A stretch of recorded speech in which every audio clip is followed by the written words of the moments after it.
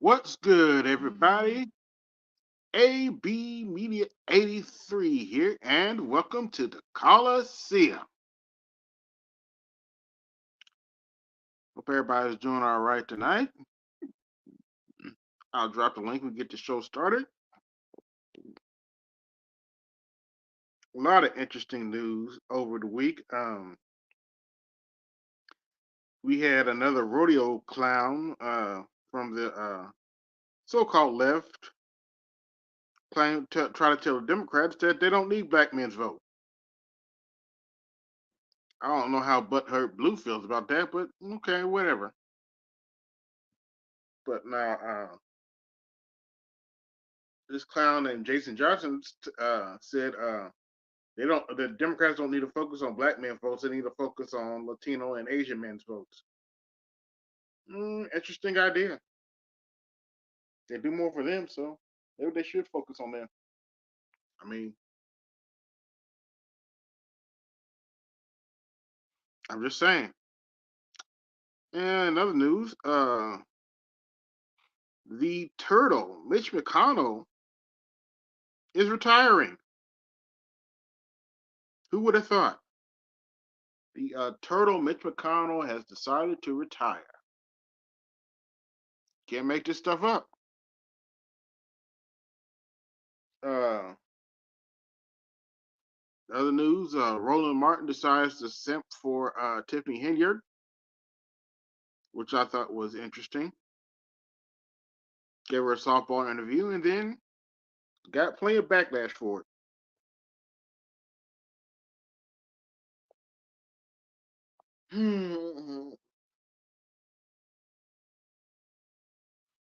uh, Michigan had their primary not too long ago, and Joe Biden won, of course, but he only won by 81%. Second place there was non-committed. Third place, yes, she's still in the race for some odd reason. Marion Williamson. Fourth place, uh, oh, I forget his name. Doug whatever. So yeah, there's been plenty of news out there. There's of course been the drama with Risa Tisa and her alleged story about her uh, being tricked by a man. Been a lot of drama there, and a lot of drama all over the place. But the links in the chat if you want to get the barbershop started there. There's the link. Also, be sure to like, share, subscribe, hit the Cash App support the show, or hit the super chat.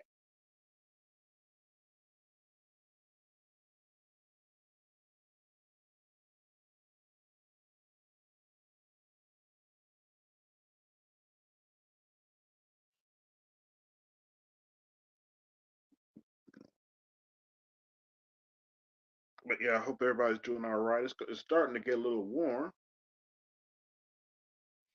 You're up in Indy. It's supposed to be 70 tomorrow. Guess spring arriving a little early. Guess we have to wait and see.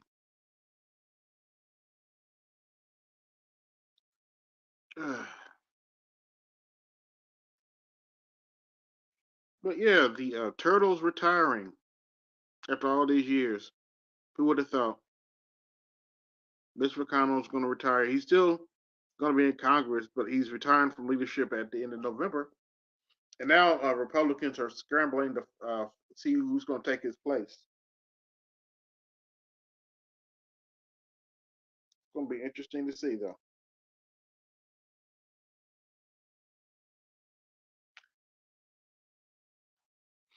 Uh, Drama with Fannie Willis is still going on. Excuse me. Excuse me.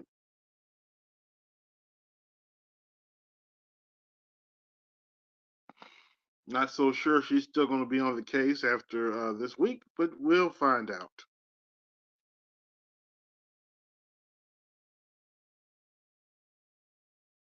Got 10 watching.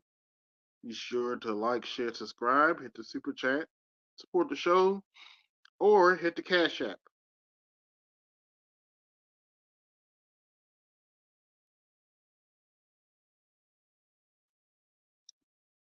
This is a slow night. That's all right. We'll keep it moving.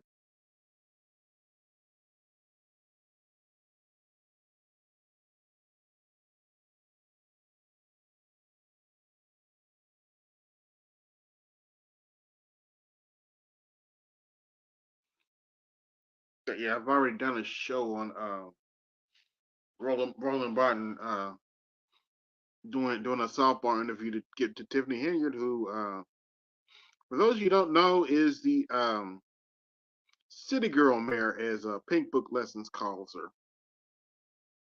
She's just City Girl Mayor. Oh, in other news, we still have a micro crisis. And shout out to Charles Faulkner Jr. for this one. Because of the migrant crisis, America has become the stepdaddy that's being disrespected. They're not sending their best and brightest over; they're sending all the criminals over. But according to some people, they're asylum seekers and they deserve our resources. What's this? Hello? What's up, AB? It's Spooky. Oh, okay. How's it going? Just chilling, just another Saturday. Just scrolling on YouTube. You know how it be. Oh, okay.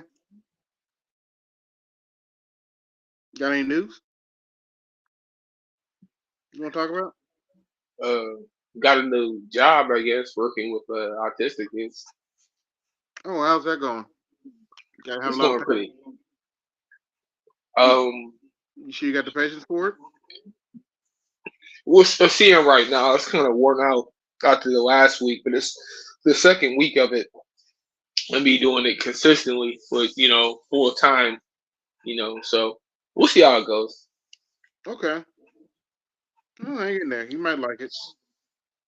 Yeah, it's pretty fun sometimes, and not too demanding, so I could focus on other things in my free time. And, you know, Okay. Interesting. who, who are you talking about on the panel? You just hopped on. Yeah. Well, it's the Coliseum. We can talk about whatever we want to talk about, but I was laying down some politics things that happened. The turtle Mitch McConnell retiring and stuff like that. Oh, Mitch McConnell's retiring. Good for him. Damn, I'm sure a lot of people should be happy about that one. So And that's he's in office probably longer than you've been alive. No offense taken, but no. He has. He may have been in office longer than both of us. He's been in office for a long ass time. Um, yeah, he's been in office like 40 years or something. Like feels like he's been yeah. Like people should be happy about that. I mean, yes, he won't be jading the Republican Party anymore. People can't use that excuse or whatever, you know. But all these politicians, they yeah. do Well, their he's not the job. only one need to retire. Who you think? Who you think else? Um, Joe Biden, most I definitely. actually don't discriminate when it comes to this. Chuck Grassley need to retire. He's almost 90. Uh, yeah, Mitch needs to retire. You saw what happened with Dianne Feinstein last year. Nancy Pelosi need to retire. Everybody's favorite sharecropper James Clyburn need to retire.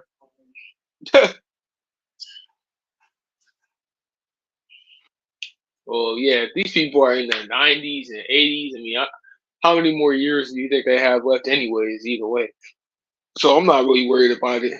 You know, Mm-hmm. less people are actually going to vote like everybody out of office. That rarely happens. You know, that rarely People happens. are going to vote for whoever they're going to vote for. I don't try to get Yeah, into. I don't try to get into pick a side. Pick which side to fits your agenda. yeah, yeah. Salute Aqua. Salute Aquateki. What's that? Okay.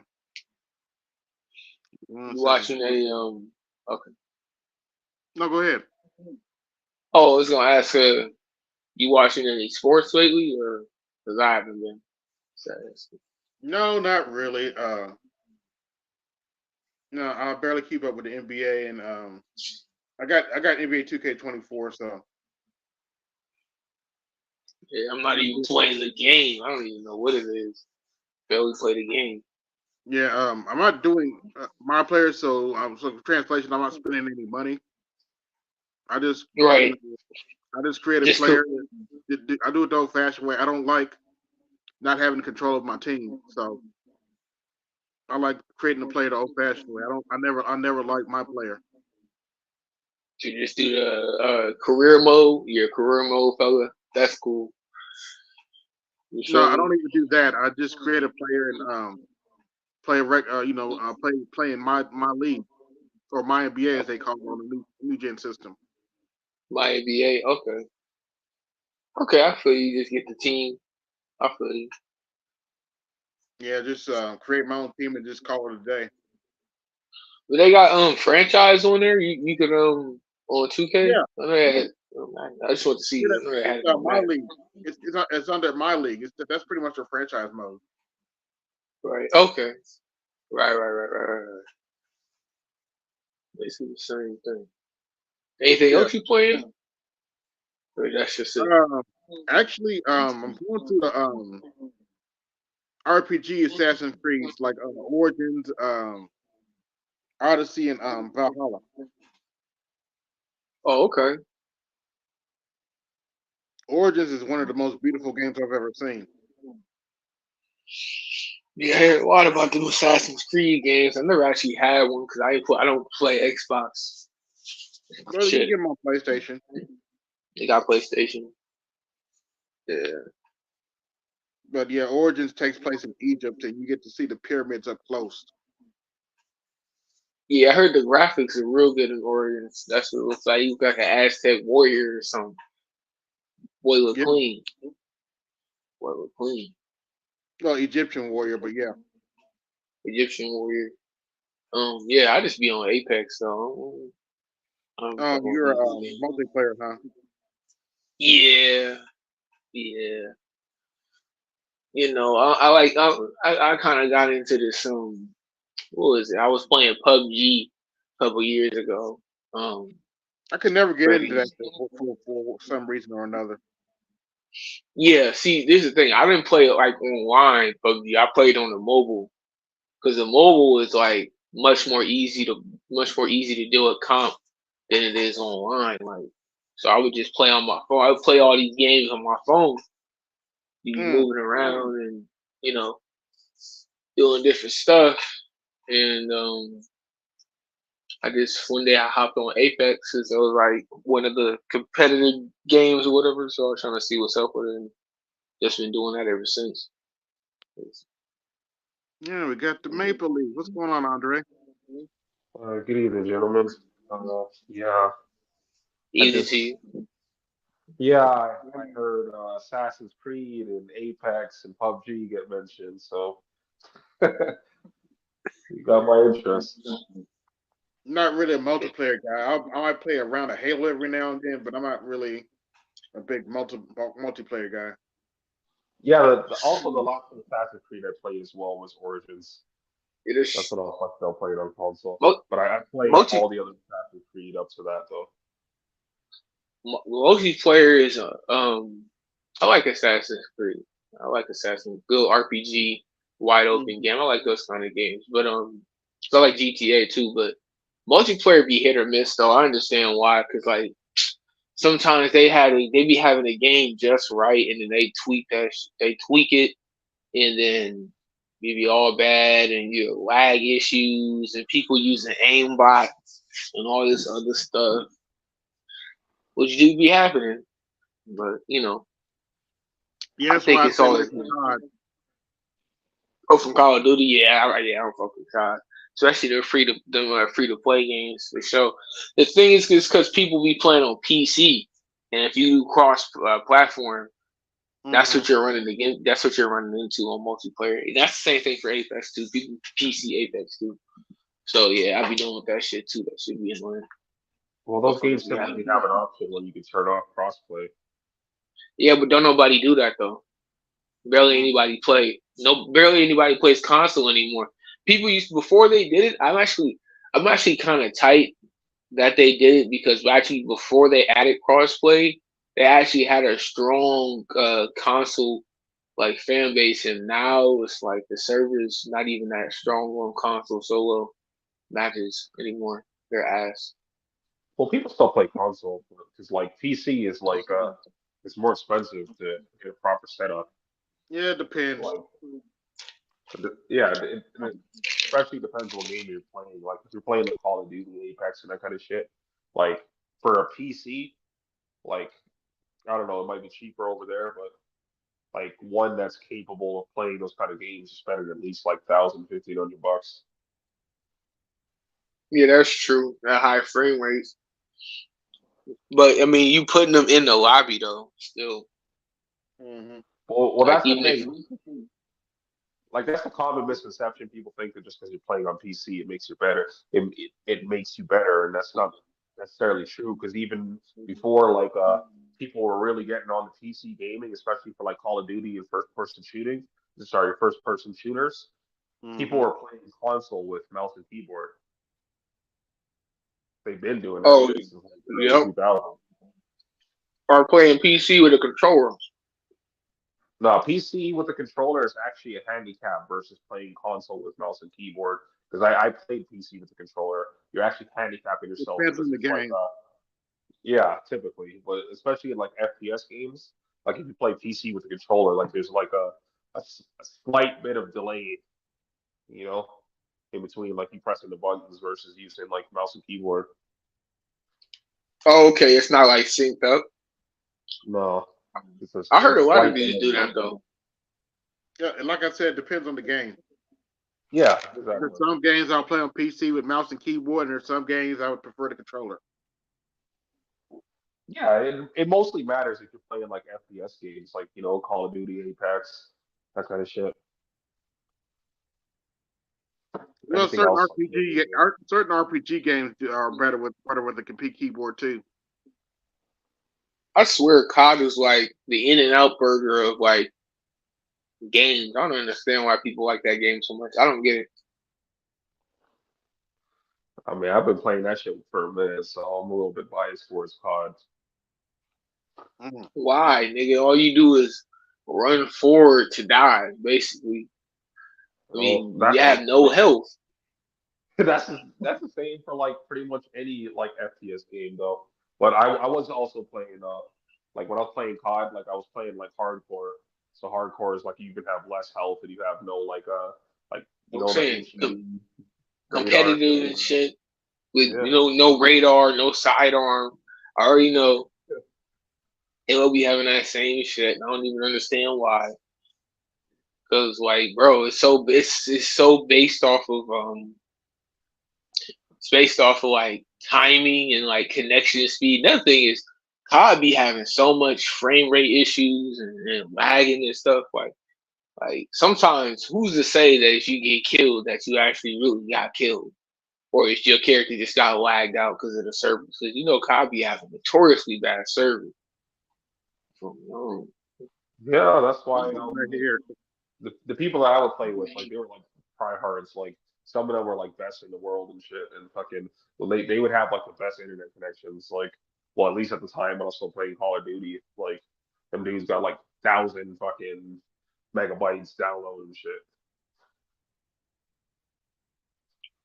You have to. to a certain extent to be good on quad because it's real, man. Your connection is bad. Like Not it's all bad. necessarily, but like you don't necessarily need the best internet to play like those kind of games because as long as your aim's on point, like even if your shit's slower, like you, for the most part, you're gonna get the kill regardless. Yeah, I avoid COD like the plague. Yeah, I don't blame you. I tried playing it. I think the last one I tried playing again was like fucking like Black Ops 4 or some shit. Yeah, And but I also didn't stop playing COD because I was playing like I was playing PC games and I wasn't playing FPS games. So it was more like MMORPGs and shit is what I normally play. Hey, what's going on, Brian? Hey, what's going on, AP? so Oh, shit, man. so Hey, how's it going? all right. Chilling. Man, I missed the Coliseum last weekend because last Saturday my wife and I decided to take Saturday and not do a damn thing. So just took the day off, huh? We took the day and said fuck the world, Oh wow. but I have to do some catch up work tonight because I'm hoping to do sorry to do Iowa and Ohio State tomorrow afternoon as Caitlin Clark goes for the scoring record. Okay, this should be interesting. I just have to find a way to access it Yeah, without it costing me any extra money. yeah. Your thoughts on the turtle retiring Who? after this year? The turtle, Who? Mitch McConnell. Hold on a minute. Now you know I come. You know I come prepared. Mm-hmm. My response should have been, Stop the cap. Yeah. The turtle, Mitch McConnell's retiring after all these years. What in the all types of blue hell? Hey, and he probably tired. He probably tired of going back and forth with everybody too. So whatever. He old enough. "It's Yeah. done. It's done. It's over. Let's move on." Mm-hmm. Yeah, AB, I actually had a question for you on the topic that you brought up earlier. It's Tiffany Henderson. Apparently, she started a podcast so she could tell her side Oh of the dear story. God, Dre, don't tell me. Dre, Apparently, don't it's you on. ever tell me that lie aloud. Apparently, it's on Spotify because she wanted to tell her side of the story. Why? So What the in City the Girl Mayor has a what? podcast now, huh? Yeah, Who? I Wait, just wait, wait, heard wait, it wait. earlier. You know what? I have the perfect sound. What is that? What the fuck is that? There.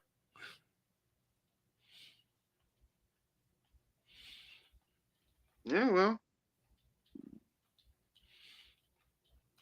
You know, bad enough. Rolly gave her a simp interview. oh God. I'm glad I didn't see that one. You said what? Don't worry. Oh, don't worry. Oh, Rolly Poly's on the audience turned on him on that one. He had to do a backpedal video. Oh, gee, you think? See, that was a B. I'm gonna invite Tippy back on. I invite Tippy back on to answer some more questions. B.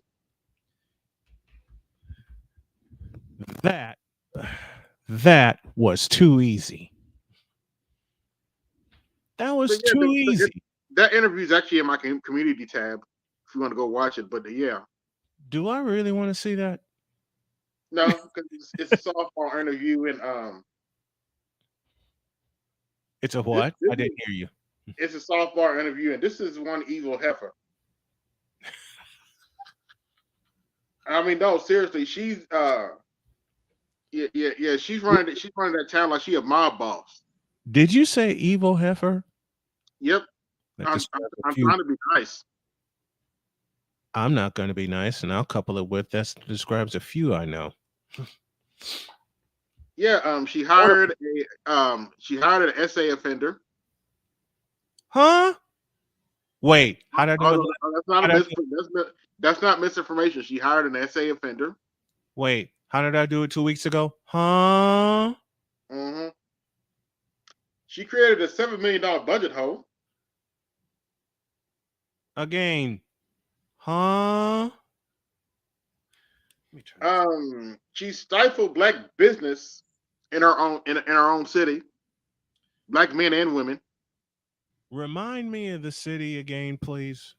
Jolton, Illinois. That's what I thought. And I couple it with this sentence. And y'all wonder why I got the hell away from the Chicagoland area. Because this black business got stifled every which way but fucking loose. Mm, You don't believe me? Ask the Chicago public schools. When my partner and I, God rest Alvin Washington, he has since passed, started the Public League Network in 1996, we went to the top dog and said, "Look, we will broadcast your games via tape delay. All you have to do is give us this." You know, they laughed in our face. mm. Support black business? My ass. What's going on, good brother Art Newstall? What's up, Art Newstall? Support black business? Not in Chicago, they don't. And I am living proof. And I was informed of why they won't ever support my business. Because, according to quite a few people in the Chicago Catholic League, which supported us for 12 years, Mm-hmm. they would rather put out a hefty price tag for a company that's got all the bells and whistles and half of them don't work rather than help a company get on its feet. Sound familiar? Yeah, it sounds like Indianapolis. Oops, did I say that out loud? I'll say it aloud. Yeah, it sounds like Indianapolis and Chicago and every other big city I lived in, which includes Minneapolis, Minnesota.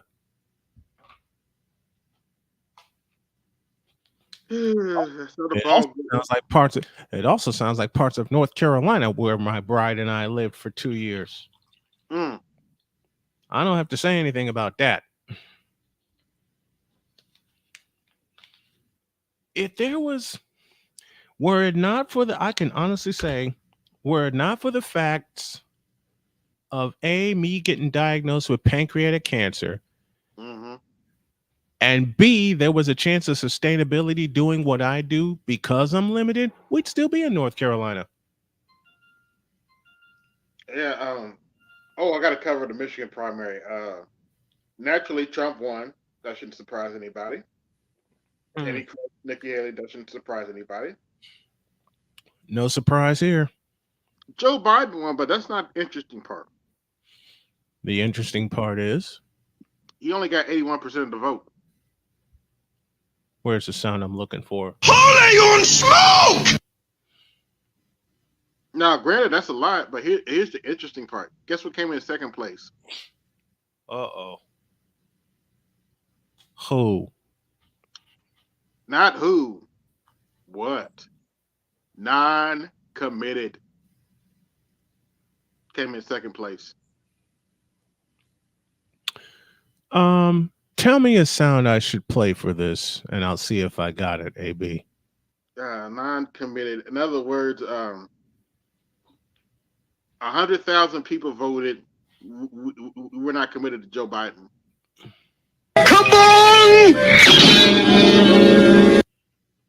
Best I could come up with. And believe it or not, so-called mainstream media is panicking over it. They're like, how is this possible?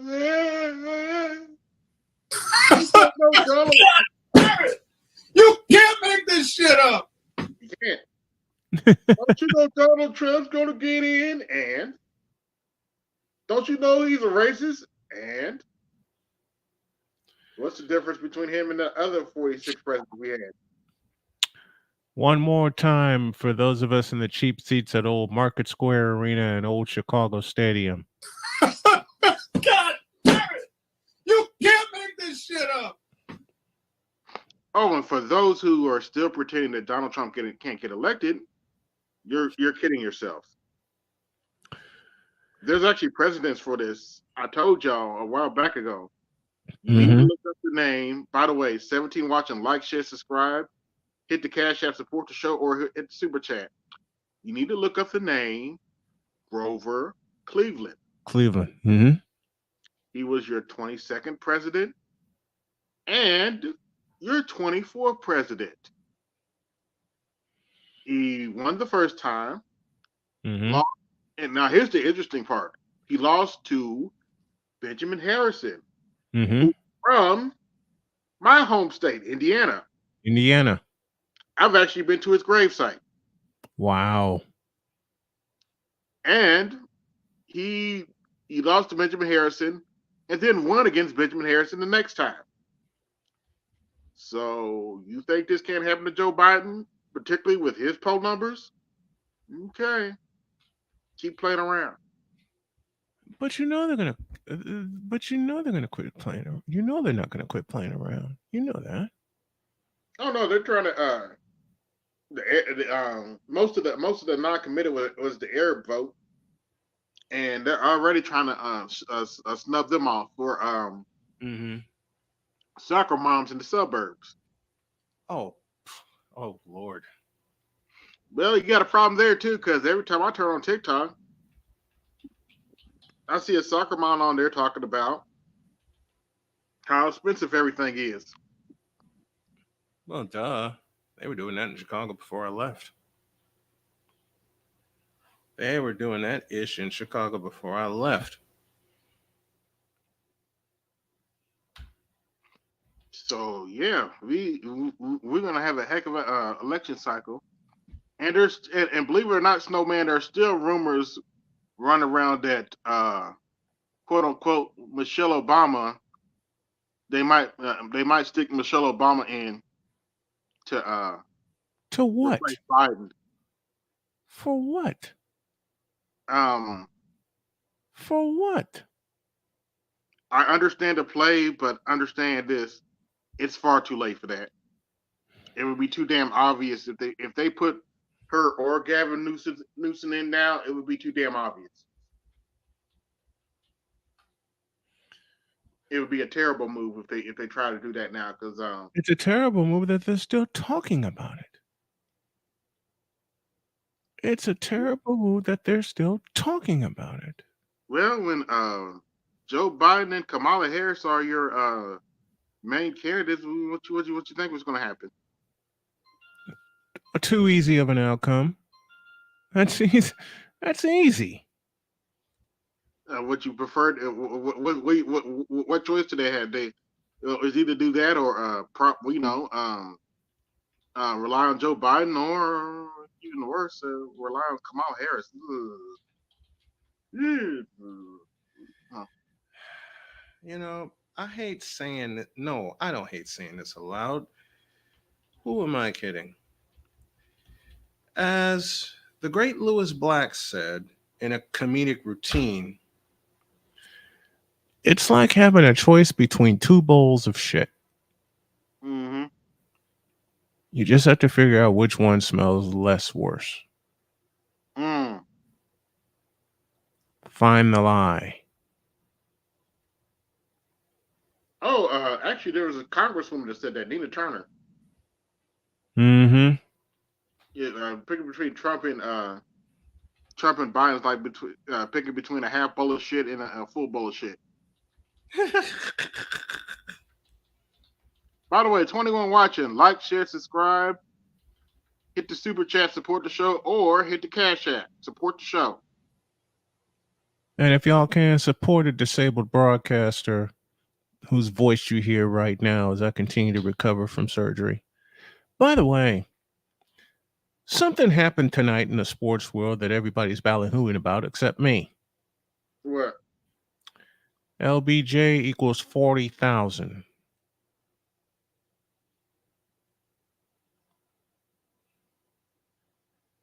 Oh. Yeah, that. Oh, I'm sure bronzexuals are overjoyed all over the world.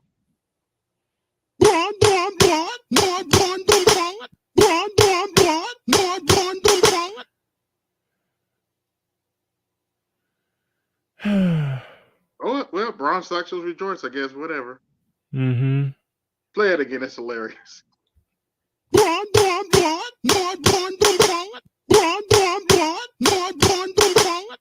One of my best buddies, Cole Johnson, did that sound.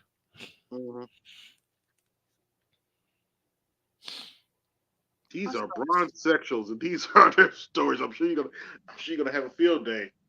Oh man, I'm gonna have a field day all week with this. This is we. They So don't I guess want to release I'm this gonna on have to me hear. So I guess I'm gonna have to hear bronze sexuals talk about he's the gold. Oh man, they never stopped. I You know. kidding? They never stopped. They You should never saw the look stopped. on his. I was dealing with a bronze section when I was going to dialysis. I'm You should. sorry. I was dealing with a bronze section when I was going to dialysis. You should have saw the look on his face last year when the Lakers were getting their ass kicked in the playoffs. Oh, I I'm already like, what's know that wrong, look. bro? I already know that look. I'm like, what's wrong, bro? Like he'll be all right. Like LeBron be all right. Because the same bronzesexuals came after my ass after they beat the Warriors. Those same bronzesexuals talking all kinds of shit. Yeah, they ran into the Denver Nuggets. They ran into Nikola Jokic and the Denver Nuggets, and they got their asses handed to them. And I couldn't have been happier. Hey, it is what it is. Mm-hmm. So you already know I'm gonna get it on Monday. You know I'm gonna get it this coming week. Ask me if I give two fifths of a half of a damn. I know you don't. Cause I don't. I mean, why? Why should I? My case has been long proven that LeBron James is the most mediocre player I've seen in the NBA in the last 20 years. The second most mediocre player I've seen in the last 20 years, Anthony Davis. Oops, did I say that aloud? Mm-hmm. And I'm not stepping back from it either. Did you see this controversy that happened a few months ago where somebody said that Shaq was like the fifth best center of all time? Who the hell said that? I don't know, but Let me try that. Let me try that question again. Why did they say that? That's what I I thought. forget who he said. I know a couple of names. He said Akeem Olajuwon was better. He said he said a couple of names. You Was know, the better. only two names I would put above Shaquille O'Neal just for pure unadulterated skill Yeah. are Akeem Olajuwon and Kareem Abdul-Jabbar. But those three right there are your top three centers. Well, actually, I'm talking about from the time I started watching basketball, which was 1980. mm-hmm. Well, actually, to Shaq's credit, he didn't put himself number one. Mm-hmm. He did put Kareem Abdul-Jabbar above him. He did not put Olajuwon above him. However, he did put Will above him because he scored more than he did. Yeah, can't argue that. But he put himself third, so I ain't mad at Shaq. So Nor am I. and to young dudes you don't understand. You had to see Shaq play. You had That was a absolutely. bad motherfucker. You had to see Shaq play to understand the dominance that he came into the league with and left with. All right. Like I said, I didn't start watching basketball until 1980. Hell, I was born in 1972. So I didn't get a chance to see Will Chamberlain. I didn't get a chance to see Bill Russell, but I have done a lot of chronological study on them. However, I know what the fuck I saw, and Shaquille does belong in the top echelon of centers. Oh yeah, without question. And I'm not backing off of that either. You would know. Did Shaquille go back to Orlando before he retired? No. Okay. No. He hung it up after a stint with the Boston Celtics. Okay.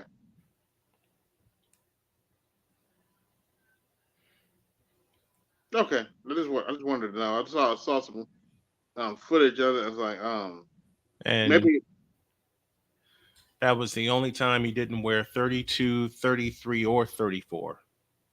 Oh wow. Because he wore 36 with Boston. Okay.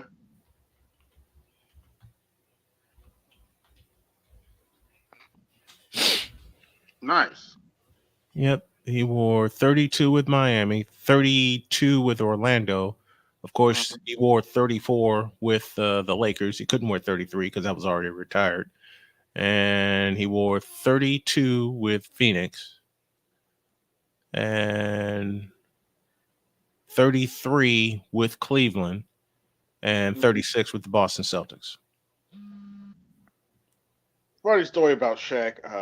Hmm. Now I know you're about to bust out laughing based on what happened after he got traded, but Oh, no. someone once told me that well, his nickname was Penny Hardaway at the time. Hmm. Was going to be one of the best guards of all time. Who the hell told that lie? Ugh. One of my older nephews. Who the hell told this lie? How old is your how old is he? Oh, he's in his. He's a little bit older than me, so. Okay. He didn't know what he was talking about at the time, and of course I say that very jokingly. Oh yeah, oh yeah. He got his. Anthony Hardaway got exposed once Shaq left. Ain't that the truth? Ain't that the truth? So yeah, that is what it is. Mm-hmm. Oh, excuse me. Whew. So what else is going on in the political world? Uh, I can't say dare I ask such a question because I already know the answer. oh, they're still making a shit show out of Fonnie Willis apparently. So I haven't been keeping up with the day-to-day trial. Good. Don't. It ain't worth it. It's a shit show and a half. She's. I think BGS had it right the first time. She's a bulldog. Mm-hmm. She's a man in a dress. She's pretty much a man in a dress. That's why she had to pay for Nathan Wade. She's Oops, did I full. say that out loud? Say it louder. That's Say it why louder. she had to pay for Nathan Wade. Oops, did I say that out loud? Mm-hmm. She had to pay him and she had to pay for him. Oops. Oh, Did Snowman say that? Did Snowman say that aloud? let's talk about the migrant crisis for a minute. Shout out to Charles Faulkner Jr. He Uh-oh. gave the, he What did the gave the doctor most say? he gave the most epic quote about the migrant crisis ever. He pretty much says, due to the migrant crisis and all the problems it's causing, America has become that stepdaddy that nobody gives a shit about. Um, no lie to be found. You, do So, you, no so lie to be no basically, lie.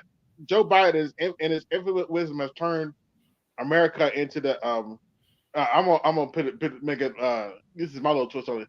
Turn America into the black stepdaddy. Everybody can step on them. People just walk in, step on them, and act like they ain't got no sense. Mm-hmm.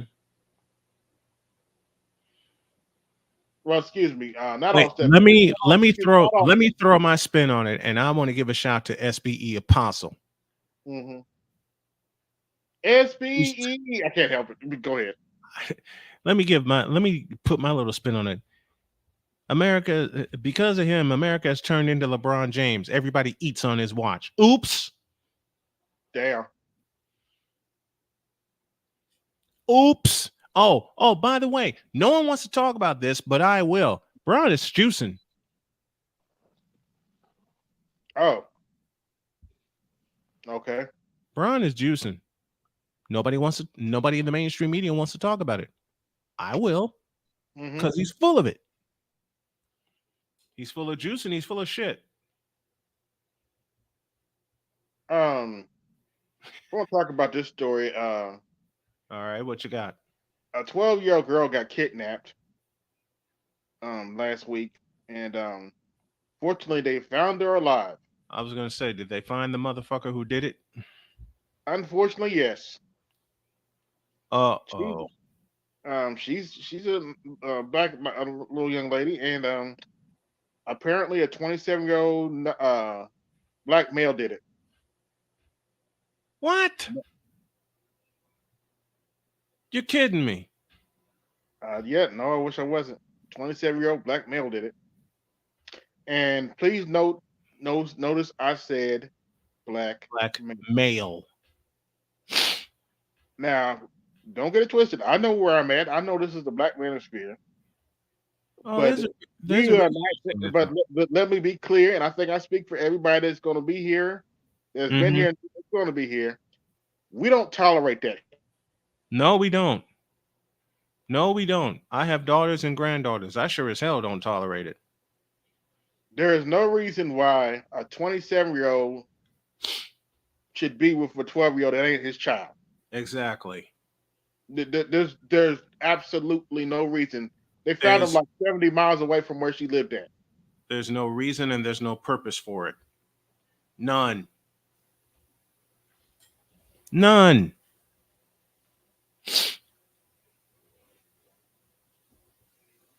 And given how Me Too's happening, I don't think brothers should be around children unless you're in that particular field for teaching.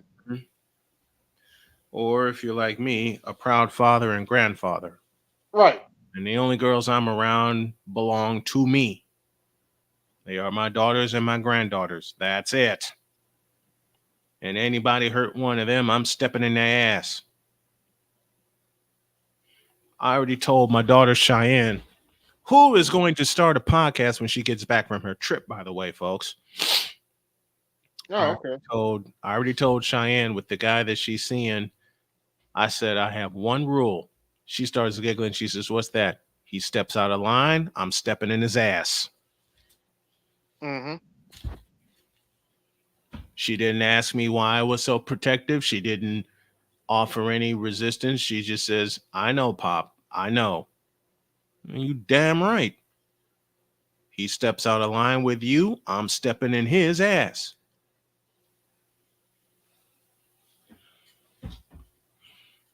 But yeah, that's unfortunately um we have another Shanquilla type story.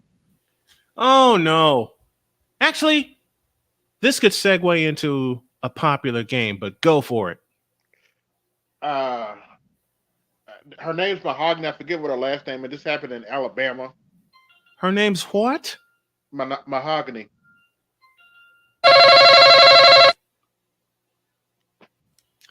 No, wrong sound.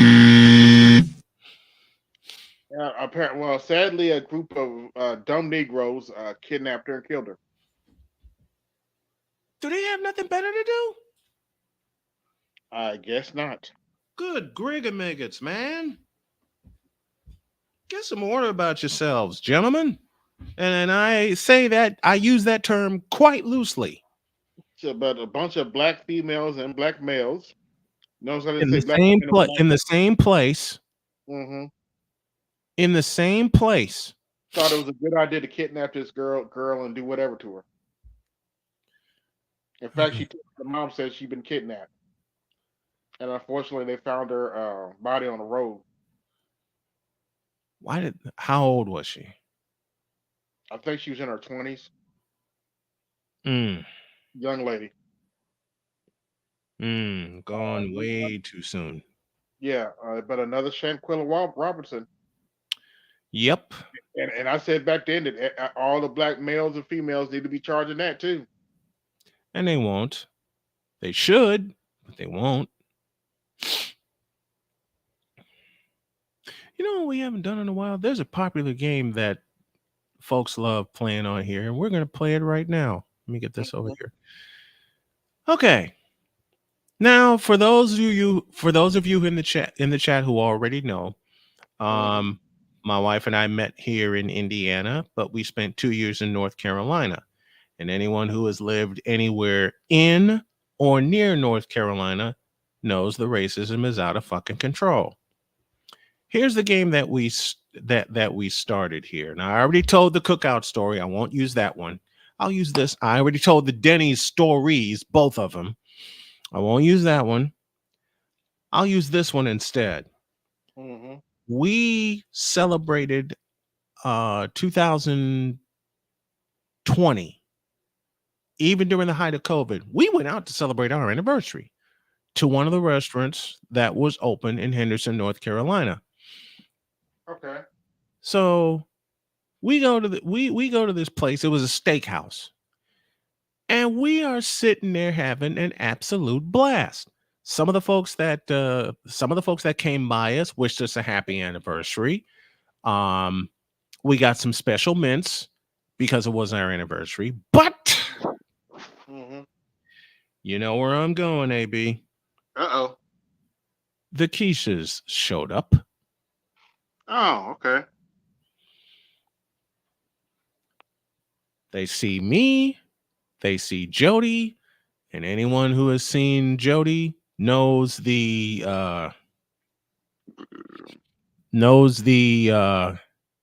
difference between us. We blame it on the height, but everybody who knows me knows what's going on and what we're doing. Mm-hmm. Yeah, the Keishas came in full force. Now, there are 100 answers to this question. What do you think they were thinking? IEP day.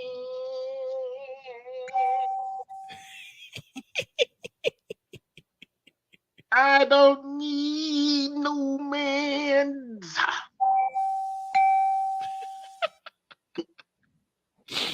Hold on, wait a minute. Where's my conky surf doing over there with that snow bunny?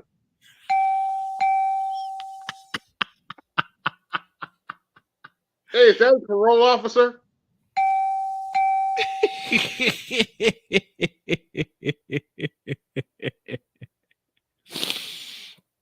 Oh, gosh.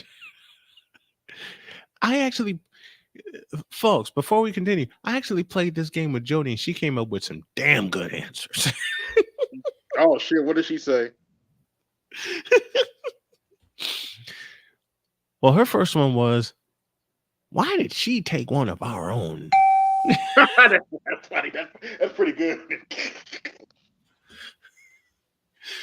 The next one she came up with was, what is he doing with her?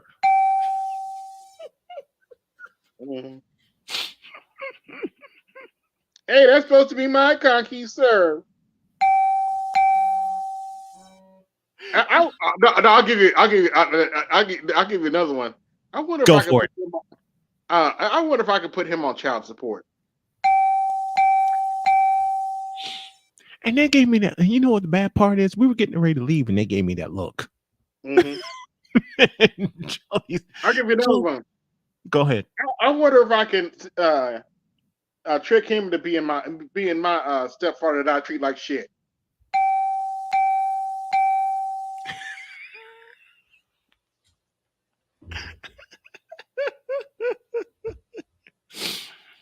Hey, Cosmic Warrior. I hope I got the volume down on the sound bites.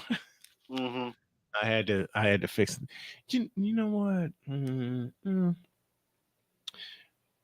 I have one of my own.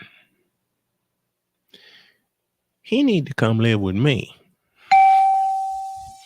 which is exactly the look I was getting. Oh. And of course, when I read that look, my next response was, Oh, hell no!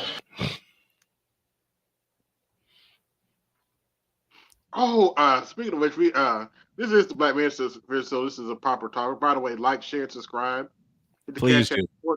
support the show, or hit the super chat. The latest scandal on TikTok is this heifer got cashed up $30. She was complaining about it. God damn! A dude cashed up $30 for lunch, and she had the unmitigated gall to say that wasn't enough money for lunch. God damn! I was like, hold on, wait a minute. Now, Timeout. Stop. Halt. D says penalty flag on the field. mm-hmm. Repeat that again. A brother sent her $30 because he wanted to get some lunch, and she Uh-huh. was complaining that it wasn't enough money. God damn! See, that's when I would have taken my money back and verbally given her a Hadouken! Sure, get. Oh wait a minute! No, I take that back. Play the other one. Tiger uppercut. Oh, no problem. Tiger uppercut! Excuse me. I got another one for you if you can Wait, ever wait, wait, find it. wait. I got a better one. You ready? You fool!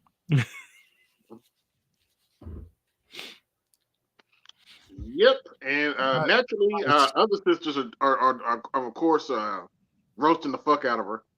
Of course. Of course. I'd have taken it. I'd have pulled that cash app back and went, You fool! and by the way, this couples it. God damn it! You can't make this shit up! No, you can't. You can't make this up, folks. You absolutely cannot make this up. I'm not sure if you're talking about the same chick that was apparently she was telling the dude that she wanted a salad and he sent her the money and she got offended and apparently sent the money back. Unless this is a different scenario, it could be. Mm-hmm. No, better. What is that? What the fuck is that? Good I question. mean, Because I did hear about a story like that. I'm not sure if it's the same story, but yeah, like I said, she said that she wanted a salad. Dude sent her some money, and she was just like, if you're only gonna send that little bit of money, you might as well have your money back. And then she's trying to act like the dude's broke, but she said she only wanted a salad. Tiger uppercut! What kind of salad you getting that's cost $30? That's my question. Yeah, and he wasn't even going with her. you know He was how just being many nice. Well, he's being a simp, really, but in the he was being nice. past? Hmm. In the past 2.5 years, I've had so many people send me money just to get lunch, and I'm just so appreciative of it. But Right. to hear this, really? It's like, here I go, X-Men again. It's like she's saying, I'm the juggernaut, bitch! actually, that was his response to her when he snatched his money back, which I hope he did. Even better, even Thank you. better, Go ahead. even better. He sends her $30. She makes fun of him. My next two words would have been the following: You tripping. thank you, Cole Johnson. Mm-hmm.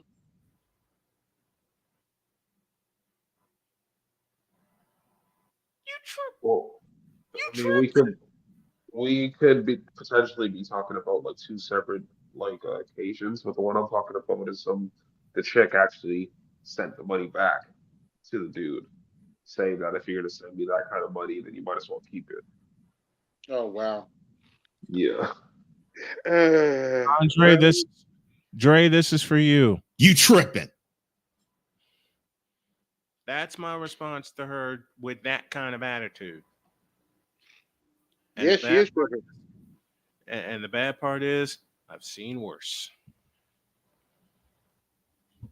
The crazy part about all this is I have seen much worse. Yeah, the other thing going on TikTok is the infamous Risa Tisa storyline. This chick that did a 50 part on how this dude screwed her over when she married him. How? Mm,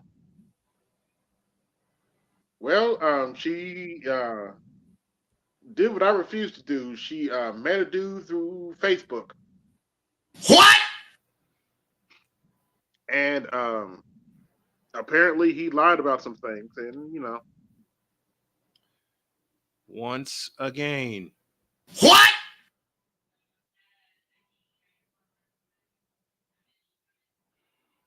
oh, and it doesn't help that Okay, this should be interesting. Uh-oh, what'd you find? Oh no, he disappeared. Okay. Mike V was in the back chat. Oh boy. Oh, maybe he'll come back. But anyway, Risa Tisha, she's well, I won't be as cruel as Charlotte May. This is a more heavyset kind of lady, so Charlotte May called her a big back or something on that order. What? Yeah, You're despicable. I'm just making it up as I go along now. yeah, yeah. Well, but yeah, I didn't pay much attention to it. Good Each one answer. story, whatever. There's rumors that she got it from somebody else. Mm. Whatever. Here's the interesting part. She did an interview with Tamron Hall of all people. Huh? She Yeah, did what? she did an interview with Tamron Hall. Why? Wait, strike the question. Hmm. Strike the question.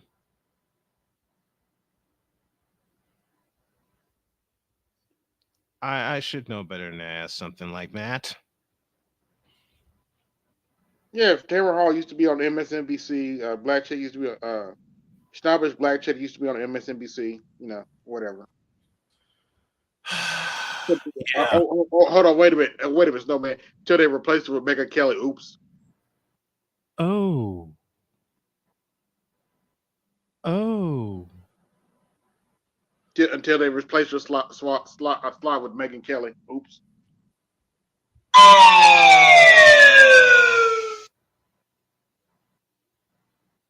That racist cunt. And on top of that,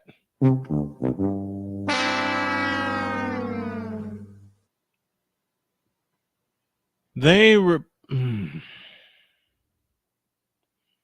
with that. Hmm. Yeah, whatever. I stopped watching MSNBC a long time ago, so. Bugs. This you gotta see to believe. Oh, speaking of MSNBC, Oh no. Oh no. we gotta talk about the black female with a dead poodle on her head, Joanne Reed. This you gotta see to believe. Oh, Actually, no. you do have to see to believe. She asked on our little TikTok podcast, She why has are a we having? whoa, whoa, whoa, whoa, whoa, whoa. Back up. She has a what? She has a TikTok podcast. I know. She asked on a little TikTok podcast, how come we're have all these children and kids in our country right now? Huh? Steven. They're not trying to come here to fit in. They're coming to take over. Oh, not to mention the fact she approves of your kids reading legitimate stories when they're only 8 years old. You're gonna have to repeat that one again. I want to be sure I heard that correctly. She approves of them writing these legitimate stories for 8-year-olds. Mr. Lombardi. What the hell's going on out here? Which actually brings me to my next segment. Believe it or not, the Pander African said something. Shaving me. Right No, there. no, hold on, wait a minute. Let me finish. The Pander You African actually said something I agree with. You have got to be shaving me. No, I'm not. The Pander African actually said one thing I do agree with him on. He and pretty much he said sooner or later there's going to be pushback against the legitimate agenda, mm-hmm. and I totally agree with him because he said it's going to be pushback because there are too many how can I say palm colored people Shout out to Toya Rain on that one. Palm collar people on that crap.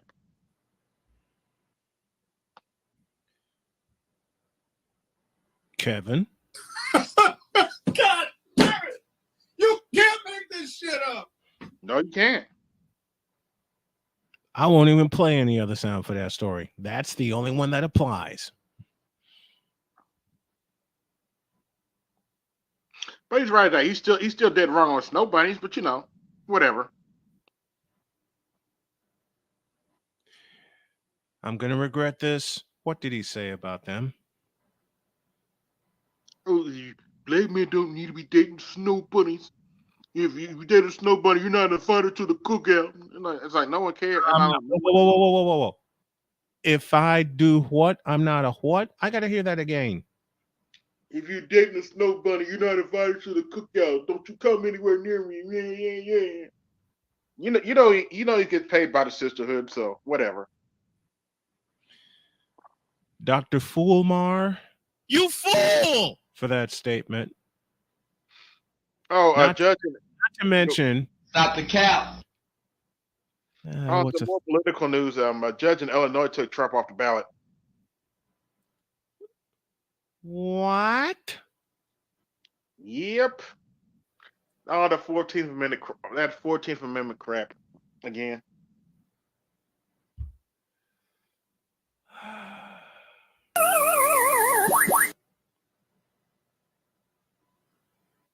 That's, what?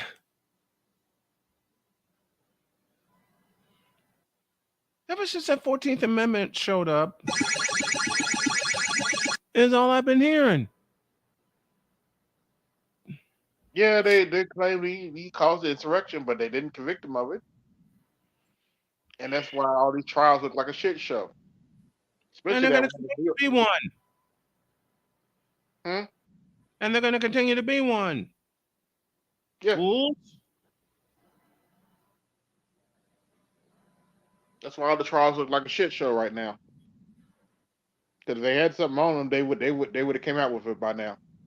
If they had something on him, it would have been exposed at the beginning. Yep. But they dropped the ball, and that's not my problem. And now it's just obvious that they're doing all this witch hunts because they Way know too. Joe Biden. They know Joe Biden can't beat Donald Trump in November. Mm-hmm. Final from the City of Angels. The world champion Nuggets 124, the Fakers 114.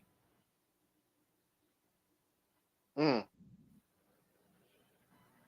Yeah, I said it. The Fakers. Not Lakers, but Fakers. The Fakers, huh? The Fakers.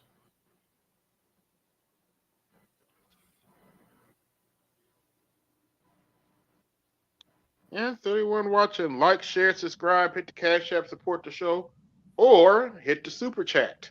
Please do. Please support the show.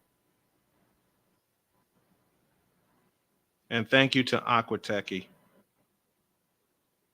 Oh, thank you to Aquatechy and Jules. Mm-hmm. Cash Apps.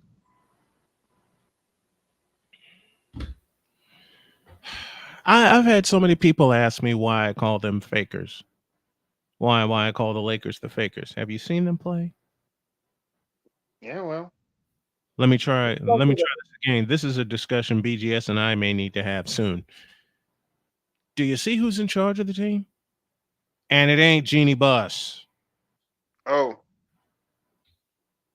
What'd you say? What'd you call it? Braun.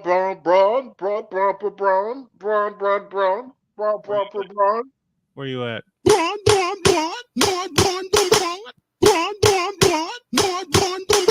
You mean that? Mm-hmm. There's one thing I hate about sitting in this wheelchair. I cannot get comfortable to save my life. And I got to use this wheelchair while I'm here at the house to stay off my feet. Okay. Hopefully Friday, I'll get permission to drive again and to at least start using a cane. to get around because the toes healed over pretty well. Okay. And I asked my podiatrist, Dr. Warnock, wonderful doctor. I asked him, when can I drive? And he said, let me see in about a week. But in a week's time, if everything continues to heal, you'll be able to get back on the road. I'm like, sweet. And I had a talk with my wife today, and she knows how much cabin fever I'm going through right now. She says, you got to heal properly. I said, I know, baby. And I promised her I would, and I intend to keep my promise.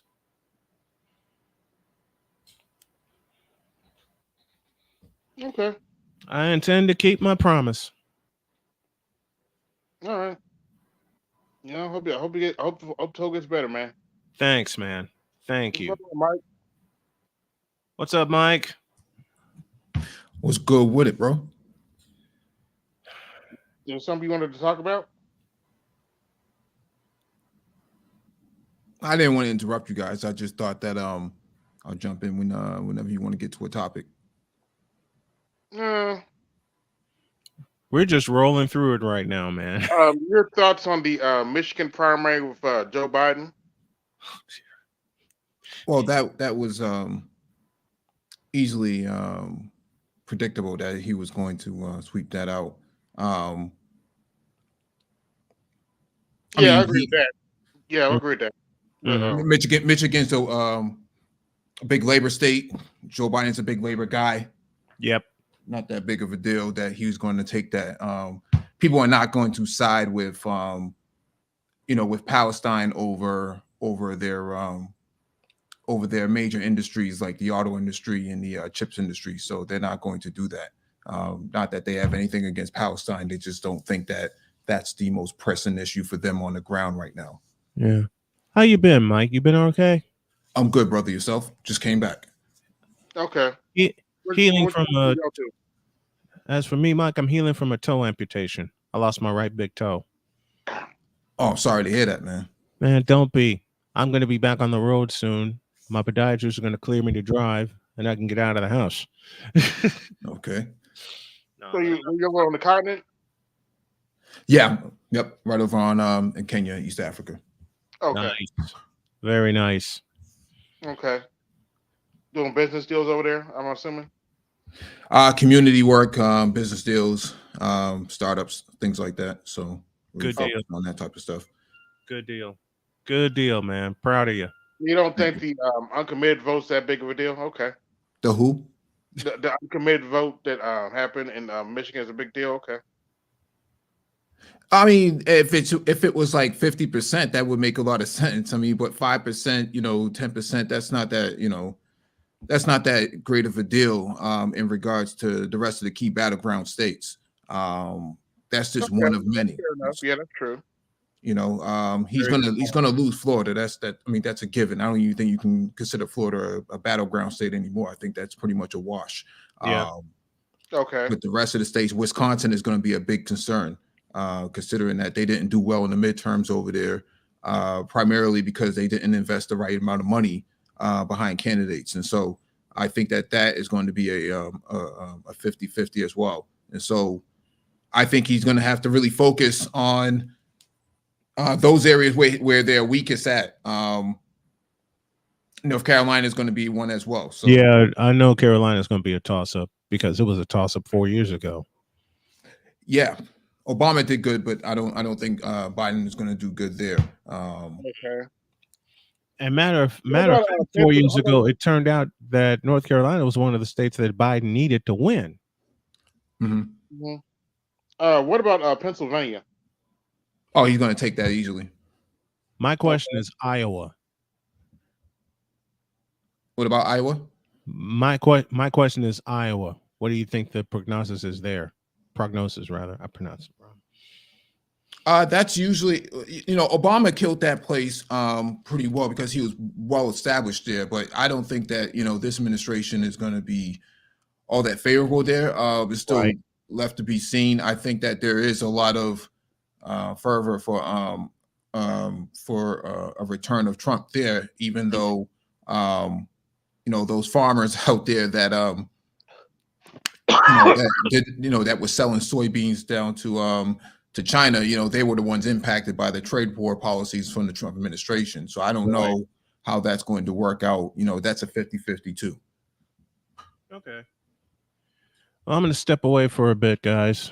I got a few edits to do. If I get time, I'll come back. But I do think that go ahead, AB. I haven't really been keeping up with the Fannie Willis drama. Either they're gonna disqualify her or not, and I know it doesn't really affect the case that much anyway. Man, give her Hassan Chop and be done with it. That's how you solve that. Give her Hassan Chop out of office and be done. No, that's just that was just a way to slow down the case. That's not going to take away any of the any of the credibility of the charges itself. I think that charges 36, 37, and 38. I definitely think that those are likely stickable to Trump himself. He's on record. It's kind of hard for him to avoid that. Now, what the outcome is, I don't know.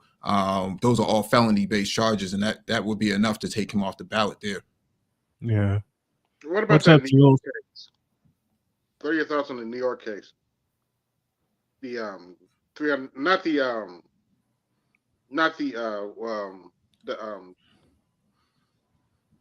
about the one on try to get the words out. $355 million case. Well, I mean, he's gonna have to pay it. He's either gonna have to pay it up some way, or it could be a high probability he has to forfeit that property he has up there. I don't know. It'd be interesting to see how they go about that. Will they seize the property? I don't know if New York has the balls to do that. Because then that opens up the window of opportunity for other businesses that may be in the same position as Trump. And so will they start seizing everybody's buildings? I don't know. Yeah, that case is pretty weak, but we'll see what happens. Well, that's a pretty strong case. If all the evidence is true, which is what they've proven, that's a pretty strong case. I don't know what they'll do in terms of the payout, though. Would Trump have to? Does he even have the money to do it? I don't know. Either way, he can't do business in New York for the next 3 years until 2028 or something like that. And not even his sons can do it, and that means that they're looking at this long term. So you hear me? Yeah. Perfect. Hey, Jules. Good evening. How's it going? Sorry. What's going on, Jules? What's going on, man? Yeah, so I think that's a very strong case. I mean, they've proven all the evidence. Judge sided with them, and that's pretty much what it is. Even though the bank they said he defrauded came out and said that he didn't defraud them. It's not what they say. It's what the state of New York can prove. Bank can say anything. Okay. Yeah. The numbers have to align up. If the numbers don't align up, then that's what they're going off of, the numbers. Okay. I'd be interested in seeing how they go about, assessing how he acquired that plane. How did he acquire their plane in the first place if he didn't have the capital to get it? I'd be interested in understanding that. But planes are not cheap. Cheap planes are very expensive. Especially for somebody like him and that big Boeing plane, that's not something that's cheap. So, most definitely.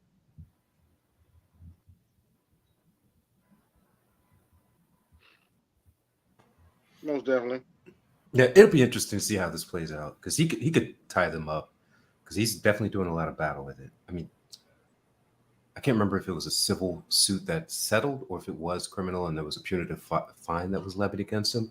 But he needs to, he's basically going to be fighting this until he gets elected, if he does get elected.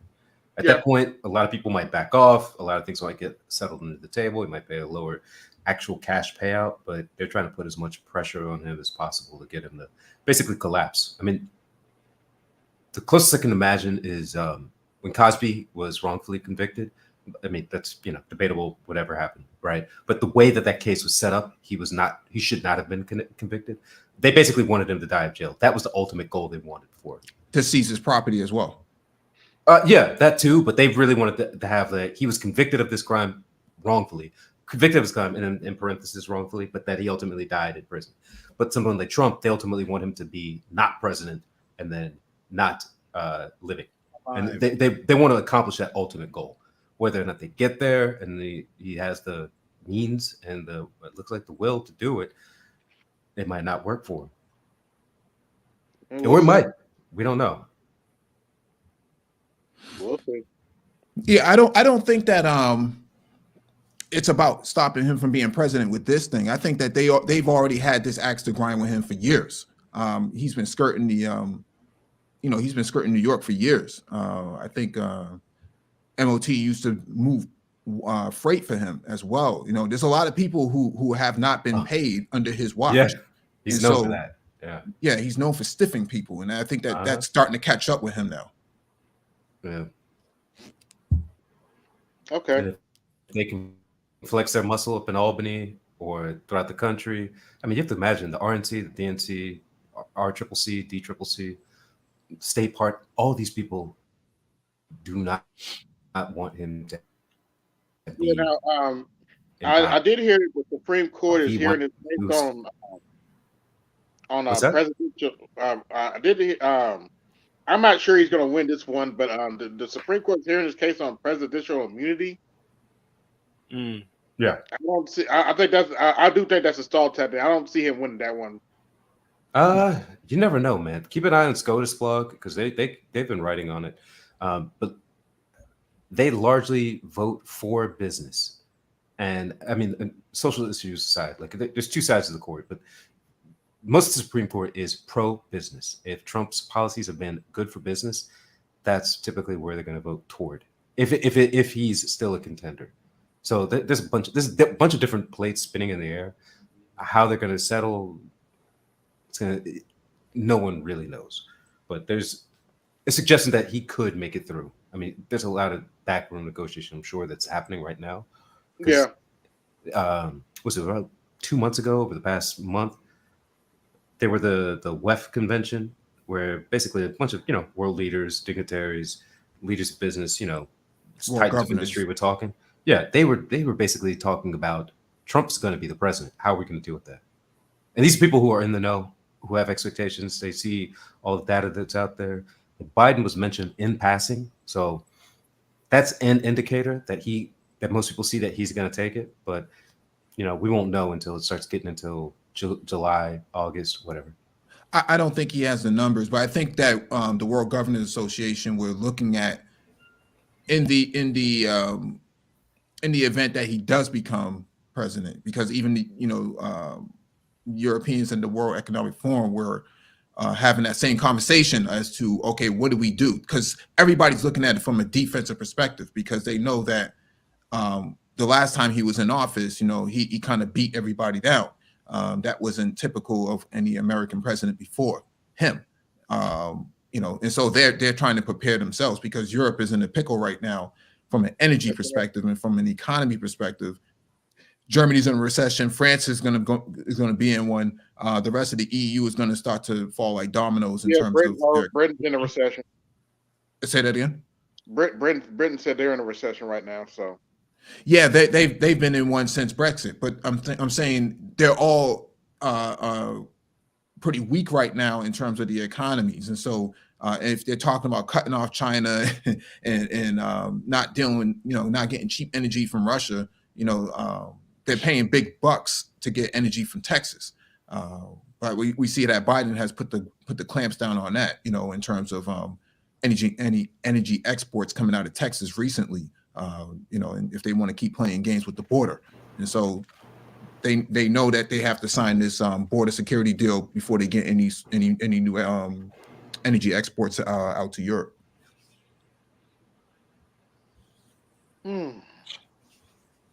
That's pretty important. You got to figure England. The turtle retiring. I beg your pardon? Your thoughts on the turtle retiring?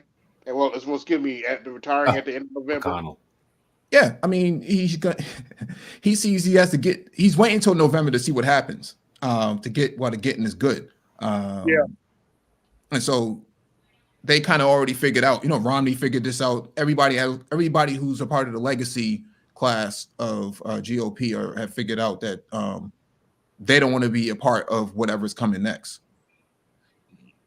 The music is stopping.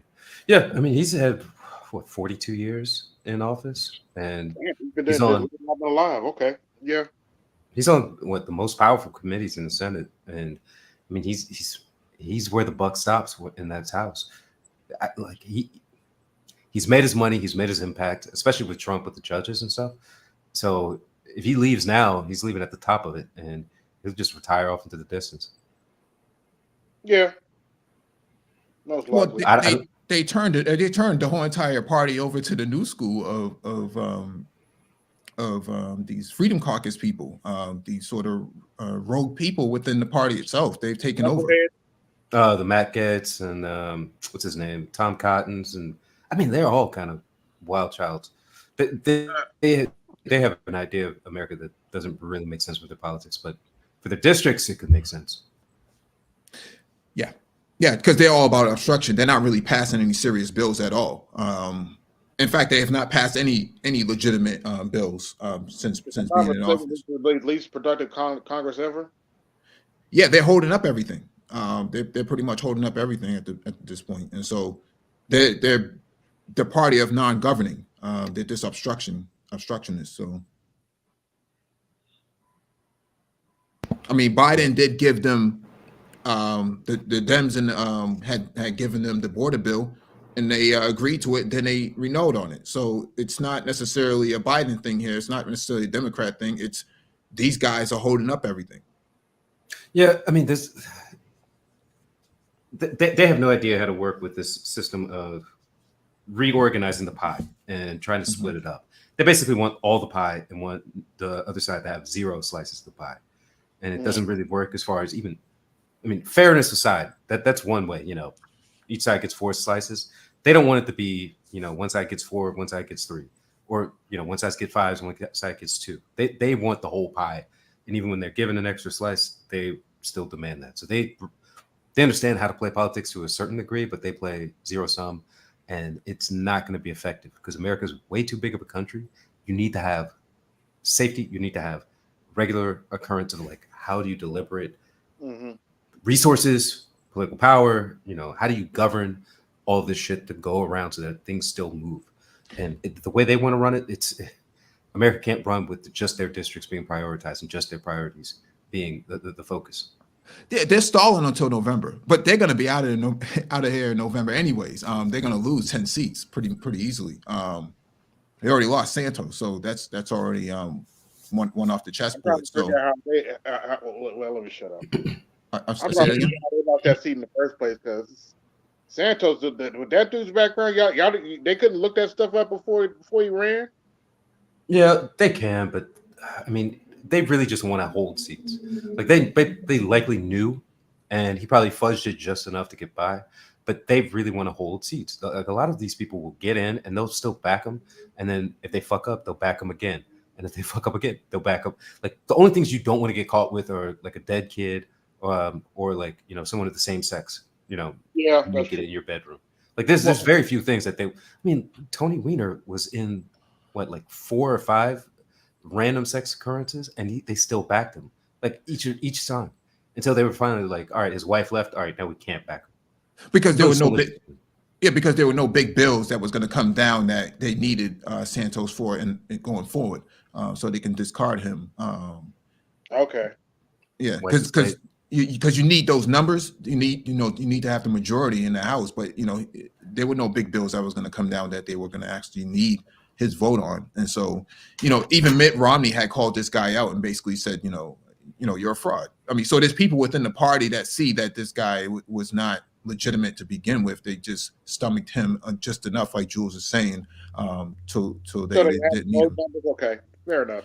Yeah, because they need to hold the majority in the House, but they're going to lose that in November. It's almost guaranteed they're going to lose 10 seats. We'll see. Yeah. Let me step on out of the way. I want to get some editing done, and if I have time, I'll come back. Jules, Mike, nice to see you guys. Dre, nice to see you. And Davey, thank you. Take it easy, man. Yeah, we'll see what happens. You think Nikki's gonna drop out after Super Tuesday? No, Damn. She's Okay. backed up. She has a lot of backing. Like their Trump, bank. Go ahead, Drew, please. the Kochs are putting roughly 150 to 300 million in this election, not for Trump, not for Biden. I mean, that's what they want to do, is try to steer this thing, and they could throw that away because they're worth conservatively 120 billion. They could do that every single term and just still try and steer and steer and steer. That doesn't mention like just the that's just presidential stuff, but like all the House stuff they've done over the past few years. I mean, they're really trying to move it. So she has the backing for it. She just has to keep going and keep going until she can get put on some seat. Well, Maybe she's vice president. banking. She's banking, Jules, on Trump going down. That's what she's sticking Yeah, in for. dying in office or dying before he gets into office. Yeah. Yeah, either he falls Seen down the it. stairs and hits his head, or he ends up going to jail. That's what they're banking on, and so she's sticking around for the long term, not the short term. I don't think she just wants a cabinet position. I don't even think she's going to get a cabinet position, to be quite frank. I think her career is over. If he doesn't go down and she doesn't come up, her career is over. Yeah. If Trump goes down, Tim Scott's career is over. Anybody who's affiliated with him, their career is over. And so there's going to be a cleaning of house on the Republican side. I think Scott can stay in the Senate. I think Nikki Haley has nowhere else to go, unless she tries to go against Scott for the Senate because they're in the same state. I mean, he still has a Senate seat, and he's won re-election, and he's proven to be generally Republican loyalist. But Nikki Haley's she's kind of fucked. She's kind of fucked because she's hit the highest of all of her positions, right? She's state legislature, governor, was it UN ambassador? She's tried to run. Yeah, I mean, she's not going to be like poor or destitute. She'll wind up taking up like a director or VP seat at like Boeing or Lockheed Martin or some shit like that if she doesn't win elected office, but she becomes not as useful. It's just basically people paying her back for what she did while she was in office. She needs this win for herself because otherwise she's out. What were you saying, AB? Yeah. 35 watching. Like, share, subscribe. Hit the Cash App, support the show, or hit the Super Chat. But yeah. So we're gonna have to stuck seeing Nikki Haley lose all them primaries, huh? Okay, whatever. Well, that was a given that was going to happen. The question is, what's going to happen in the end? Will this guy be able to actually, take office or not? And if he can't, then she is the next up. She's smart to play the long-term game. I don't think that there's anything wrong with that. I just think that all their careers are pretty much over at this point. Unless she can coalesce with, let's say, Liz Cheney and some of the former GOP people to rebuild the party, because I think that's the long-term strategy, is to rebuild the party. She's still fairly young compared to the rest of the members, and so I do think that I don't think she'll be able to get the support within the party to be a president anyways. I don't think the Freedom Caucus likes her very much. I think anybody going against Trump right now, it's crazy. You would pretty much get your head chopped off like Liz Cheney and the rest of them. And so the party's in shambles. I don't see how they can recover the party at this point. I think the party is in shambles, and I think that Trump is going to basically go ahead and win the rest of the races, but whether or not he'll be able to serve is a different question. I got to disagree with it being in shambles. I think they don't know what to do against him, and it's pretty easy if you look at it. Trump is really good at fighting his way in. He's very good at sparring.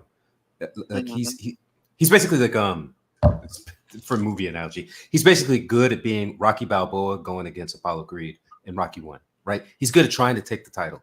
He's not good at defending the title, and that was obviously apparent. Like his policies were, all over the place. He hired a lot of people who were a mixed bag at best, and he didn't really have a good game plan of going in because he just wasn't in that establishment. He didn't have that team behind him, so he looked very ineffectual, and he kind of was. But people like Haley, they know how to do. Haley's one of these people who's a policy person, and she has a team, she's uncharismatic.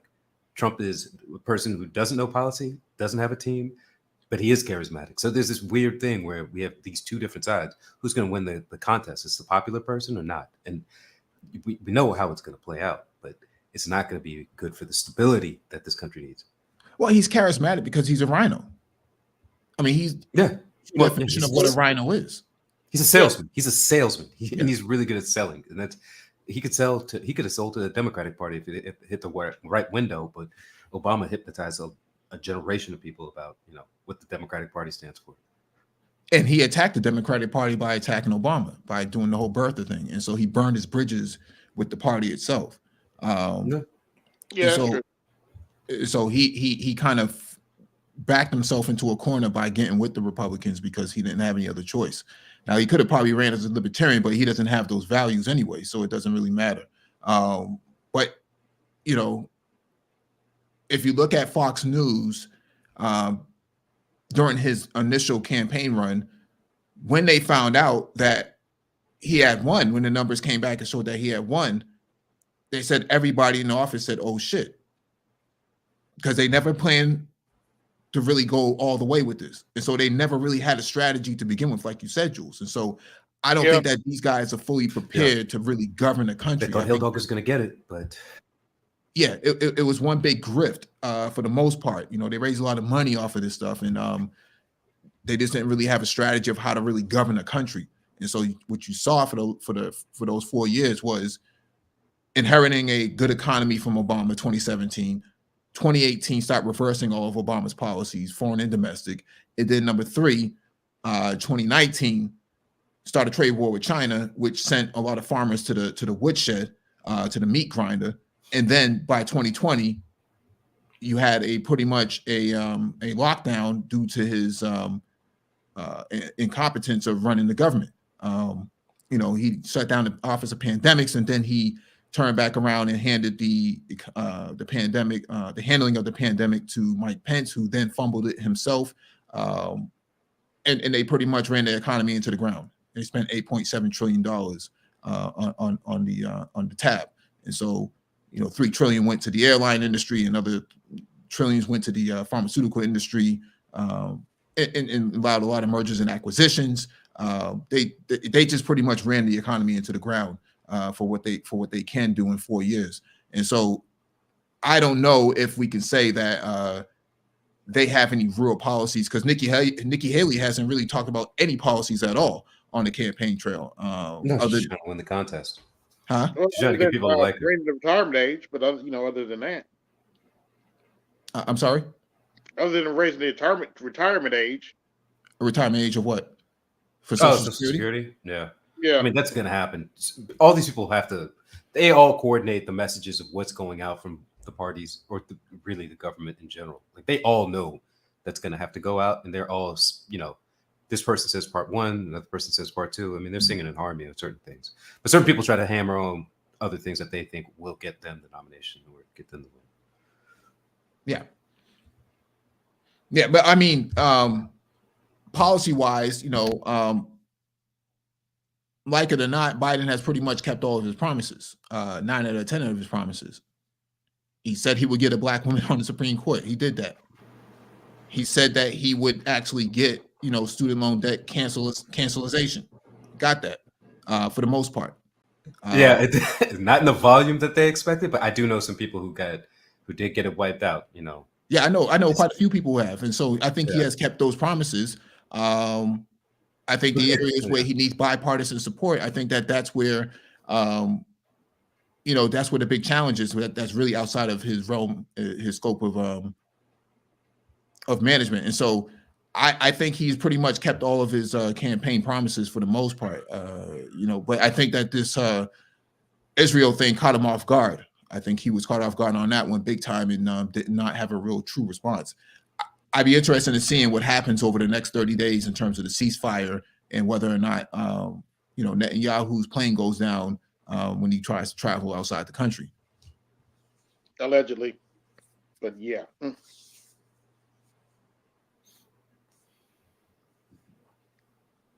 Yeah, he's going to have to do something, because there's been a lot of protests over what's going on in the Gaza Strip. Well, I think personally, I think you could tie a lot of that back to the last administration's Abraham Accords. Really screwed the Palestinians over big time. It doesn't allow for a two-state solution, primarily because it has to recognize Israel as the formidable state. That that rules out a two-state solution, and that rules out Palestinians having any sort of future. That's almost impossible.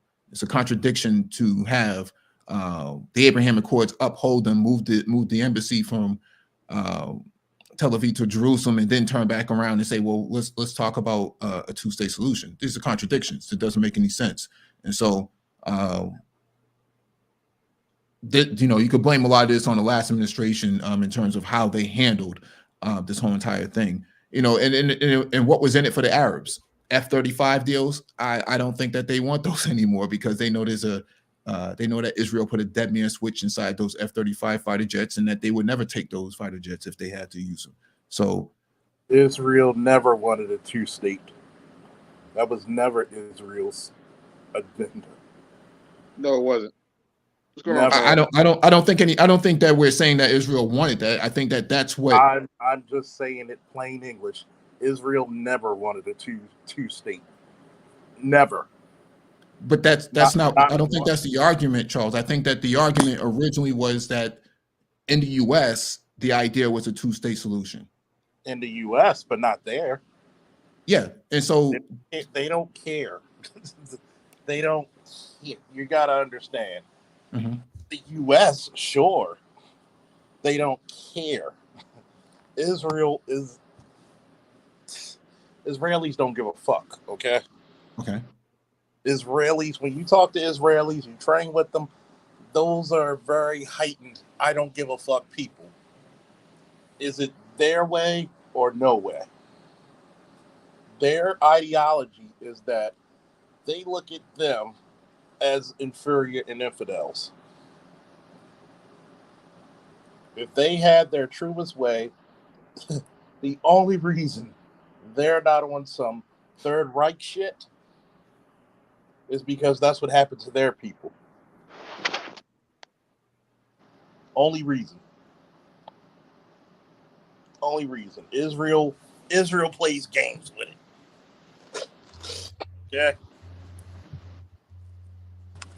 Well, I mean, I don't think that that's the argument that even in the conversation that we're having. I think that the idea here was that there was supposed to be a two-state solution. Yeah, that functionally cannot be one. Yeah, that functionally can't. Really, it puts everyone in a paradox where they have to make these choices. But which way is Israel going to go? I mean, their mandate since 1950 something has been never again. They're not going to go for any position that puts them in the weaker state. So that puts a two-state position off the table. Yeah, and they can't have a true democracy, primarily because they will be outvoted by Palestinians. Exactly. Yeah, and that would put them in the weaker position. So they can't have it to. They would have to literally just decide how to carve up the country and just say and that's the closest thing you can get to a two-state. But I think they're trying to talk about the democracy. I don't know what the hell they're going to do, except for what they've already been doing, which is a slow-moving migration with a slow-rolling bombing campaign. Well, I think that they're pretty much they will pretty much become isolated after all this is said and done. They'll probably end up more like Iran more than anything else, pretty much isolated for the next 20 years. Nobody would ever want to do business with them after all of this. China is their number two. 5 years. China is their number two partner in terms of the economy, and even China has backed away from them. And they even are backing Palestinians at this point. And so you could look at the Israeli ambassador to China, who's basically running around trying to make deals in Shanghai and Shenzhen, and they're basically closing the door on them. They don't want anything to do with these guys. And so you can't have like the volume of video out there of this like that. Yeah, the genocide, is not a good look at all. Genocide. Kind of the deleted children, and then you just had a soldier who self-immolated, and it keeps increasing, and the hospitals going up. It is not stopping. It is not looking good on any level. Let me put it to you this way, right? What type of countries are Israel surrounded by? Muslim, Mina. What type of countries? Muslim countries, Yeah. Muslim Arab Middle countries. Eastern, North African. So, mostly Arab. Maybe some Coptic Christians are in there, but yeah. They're surrounded by Muslim countries. How is Israel viewed through 99% of those countries? Illegitimate. So you literally have these countries around them. Pretty much, isolation has been Israel since 1948. We're talking about economic isolation, though. Where, Israel can't. No one's going to want to do business with Israel after all this is said and done. Anybody getting caught doing business with them would pretty much be toast after this. And they all say that about a lot of countries, but then the only God that people rely on is the almighty dollar. But where else are you going to really do business in the democratic world other than Israel? What do you mean? I mean, in other words, Israel is basically probably one of the biggest military bases for the U.S. 614 and 99 student services all secured. Hold on. Yeah, I don't see Israel being this. Then their economy is not as strong as it was prior to the conflict, and they're not the Silicon Valley startups in the Middle East or West Asia for that matter anymore. That goes to Dubai now, and so people don't these larger countries don't necessarily need Israel's technical know-how on a lot of things anymore. They're all pivoting towards China. They don't necessarily need Israel as a strategic partner. Israel doesn't really bring anything to the table now that they were getting before. So it's just not there. You know what the crazy thing? 614 and 99 Everybody. student services upper level secured.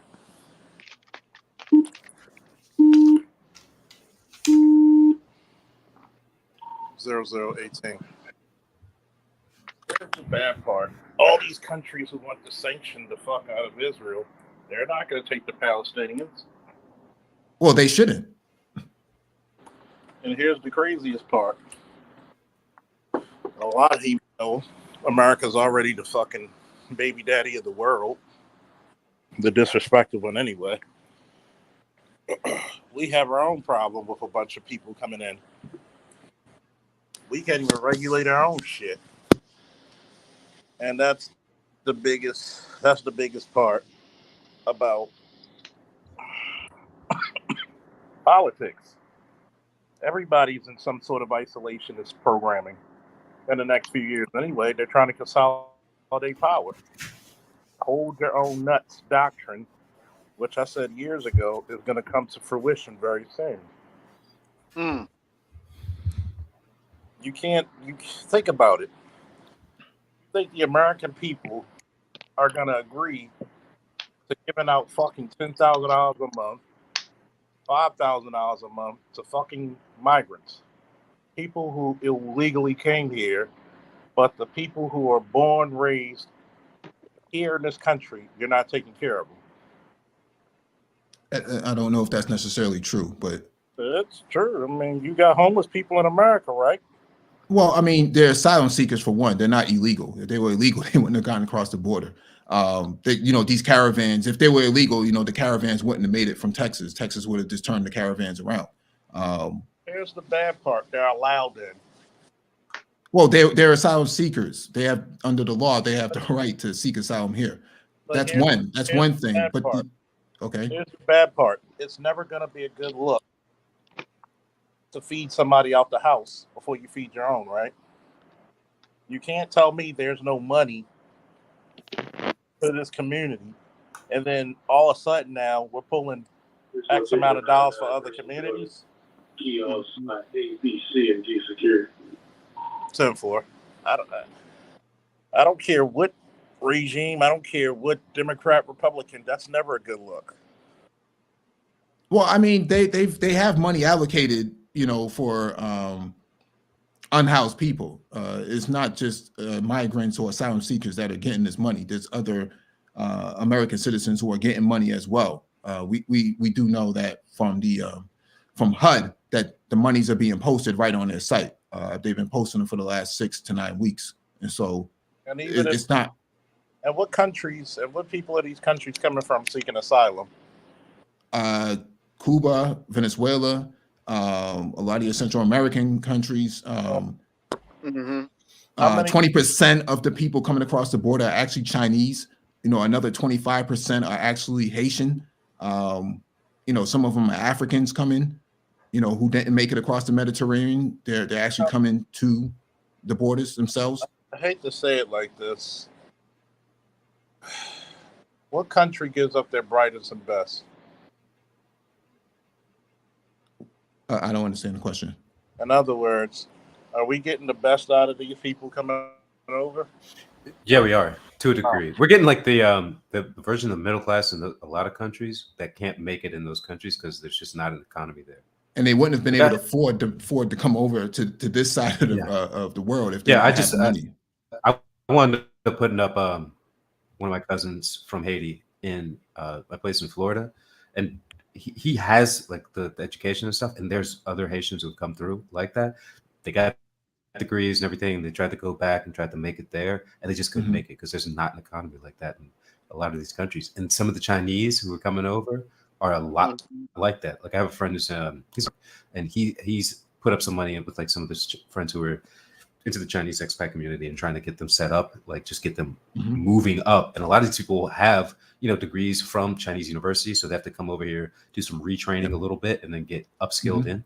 But there's a lot of those, like those kids who couldn't, well, not kids, but What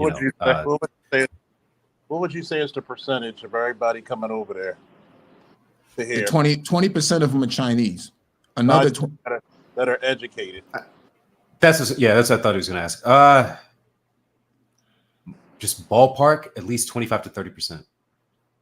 Because these aren't like unskilled. These aren't unskilled labor. That's the thing. Is that there is a lot of unskilled labor. So I'm not going to say it's like 50%, but I'm going to say it's like 20 to 30%. Yeah, asylum seekers tend not to be unskilled. They tend to be skilled. Your migrant workers tend to be the ones who may have been lower skilled. Those who just work in the traditional agriculture, Central Florida, Central Texas, and picking fruit and stuff. Yeah, Tyson's chicken plant and stuff like that. So, I don't see what the big deal is. I don't, it's not like I step out of my house. I don't want those people competing for me against me for jobs. Well, like, I mean, I don't see that happening if we're talking about having I-9 forms. Give it time. They're going to start passing those off and giving. Because if you're competing against migrants, then that means that the problem isn't the migrants. The problem is you. What I'm saying is a lot of these people might have a degree from, their version of a community college in whatever their country is. Some of them might have a bachelor's. Some of them might have a master's. Some of them might have masters from another country, but it's not. It gives them. It means they might have more time that they have to take to get an equivalent degree here to show that they can have a competency. So that means that there's going to be more people in the pool of, let's say, middle to upper middle class labor that you have to compete against. That is what I'm concerned about. Here's the bad part about it, right? When people talk about jobs, whether skilled or unskilled, and you put more people into that pool, and if you're not going to give the pool to the jobs of the people who are citizens, because God knows if I go to their country, it takes me a long ass time to even get any type of benefit. And how long does that shit take effect? I mean, that's kind of an apples to oranges comparison, right? If you say you're going to their country to try to get a job, I think that's apples to oranges. Is it not a fair comparison? No, because they don't have the same economy. If they had the same economy, they wouldn't be here to begin with. Well, a lot of them come over here because of some of them actually ruined their economy too. Well, America ruined most everybody's economy through neoliberal policies. I mean, that's pretty much. Think about it. A lot of people in a lot of these countries that you named actually fucking suffocated their own fucking middle class and poor. No, it's not the people that are coming over who do that. You think Haiti? No, it's not the people. I'll speak to Haiti. Like, it's not the people who have trust me, there's plenty of people in Haiti who actually have like a bachelor's degree or equivalent, and they just They do not have the opportunity because they are not in the family that has the connections that can put them into place to utilize that degree. They can't plug it in. That's the big problem, is that they don't have an economy that is open. It's very close. It's very parochial and closed off. If you're not tied to the right family, if you're not tied to the right business sector, you're fucked. You could have bachelor's, masters. You could go to Europe. You go to America, come back, and you're still fucked. So you got to go somewhere else where that degree can plug in. Your education actually means something and it can be utilized. So That's the big problem with a lot of these countries. Isn't that what I said? That a lot of people of the upper class suffocate their own poor? That's one aspect, but when you talk about American foreign policy, that has pretty much wrecked all of these economies to begin with. Yeah, we offload a lot of our debt into a lot of these countries through a lot of our policies. So we kind of fuck over a lot of countries to make sure that we live a great standard of life. It's really not. It's not fair. It's like, go back and watch Margin Call. If things got fair, Americans would not like the outcomes, and it would be very bad, very fast. And I say this because, one, last time I checked, big cat eats small cat. If you don't do that to somebody else, they're going to do it to you, right? Not necessarily. Yeah, they would. Not necessarily. I don't see the value in destroying Cuba's economy. I don't see the value in destroying Haiti's economy. I'm not. I mean, all of this is a part of destruction. But a lot of people are going to suffocate your economy for theirs. They might do business, or if they had the military might, if they had the economic might, would they outbuy you? Would they outtrade you? When people talk about free enterprise and fair trade, are we really doing it fair? No, I'm saying the consequences of that means that you're going to have people coming into your country. So we can't say on one hand, big fish eat small fish, and then turn back around and say, well, I don't want these people coming to my country. Well, what do you think is going to happen? But on the other hand, we can't complain about, hey, if you have sovereignty to do what you want in your country, and we say, hey, hold your own nuts, do what you need to do, what are those countries going to do? See, the problem is that when you hold other countries accountable and you look into their economies and history, like a lot of people hated Idi Amin for kicking the Indians out. So you look what the Indians were doing. Would you have done the same thing? I'm not in that position, so I wouldn't speak to that. But what I would say, what I would say is, I'll make it. Try to let Mike get it out. What we gonna say, Mike? No, what I'm saying here is, you can't wreck every other economy and then say, well, we don't want to compete for these jobs with these other people. Well, that's the consequence of all of this. It doesn't matter how they got to that point. What matters here is American foreign policy has disrupted all these other countries.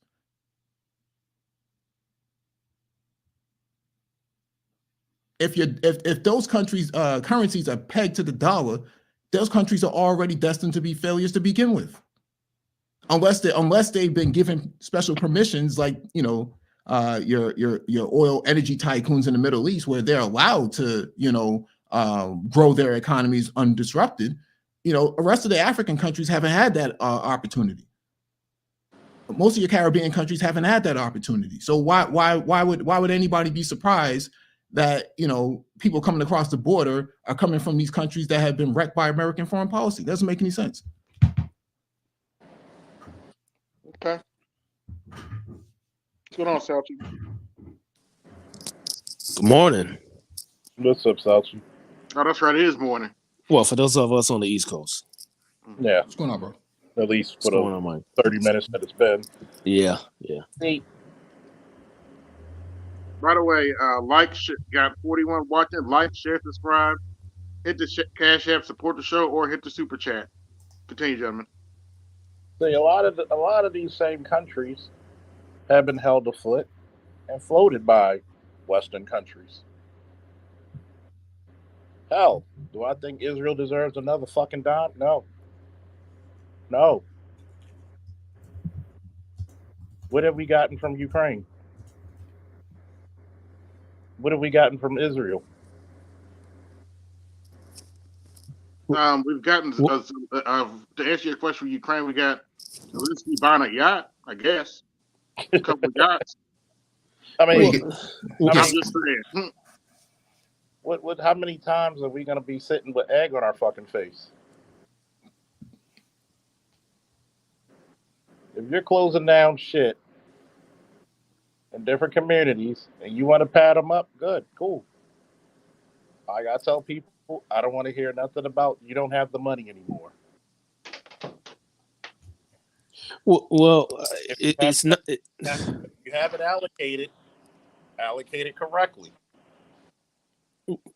Well, in this country, it's really not about having money, all in entirety. Because again, we have what no other country has. We have the reserve currency. We are the reserve currency, so we can do things that no one else can do for various reasons. In most countries, they don't even have the capability. And I'm talking also about, countries that are developed. They don't even have the capability. That includes China as well. Right now, China, they, they don't even want to take on the burdens that America has taken on because they understand what happens to empires. I mean, throughout time, they've actually ruled longer than anybody, really. I mean, this ruling is really new to white folks, to be quite frank. But in terms of again, this power thing, man, we're an empire, and everything. I mean, it's chess.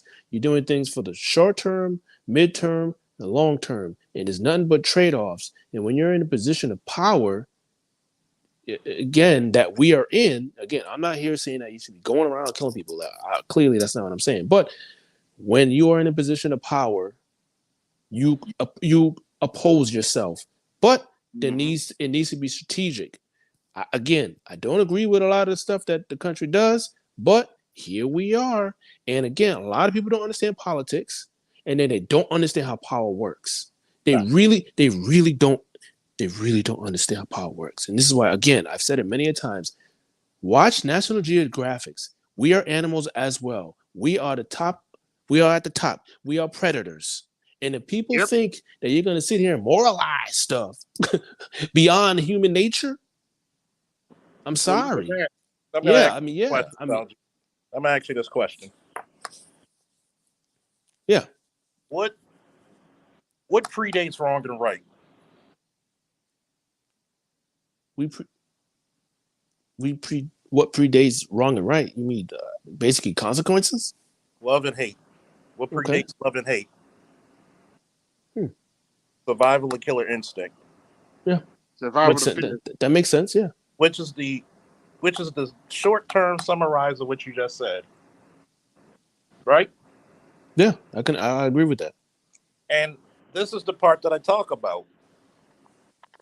And don't worry, folks, I got nothing but love for Mike. That's my boy. Is that yeah, when you got the power, you dictate reality to everybody else, don't you?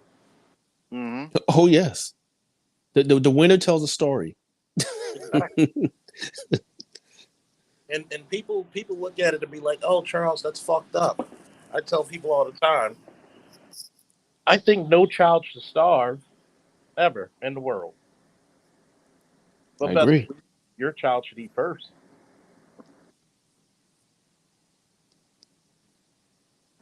I agree. Sorry. I mean, when people used to tell me when I was patrolling in the streets, you should tell them kids to go to school. I would look that person right in the eye and I said, why should I make competition for my son Mm. if their parents are not going to do it for them? Yeah, No security.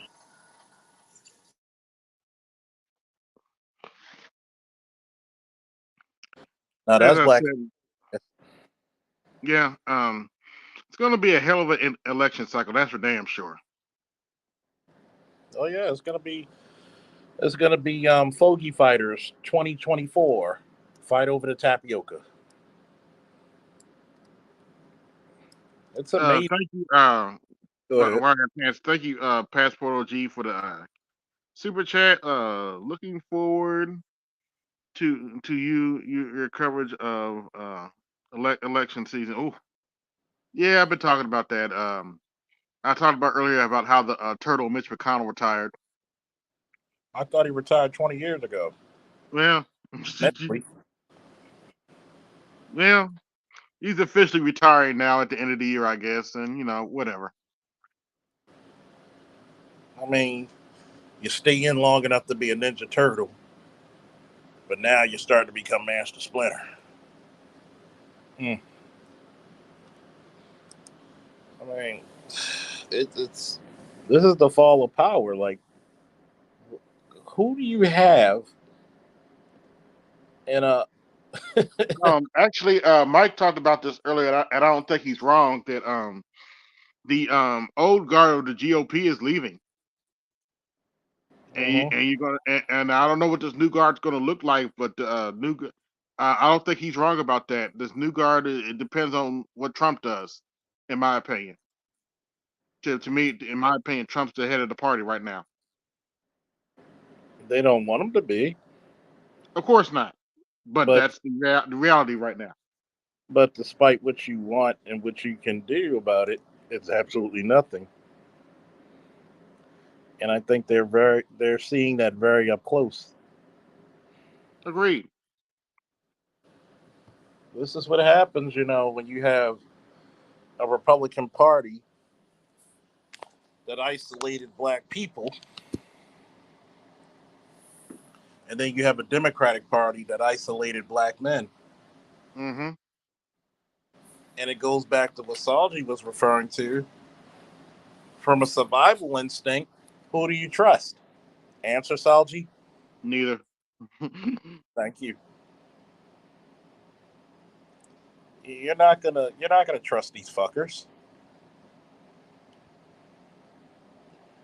You're not gonna trust them. Of course not.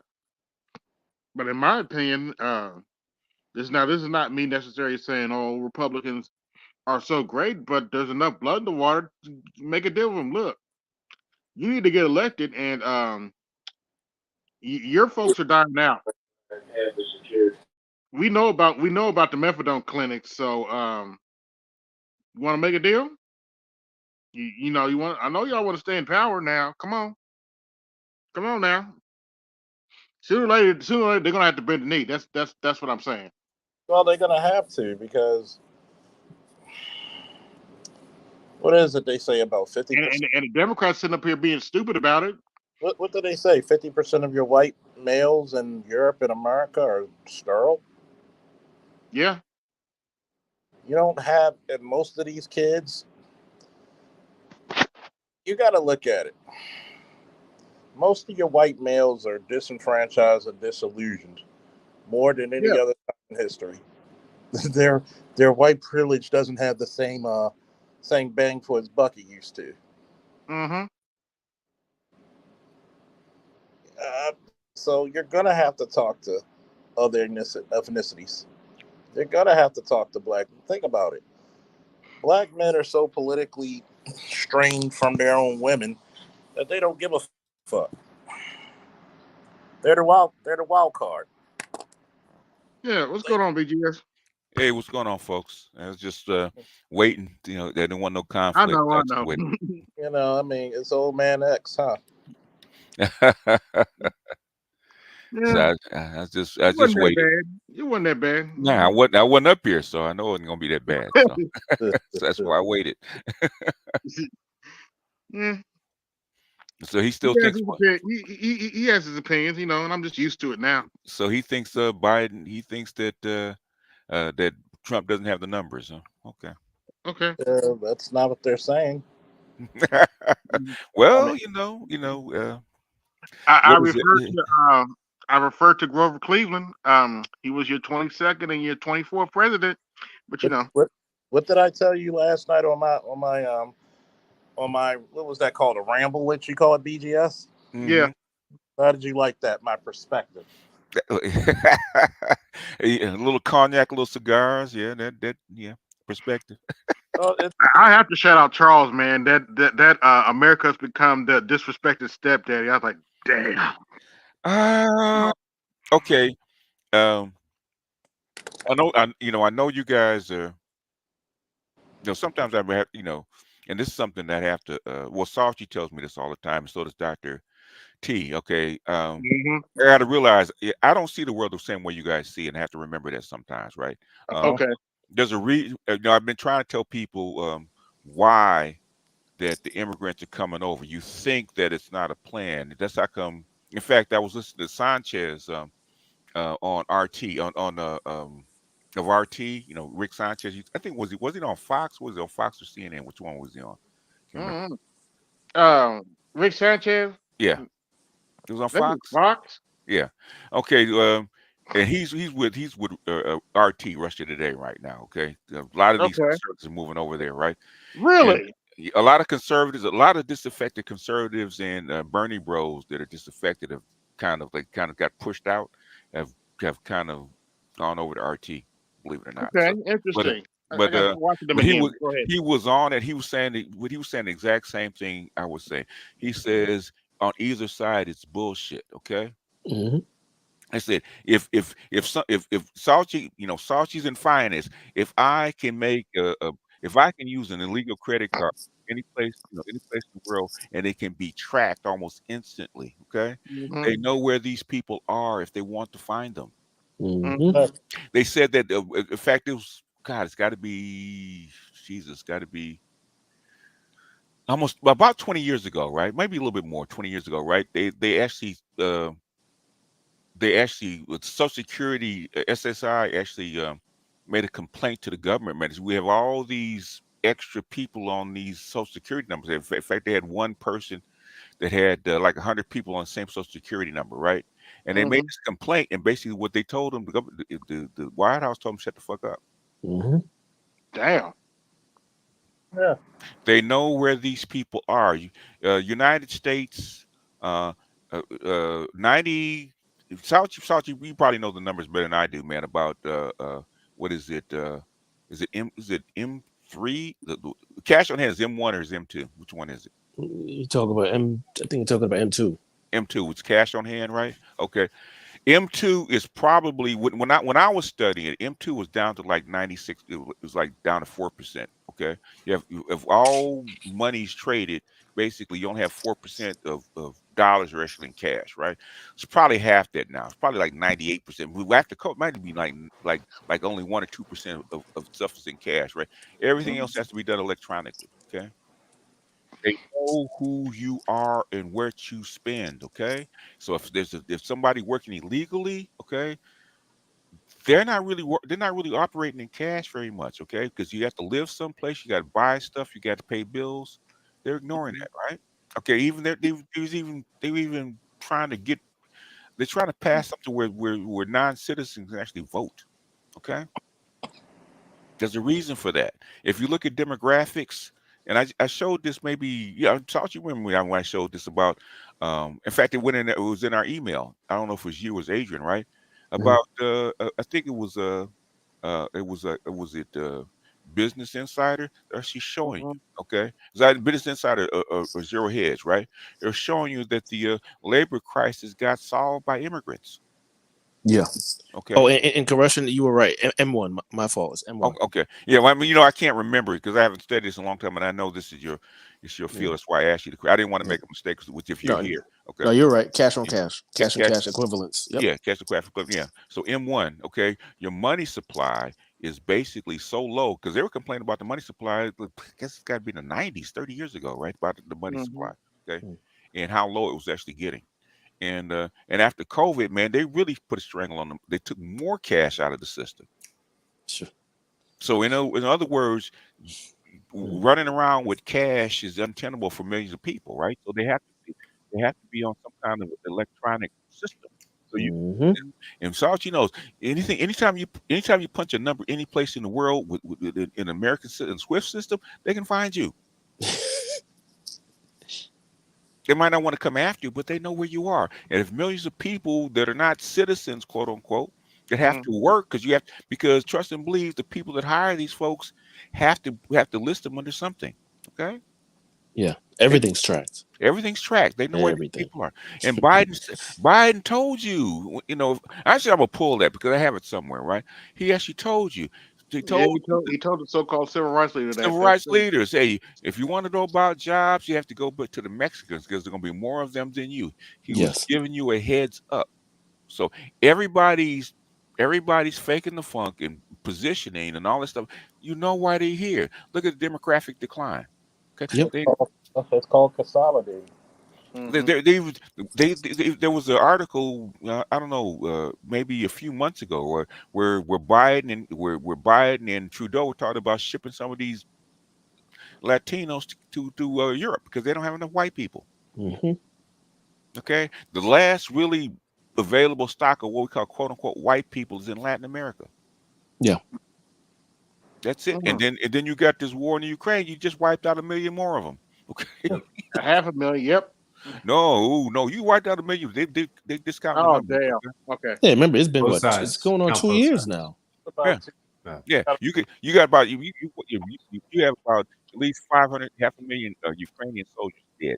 Okay, it, minimum. Okay, minimum. Okay, and we ain't talking about another 250 on the other side, right?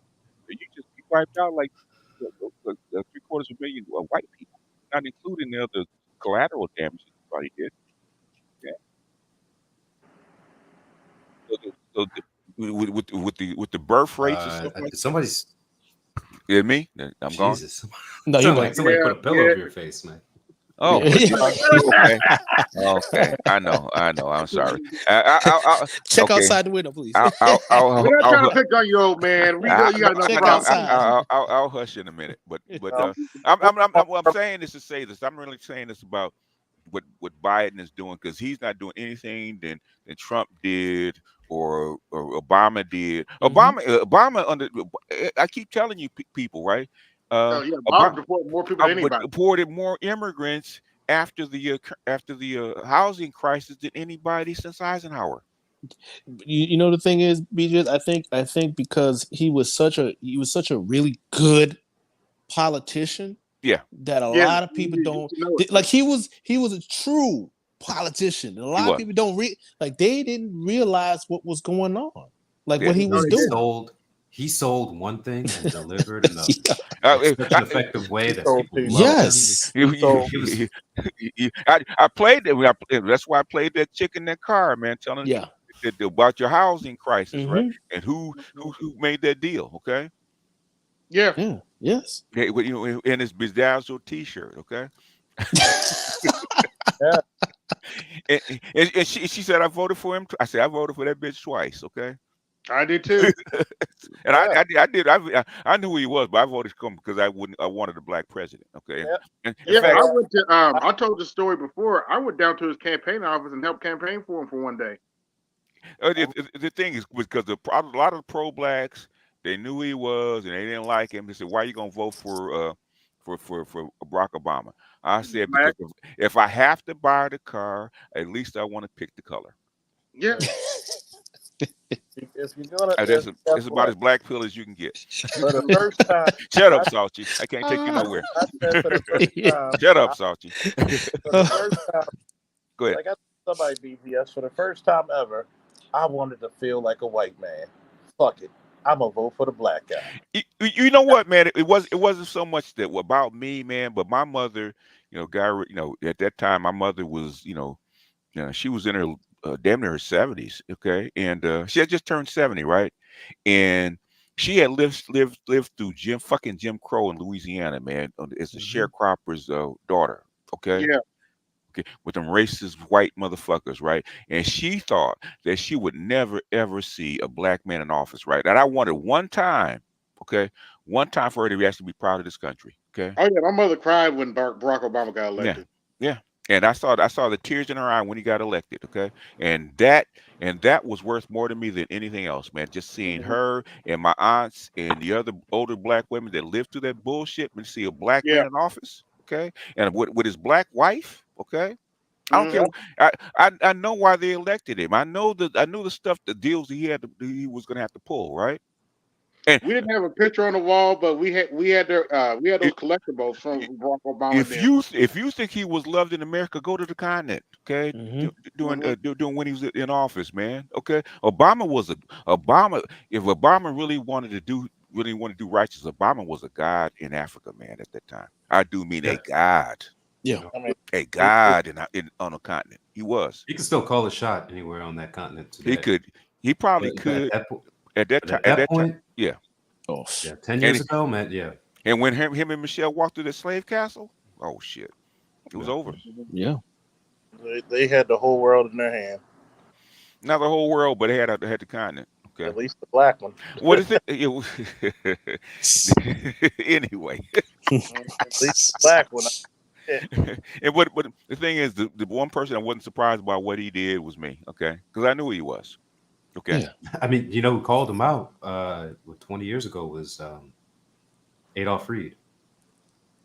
He Oh was yeah. he printed something in it was like Political Science Weekly or Political Science Monthly saying, Hmm. yeah, they got this smooth talking young lawyer coming out of Harvard Law School, Hmm. and he looks like he's going to talk a good game. And this is back in like 1991 or something. Okay. He's like, yeah, but Oh, this guy's 91. neoliberal like everyone else. He I was like, is. God damn. He And is. he is. He was. He said He everything. He's like, was. I'm going to put on He a was. soft shoe and walk with all the But government workers and but union men. the thing is what got and he said it because he said it to his I think to his assistant in the White House, right? Because they had all this paperwork stacked up, right?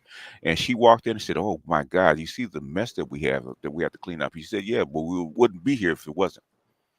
In other words, and I said this when he got elected. I said basically the rest of the world asked for him. They would not have signed on to that deal if Barack Obama had not been president.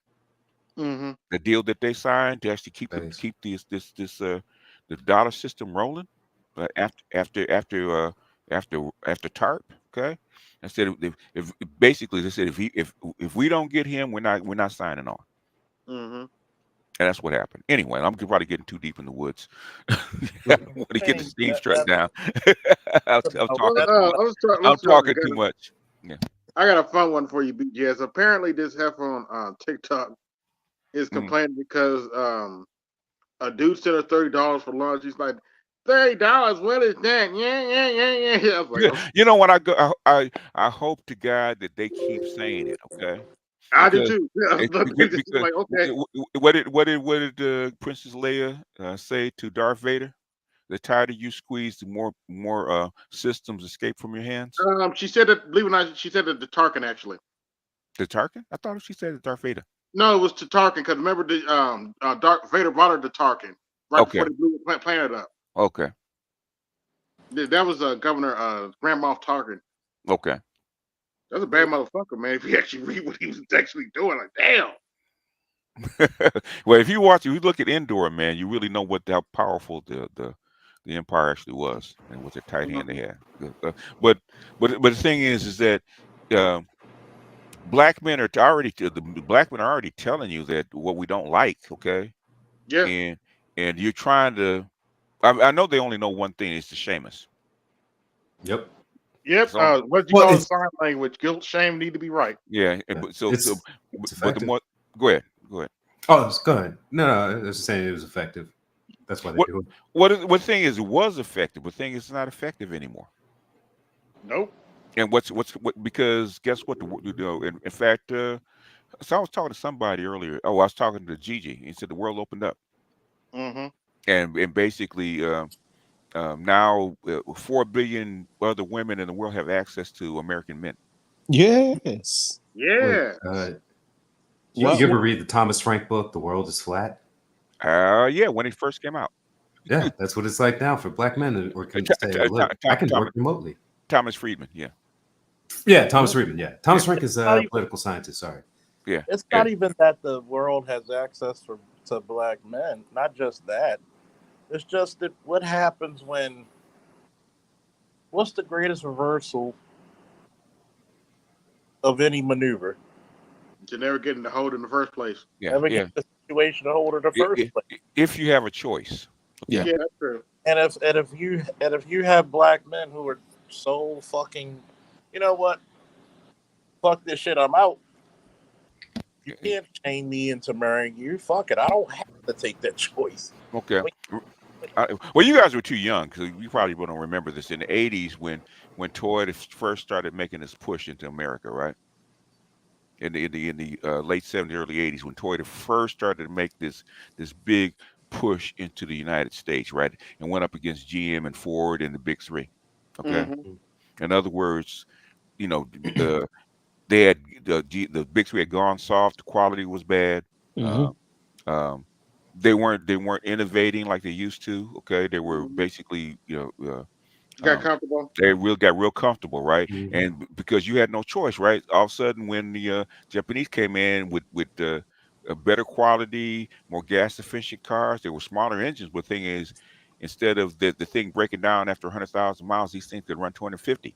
Okay, Mm-hmm. Well, well, go ahead. the most what's even more interesting about what B just stated is that during that time there was a white man in America telling them that, right? Yeah. And what they do, they basically gave him the middle finger. Yep. Guess where he went? He went to Japan. Yeah. Yes. Yes. Yes. Damn. Yep. Yep. Yep. And brought the same kind of innovation over to Japan that accepted it, right? Yep. Yep. What one's saying to saying that to say this, you have the same thing in the dating market now, right? Yep. Mm-hmm. In other words, now before because basically anybody that's been an expat, man, and outside the military, right? It's difficult to move yourself and move your money. Okay, it Yeah. used to be difficult, right? Now that is not a problem anymore. Basically, the whole world is connected. You know, when I went overseas and found out I could just stick in my own card, okay, ATM card any place in the world and get out the local currency. I said that's a game changer. Okay, Yeah. Mm-hmm. Yeah. that's a game changer. No more Western Union, no more what did it used to be travelers checks. Okay, Yeah. you have to go convert the money by hand and all that kind of stuff, or carrying cash to be converted on you. Okay, just simple. You just get on a plane and wherever you're at, your money, and everything follows you. Mm-hmm. Okay, Mm-hmm. and now after I'd COVID, say go 90%. 90% That's to what? say 90% true. 90% true. Because there's some countries where, oh my God, like if you go to, you should carry some cash, and then your card should get you into some places, but some places don't want to pay that charge fee. Like it's a Well, little, it's way better But than okay. 30 Oh, generally years. speaking, Way better. let me ask you, okay? What country, what country can you not go to that doesn't have an ATM, bank with ATM machine where you stick your card in? Officially, like 4 of them. Like, which ones? Name them. Oh, North Korea, Cuba, Iran, and what's the fourth one? There's always, I always Hey, Salty, let's play it. Go ahead. What's the fourth one? Right? Out I of can out never of remember the fourth one. out of how But many yeah, countries? but Out of how many countries? out of 210 roughly. But I'm saying like there's roughly a third of them I that know. are a pain in the ass to It's, get. it's, it's, Oh, Eritrea. That was the fourth. hashtag BGS butt. But Well, no, PGA. I'm just saying like those are. But I, look, I, what I'm saying I, is that, but in certain countries, you when you would go to them, man, it is a you pain in the ass to get you money you out you because wouldn't there's you wouldn't not be ATMs. it's you an wouldn't option. you wouldn't be Jules. Yeah, yeah. You wouldn't be Jules if you didn't do it. Okay. What man? I've been to a lot of these countries, and I'm like, there's some. I get the general gist of what you're saying, and I agree with it. I'm just saying, like a lot. Go ahead, sir. How many passport bros are going to Eritrea? Very few. Very few. If you have common sense, unless you like a UN Yeah. worker or something like that. Okay. Yeah. How many passport bros flying into Tehran? Oof. Very few. I know. I think one or two.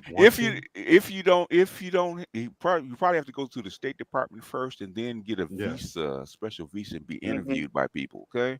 Yeah. And I tell them if you want to meet Persian girls, just go to your neck of the woods. Go to LA. You can find a bunch oh of yeah, them. there's some of them. But what I'm saying is that in North Korea, oh, a spot. No, I'll pass. Yeah. Come on, There's a Go to Salty. South spot. Korea. You can find Yeah, Korean women North there. Korea. Yeah, but Really there's a Jules. spot. But what I'm Yeah. saying is that you can go anywhere, just about anywhere in the world, right? Just about, Jules. Okay, just about. Yeah, oh yeah. No, I'm not. Look, I'm not disagreeing with you. I'm just So pointing out so that so there's so if places we where it's if we difficult. if we're going by percentages, you name 4 countries, right? Out of 210. So we talk about what, 2%, maybe. Where it's officially impossible. Yeah, but I'd say probably another 10% of countries are I very difficult to I get. I, Now, 10 to I 25% of I countries are very hard guarantee to get you, money if you're in a major city in Iran, there's a bank that will take your ATM card. in. We'll see. I don't know about that, but I I get what you're saying. I get what guarantee you. I know what you're saying on the broad sense, and I do agree with that. I guarantee you. Okay. Mm-hmm. Now Eritrea, I have no idea what the infrastructure is there in Eritrea. Okay. I mean, Eritrea it's more cut off than Iran is. I mean, they're equally cut off. At least North Korea has some ties with China. If they're cut, I'll if say, they, so yeah, how but I'll you? say like So, the passport bros I know, the ones who are officially like call themselves that, mm-hmm. they're not in those countries, and they're doing fine, and they're living well, and they'll come back, every 6 months, 8 months, 2 months, whatever. So in other words, what I'm saying is, the world has opened up, right? It's all connected, Yeah, and basically since COVID, now your job has the ability to actually follow you. yeah. So basically, so now what you have is an arbitrage between the 20 million black women here and the 4 billion women on the planet. You actually said it in one of your videos, Busy. Yes, there are 4 billion other coochies on the planet. I did. Sooner or later. I've been saying that Yeah. for a decade. Okay. It's called Sooner or later, something got to give. it's called sayonara. It's called indifference. You're no longer Yes. special. They're not special. Yeah. You can't. The luster has worn off. Okay, you're tarnished. But basically, the experiment has been run by us, by the passport bros, right? And Yeah. I remember Hassan Hardeman says, he said, I went to 20 countries, been to 40 cities, right? You can't tell me shit about American women. Okay. And that's consistent Yeah. with That's a consistent. lot of men. He said, even when you go to Europe, they're not like the women here. No. But what do you typically say, BJS? Something called, it starts with an E. Environment, yes. Environment. Yes. Yep. Which I typically don't want to have another conversation about with a 21-year-old ever again, because I had to tell him, like, what you said had to be the most moronic shit that I ever heard in my 41 years of life. Okay. Yeah. Well, yeah. He's 21 years old. He doesn't know. Yeah. He never been out of south side of Baltimore. I'm, even though Mississippi Delta, what's up, man? I need to know where you work. You need protection? Shout out for the $10 holler. He's got well, he actually mentioned it one time, in a stream. Basically, he's got some patents out there, man. So I don't know what they are, but he's got patents out there. Yeah, So he got nice. he's our resident tinkerer. What's his name? Genius back there with all the inventions. Nikolai Tesla. No, the black guy. You talking about Elijah McCoy? No. Carver. Carver. Yeah. He's our resident George Washington Carver. I mean, okay. Need some protection, Lex Luthor. Damn, motherfucker, like fucking Tony Stark and Lex Luthor over here. Hey, BGS, did you pay attention to that recent Tisa story or whatever they doing? I don't. Who? Well, what?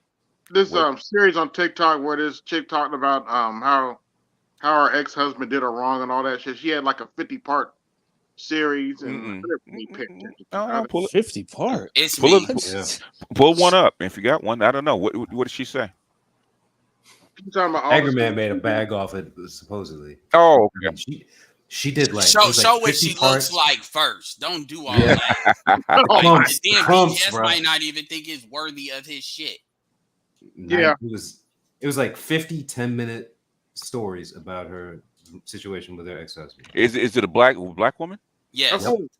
No. She looks like a Nutty Professor. Like Sharma. Oh hell no. Oh, she's a big bag. Oh, okay. Oh no, man. Carla May called her a big bag. I was like, well, I like to say something. Go ahead. I'm gonna sue the motherfuckers using the word big back. Okay. For years, what did Eddie Murphy call her? What's her name? Was it Nutty Professor or was it um, No, it was what was the name of that movie? Norbit? Norbit. Yeah, Norbit. Hmm. Who that was the evil bitch? But Yeah, they was accurate, but that was an evil bitch in that movie. yeah. I'm not in the mood. I'm not in the mood to gag, man. Ugh. He called her Jesus Christ. something, man. Ugh. Mm. What did Brooke Creature?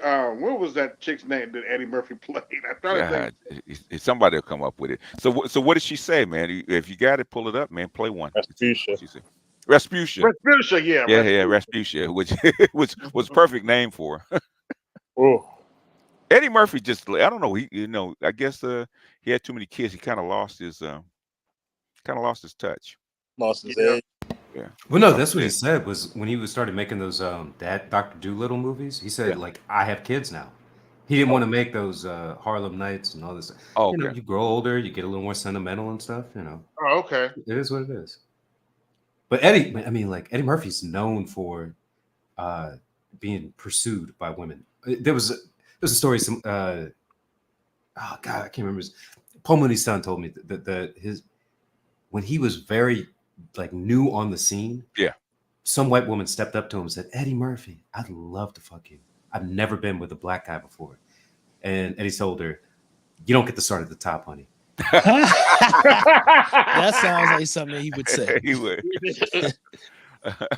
Yeah. He worked his way up. People forget how big he was, and he I was remember. young as shit. I remember. It's like him and Dave Chappelle are like the youngest two guys who He got he that had the big that biggest quick. deal at that time for a black Oh, yeah. man, let alone a early 20-something black man. Yeah. Was it? I think what was it, 15 took million? This was Saturday this Night early 80s. Live. Yeah. A lot of money back then. It wasn't Lauren Michaels who put him on. Man. I tell you what, I need that thrill. So what did she say? I didn't see it. So what was she just complaining about her? How's a woman that size going to complain about her husband? So it was a woman done first- wrong. From it Yeah. was basically like she met a guy online. They talked, and he said all the stuff that fit her dreams, and she agreed to marry him after like a date. Like they met on Facebook. And they got A day? In other words, she was desperate. So Yeah. yeah. Oh yeah. If you see her interview, all you gotta do is look up her interview with Tamara Hall. Yes, this was a death. I had no idea. I don't even know who she is. So how can I look her up? Well, I don't even know who she is. I didn't really follow it because I was like, it was a big story on TikTok. I'm like, okay, I'm like, I don't care. But wasn't it like a year or two ago? All these women, especially these white women, they got from that white dude who was. They even had that Netflix special about the guy. The Cupid's. The swindlers. The tip. Yeah. Him. Okay, yeah, I remember him. Yeah, I mean these Look, chicks are always getting. I mean, they Look, love when the Kevin was fantasy. on the air, these They women do. were talking about They you lied need to to me. make six figures. Yeah. To somebody, I can't remember who put it up. Like these women were saying, if you don't make over 50,000, you. I saw they don't date. Yeah. They dropped their price in 2 years by half, by half. and they know it. Yo. And look, they know the game is out here, and he's the woman who said that. They look like my fat auntie. Like it's the woman that said if you look at her and know how she sounds, she actually admitted, okay, she's a drug dealer's woman. So so she doesn't fit the general type. Mm-hmm. Man, if and they know this, man. If you are not a bona fide crawl out of bed 8 or 9, you do not, or just off rip, you do not qualify, and you know it. You especially after 30, you definitely know. Yeah, that's why you had to qualify for a certain kind of guy. Just like Dre when he was younger, right? What kind of women did he go for, right? Because Dre he made a lot of money, but guess what? It was illicit. Yeah. And bona fide 8, 9s, and 10s don't like to deal with illicit guys. Okay. Not on a regular basis. They might dip Correct. now and then, but not on a regular basis. Man, I've had to walk away from conversations because women were that delusional, and it was like I knew my mouth was going to like destroy them, so I would literally just walk Yeah. I need off. to go to I would class. walk off. I'll Like, talk what to you is in a few this? minutes. In other words, basically, you give them the first 3 or 4 minutes. If they start splitting verbs, it's kind of like, oh, okay. Yeah. So I used to be that way because I know where you're coming from. Like used to be that way. They would Yeah. disqualify themselves within like the first 3 or 4 minutes. Yeah. But I'm pretty. It doesn't matter. Okay. Home? Yeah.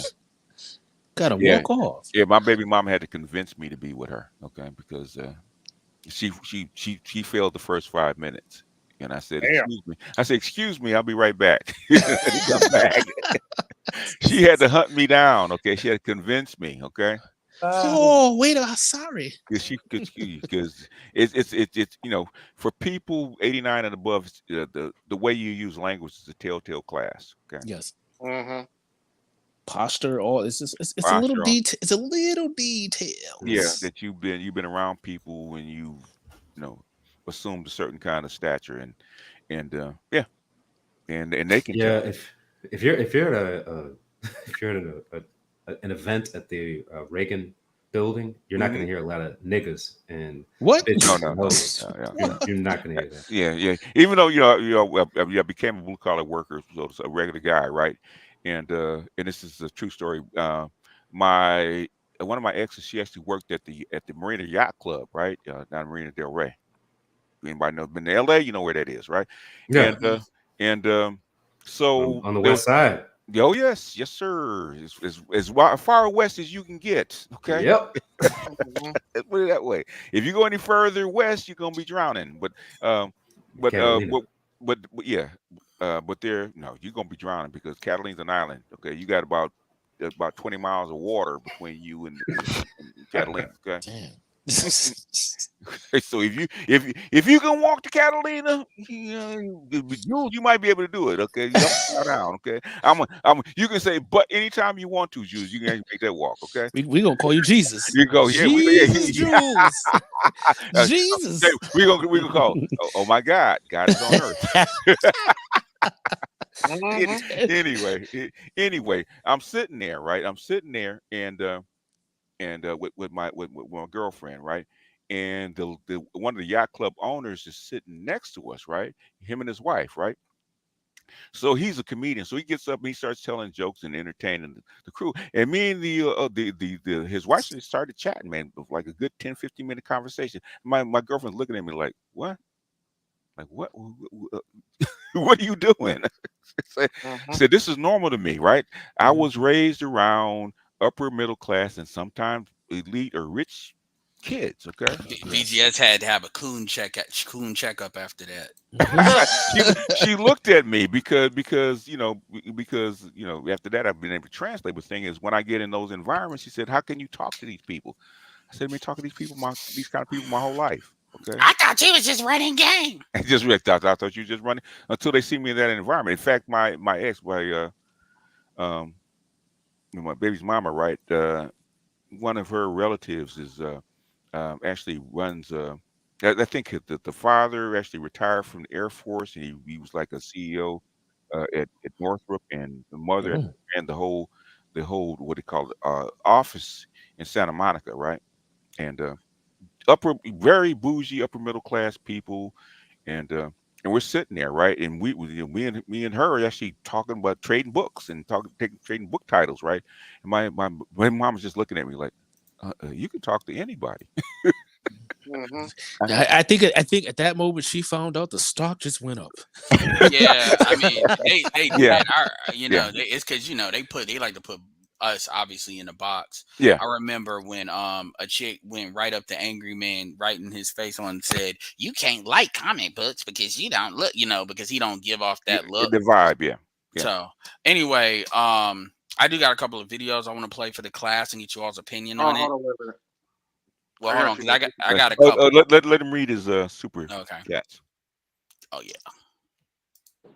Oh, okay, I see him. Okay, hold on. Thank you, Mississippi Delta guy again. Lays you. You heard Salchi. you heard Salchi. You need to roll out the bed and be at least an 8 or 9. Snap. Snap. Damn. So MS, what you rolling with, man? Okay.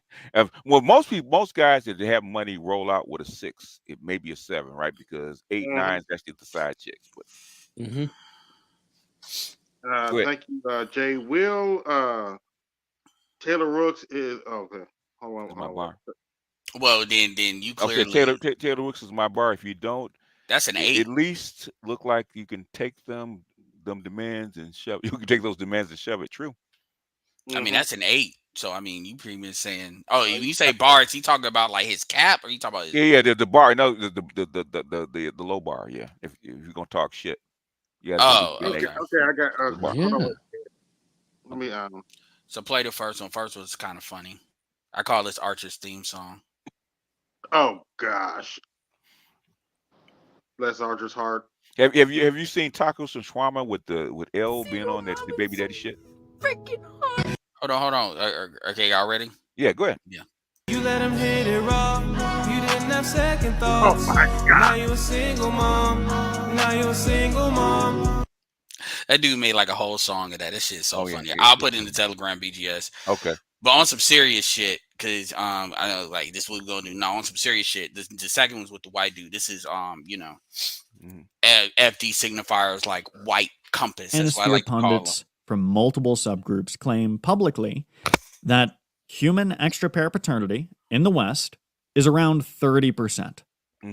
Right? They believe that 30% of babies come from covert affairs by women who have tricked their husband or boyfriend into raising that baby. Damn. I've heard higher, but I'll be fair here and choose the least unhinged number, 30%. 30%? 1 in 3? Look to your left, look to your right. One of you has a dad that's not your dad. Are you? That's not the most significant part of what he says, but to be fair, folks just point to that paternity. Yeah. But the thing is, they always use it wrong because that's not what is said. But go ahead. Yeah, but watch what he actually says. He says the number is. Okay. And he's like an academic, supposedly. Yeah, I know I know where the study came from. But go ahead. The guys who believe this cite the revealed rates of paternity fraud in cases where paternity has been disputed and a test has been requested, which is like trying to estimate the incidence of car crashes by surveying cars at an auto shop. The men are already suspicious enough to pay for the test. Of course, the rates are high in these samples. In large Western samples, without this selection bias, paternity fraud is consistently less than 3%. And to be clear, 3% would be a high estimate. I'm being very generous here. Even at conferences and in classrooms among people like myself who think extra pair paternity is a significant factor in human evolution, you'd almost never hear someone put the estimate that high. And that's still a tenth of what these guys say. They're off by an order of magnitude. Now this had... But the thing is, because me and Jay, Big J, Triple X, went around with this. It's actually a small Dutch study, okay? Well, about 8,000 people, okay? That came up with that percentage rate, and there was like between they said between 1.5 and like 4%. Okay, I got to give you his TikTok because he'll actually respond to stuff. Oh, hold on. This one. Hold on, I want to hold off on this one for a second. What I wanted to say about the other one is, I went through the comment section like almost all the way down. It's a lot of comments, and the thing is, what I learned about that because I will give him credit on this. He will respond to comments. He don't run. Okay. You know, like he'll try to finagle stuff, but he ain't like FD, but he'll respond to stuff even if you come at him, hard. So with more questions on certain things, but not the kind of questions. But anyway, long story short, what I saw consistently in that comment section is day 3 was like a real big tripwire for like the white folks that were in there. Okay. Like if it's 3%, they were really the ones that didn't believe it. Were saying if it is that high, that's a problem. Okay. And that's kind of why they couldn't even believe that. So I was like, wow. So 3% is you're like break glass in case of thing, and then it was all West. It was funny. So that was one of the things I saw in there. Other than the, they want to act like it's not real. Some of them were even like 1% is too much, because they were even breaking down the numbers. They said that's like 109,000. If it's 1%, that's like 109,000. False paternities. And I told him, I said, a lot of that could be child support. There's different stuff with that, which nobody, by the way, said that in the comment section. They just think it's like married people. And then it's like, oh, you find out you lied this whole time. That's not all of what it is. So that gave me insight into what they were going. I'll see you links so you can go to the comment section. What I'm saying is, I know where the study came from, right? Because me and Big J Triple X just went over this shit, right? It's one study that they're commenting, right? The studies that come from paternity testing is from, I actually showed 4 countries, okay? 4. I showed Jamaica, I showed Nigeria, I showed Mexico, I showed the United States. The United States study, there was actually 3 of them, right? Okay. And the first thing they said is 300,000. There's 300,000 paternity tests every year by paternity testing labs, right? Okay. 300,000 every year. Okay. Oh, yeah. And it's consistent. The 30% number is consistent all over the world. What do they have to go against that? Have they tested everybody? Go ahead. No, well, Obie Allen, I got a video where it was Obie Allen was talking on the Daily Rap Crew, and then it was like another clip they played of a Nigerian woman. They were saying, I don't even believe that. They were saying it was like 70%. Like Obie didn't even fight that number in Nigeria. What I'm saying is, in Jamaica, they tested it, and they actually banned married people taking paternity tests, right? It's because the number of false paternity was 70%. I don't think you can take them in France either. So, because he was mainly talking about the West, to be fair to him. But the thing about it is, the way, if you notice, like the wording, he acts like you're trying to prove that aliens exist. Like what they try to shame people even trying to pursue it, because this was go ahead. What I'm saying is, okay, if we didn't believe aliens exist, but the thing is, we had testing labs that had 300,000 aliens every year that show up. Okay. You have to believe it, right? It's like COVID, right? Nobody believes in COVID, but you got 1 million people dead of it. And FD kind of references him. Like I literally seen FD watching him. So it's funny, because these are the people he'll try to use to correct us, and in actuality, he tries to act like everybody is not necessarily pushing this 30%. Like what most people are saying is they're pointing to that study saying, hey, it's probably a lot higher than what you think it is. Meaning now I'll tell you, most red pill people would definitely believe it's higher. What I'm saying is, that's a belief, okay? That's a belief versus a test. Yeah, they don't want to test it fully. That's a belief versus a test. You don't have no idea. Now, I would be open, okay? If we test everybody, or for 1 year test every child, right, for paternity, it comes back 3%. I'll believe it. You've tested it. I'll shut my mouth. But you do that because look at that. I just ran the numbers, right? Okay. 40% are out of wedlock, babies in America born out of wedlock, right? 30% of them are actually a false paternity, right? That's 15% off the rip. They don't want to do the test. I mean, like when even in the comment section, I was like, look, if you look at it from a practicality, because they tried to act like, it's not practical to test everybody for you. I said, fine, test everybody when it comes to child support. Then I would argue testing everybody when it comes to divorce filings. I mean, like in practical, because you can get enough of a test with those alone, and it's like they don't want to run it. That's really what it is. They don't want to run it. Every child is tested in America just about for amniocentesis, right? For birth defects. It's not hard. Every single one. All it takes is a cheek swipe, okay? They don't want to run it. You can test every child. It doesn't cost that much, especially if you do it in that kind of volume. Go ahead. And by the way, that thumbnail was brought to you by Jules. That thumbnail, so I'll make sure I give you credit on that, because Black Mind asked me what that is. But let me play this last one, and then so this one is about the age gap. Shout out to the white dude. Why is it that a 40-year-old and 18-year-old can't make the decision to get married? Right? Hang on. Or hook up, or whatever it is they want to do. Right? But the 18-year-old can nullify the vote of the 40-year-old if you think that the disparity in their brains are that bad. You keep bringing up the voting argument when I never mentioned voting. I know, I mentioned it because I'm giving you an analogy for why your argument's absurd. I'm giving you an analogy by pointing out this thing over here exists and is fine, because Schrodinger's feminist, who can both vote and is a girl boss and is an ass kicker, could do everything at 18 years old, suddenly is matched up with an evil 40-year-old Sith Lord who just wants to mangle her fucking brain so he can sleep with her.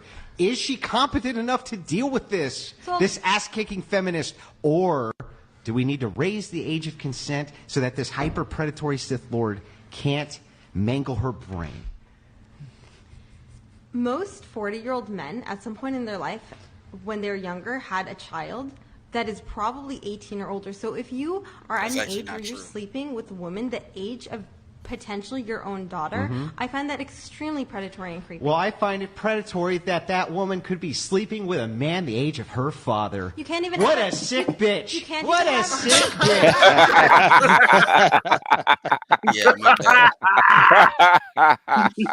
Yeah, he kind of comes in when Brian gets tired of him. I haven't uploaded it yet, but I actually did a short on something similar to this little black heifer talking about 18. That's like being a pedophile. I was like, little girl, go sit down. No, we're not playing this game. When I was coming up, 13-year-olds were chasing down middle-aged men because they had resources. Stop. I believe it. Yeah, and the thing about it is, it's not even because certain dudes will fall for that. I'm glad he got up right up in their face because he usually he usually remotes in. He usually remotes in. So that's why she said you keep bringing it up, because they don't want to talk about the voting. Notice how they keep trying to say it's predatory. And by the way, they were being nice about it. Usually if they have chicks that are in their 30s, they'll literally hover over the 19-year-old, and the 19-year-old talk about they have threesomes, this. It'll be one 19-year-old and the rest of them are 25, 26. And it's funny how they do that. They'll try to speak for these women. They'll get real motherly on the. It's funny, and these are all white people. It'd be a couple of white people in there. And here's another thing: a lot of these chicks that say that, they dated older dudes when they were younger. But we can't have these young bitches taking our resources and attention now, can we? The reason why I wanted to play that is because I've been talking about we can have this conversation. Absolutely, dudes are open to have the conversation, but y'all gonna cough up some rights. Meaning y'all gonna cough up the right that you want to raise the age of consent. That means for females, that means everything goes up. Why you think they're doing this now? Because under economic stress, guess what the young women are actually doing? They're looking for older men. Yep. Yeah. Safe haven. They're taking their off. So Saucy has to go out with a disguise on, man. Just the shades and the fuck you frown. Step off, young chick. No, I'm not interested. Yeah, I mean, it's and the thing about and this is just funny seeing white people say this, because when you look at the laws, but and shout out to Glendon. Glendon is okay. He just said F you two for a while, and he was laughing. People checking his obituary and stuff, but he brought that up how he was getting hit for because of the video that happened. And the thing, somebody asked me why did you defend him? I said I understand why people were mad, and they have a right to be, because he put that out there is what it is. But my reason is it's not going to stop at 18. That's not really what they're focused on. They really want to go after everybody in their 20s. That's really what it is. They want to slowly inch it up. And there's certain dumb dudes that will fall for that. They'll fall for the 18 because it's a teenager. Then you go there from okay, well, boy, about 21. Because that number they always bring up is 25. They'll bring it up on their show. Your LGBTQ is trying to bring it down. Yeah, but they'll never mention that because that's being homophobic, BGS. Yeah. Remember that. That's being homophobic. That you probably have a better chance of it going down than up. Okay. I'll tell you one thing.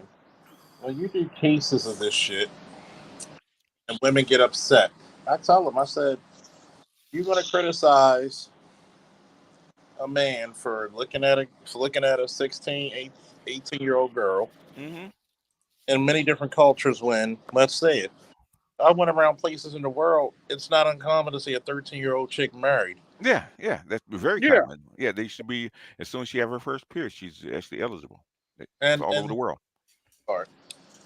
You talk about this guy's predatory, but y'all the same heifers that get inside, that I watched in high school, get inside 25-year-old dude car. Hey, I was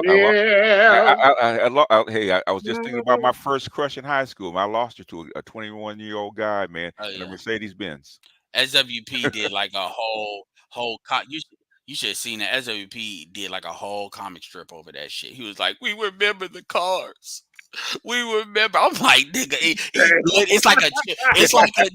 literally, I got Yeah. it's an AI, and Yeah. he's pretty good with AI, by the way. He's actually Yeah. probably I Yeah. might give him a little bit better than me. And he said he literally had like a children's book kind of aesthetic where it was a little boy that did not look like he was in high school, that he was crying because it was a female getting into like, you know, accurate legend Yeah. type of. Oh yeah. Oh yeah. I'm like, Oh, nigga, that's cheap, man. But my chicks was getting into Porsches, man. So BGS like it's gonna cost if you get them oh, from me. oh man. Oh yeah, it did cost. It had a nice Mercedes, man, convertible. Yeah, nice car. And hold on, where am I at? But she was a legit 9 though. She was bad. Okay. If you can play this one real quick, AB, this is the one with the paternity thing, real quick. Oh, okay. With Obi. Oh my bad. I'm like, I gotta be quick with it. Okay, here you go. The big difference with Western women is they're just more honest. In West Africa, for instance, there are a lot of kids who they think is their daddy isn't actually their daddy. 70% of firstborn children in Ghana do not belong to the man. They don't have the technology to do the DNA test. I was like, she said that shit with a smile. Yeah, it's true. What we can do is encourage women to be more honest about their preferences. Back in the day, it was one dude who had a whole bunch of wives, and that's what it was. Good luck with that. Women always gravitate to a small group of men. Right. It's just now they won't admit it. Powerful men have never had just one wife. But nowadays we have to, I think the big. Okay, and here's another one, last one. This one actually is literally like 4,000 views from 500,000 views on my channel. This Really? short. Yeah. Oh yeah. Oh yeah. Yeah. Some of these uploads have been blowing up. Okay. Yeah, that's how I'm growing. Is them shorts, man. Them shorts. Yeah, what Valdez? That's how Valdez made his. Yeah, so this video I upload because usually I upload these videos because that way people can have content. So when I'm cussing everybody out about, so they can see the video. That's why I did it, and then some of them took off. Like this one's got 2,327 comments. Yep, I'm at 1.6 now. 1.6 what?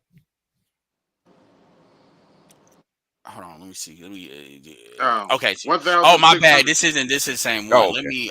Let me flip it. Okay, so y'all can see it. I'm thinking like, okay, let me go. All right, here. Jalen Green and Drea. She's 39. He's 21. She also has a 21-year-old son. Okay. So I'm a little disturbed. What's the problem with what Drea's doing?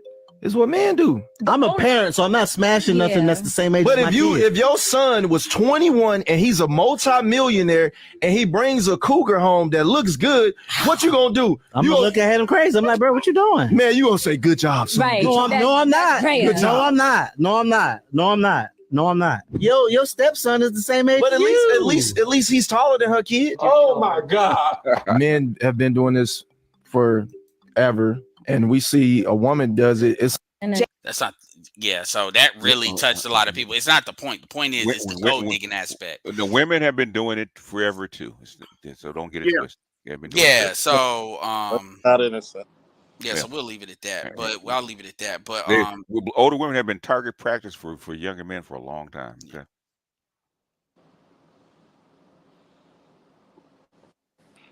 Wait a minute, BGS. Don't talk about R. Kelly's cousin like that. Oops, did I say that out loud?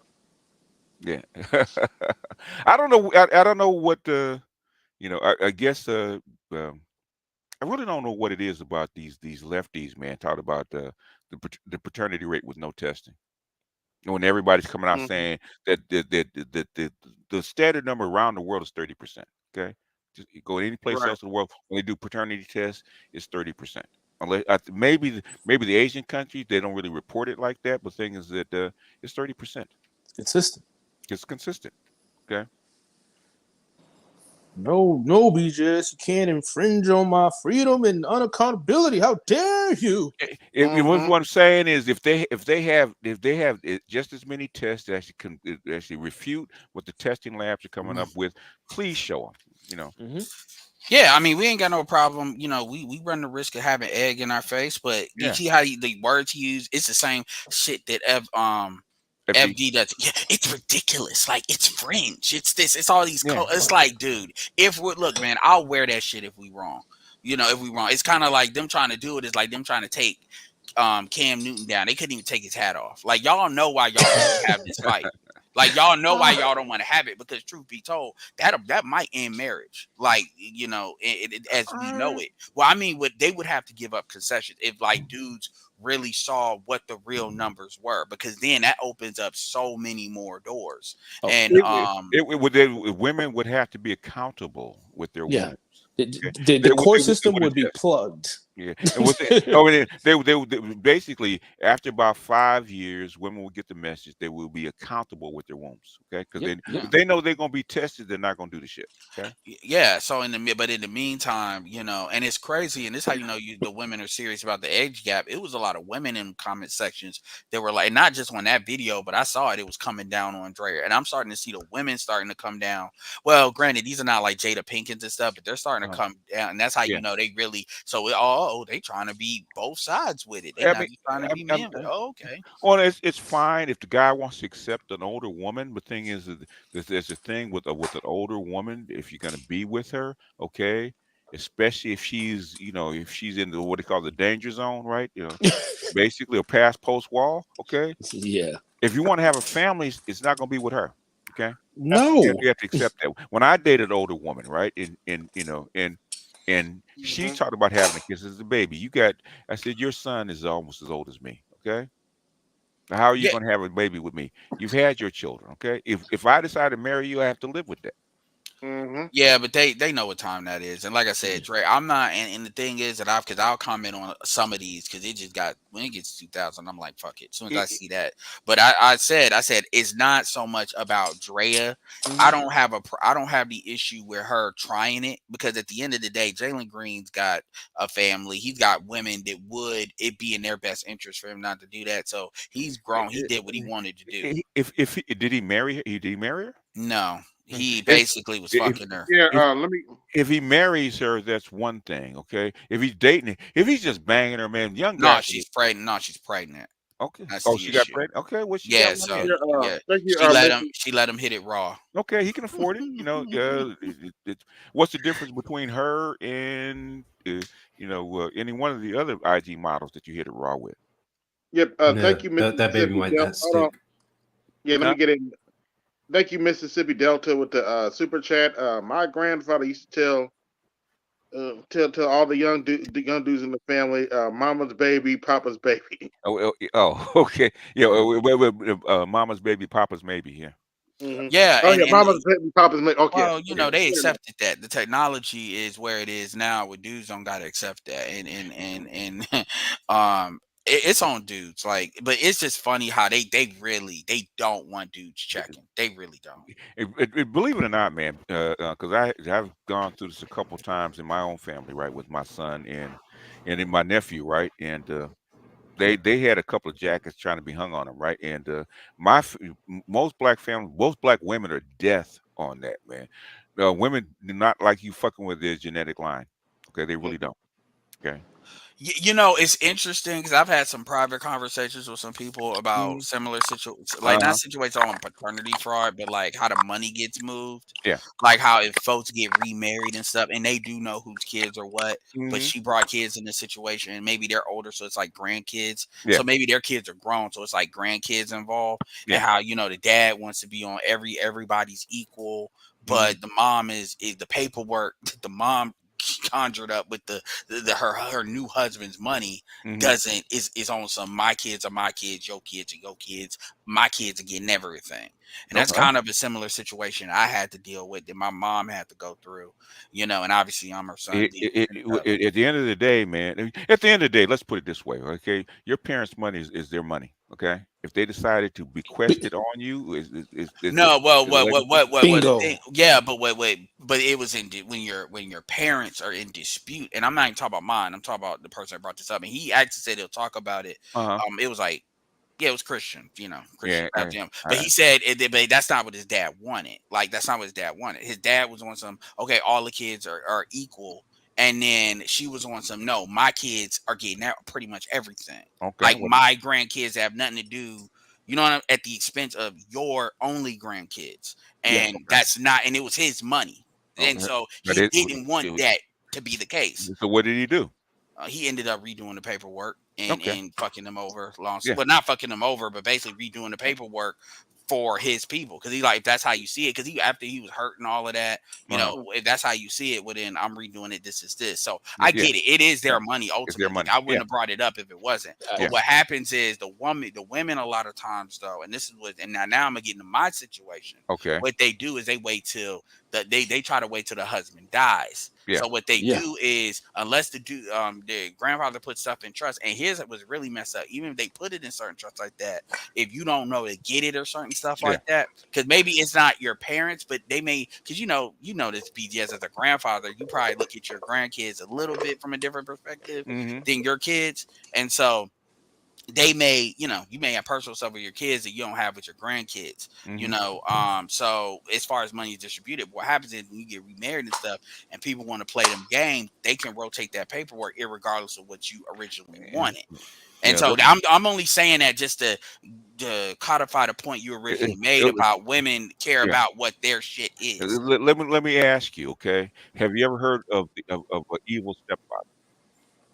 No. Why? I would think because everybody loves granddaddy. Hold on, for two reasons. One, men are tend to have a little more accountable No, in not that really. thing. Nope. But two is men tend to be more noble if they choose. They tend to be more like Russell Wilson with it. If they choose to go that route, if they choose to deal with the kids are generally looked at as equal. It's especially at least with black men versus women across the board don't operate. Who are women most loyal to? Okay, above anything else, themselves and the children. Their nest, right? If you are not in their nest, they're not loyal to you, right? So you have kids out that are not hers. Okay, She don't give a shit. She don't give a shit. Look at Cinderella, right? Cinderella had stepsisters, right? Yep. Stepmother. When the father died, guess what happened to Cinderella? Put out immediately. She became the maid. Okay, Yeah. There's a reason for that. Women will always protect their nest first. Females across the board. Okay. Yep. Okay. When it's part of female nature, and like I said, it's in the problem, and this is why they got all these. Like I still remember when Concrete was talking of not Concrete, but Danielle was talking about PTS. Why are you telling us secrets? That shit stuck out to me more than anything. I'm like, you were dumb for saying that because I've heard it. I've seen it. It's happened to me. Same. I know the bullshit. So when they start talking that bullshit, don't. I've had tricks played on me. I've seen played on them. I've heard women admit the tricks that they played. Okay, so women come with it. Don't come with that bullshit. Okay, I said, just like this chick, man, Elf and Tacos and Shawarma, right? Okay, he had a baby daddy, right? He said, talk about, well, you ejaculated in me, wasn't on protection, right? And what she said was, we were together, lived together for 2.5 years before you got pregnant. What happened to the other 2.5? You just all of a sudden got fertile the last 6 months of you guys being together? Yep. No, she just stopped taking the pill. She stopped taking the pill, but did she tell him? Probably not. Nope. Probably not. Nope. He just let her. She just let him By the way, fire away. Hold on, real quick.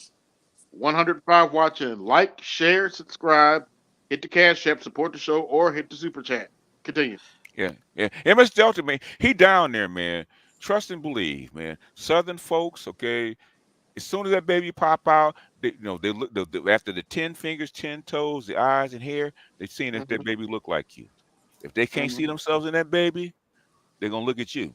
Man, go get checked. My grandmother and my younger sister, they told me don't even entertain a woman with a child. When I was young, I look at them like, why the hell are you telling me that? Like, isn't it obvious I don't do that? But like some women, if you got some good women in your family, they'll tell you the game, man. Yeah, Myron said that, and the thing about it is that's another thing that never gets talked about is they act like, even if a chick is a single mother, or even if she has kids by multiple women, because my mom was like that. My mom didn't want none of us dealing with women who were kids. He was like, you better not deal with the bitches with kids. Like she was dead ass serious, and she actually said that low key she probably rather us bring a chick on of another race than she prefer a black one of another race than a chick with kids. She did not want to play that game. My late mother, when she was in my late mother, when she was in rehab, she told me she flat out told me I was trying to recruit for you, son, but seeing how these heifers deal with their baby daddies, I don't want you to go to any of them. I was like, okay. There's no honor anymore with single mothers. That's the problem. You know what's funny? I had a conversation with my grandfather. April, he'll be 92. Man, he's still in great shape, but still can run. Mm-hmm. Still got knees, huh? Shout out to Mississippi Delta again. BGS with the Cinderella analogy. BGS tax.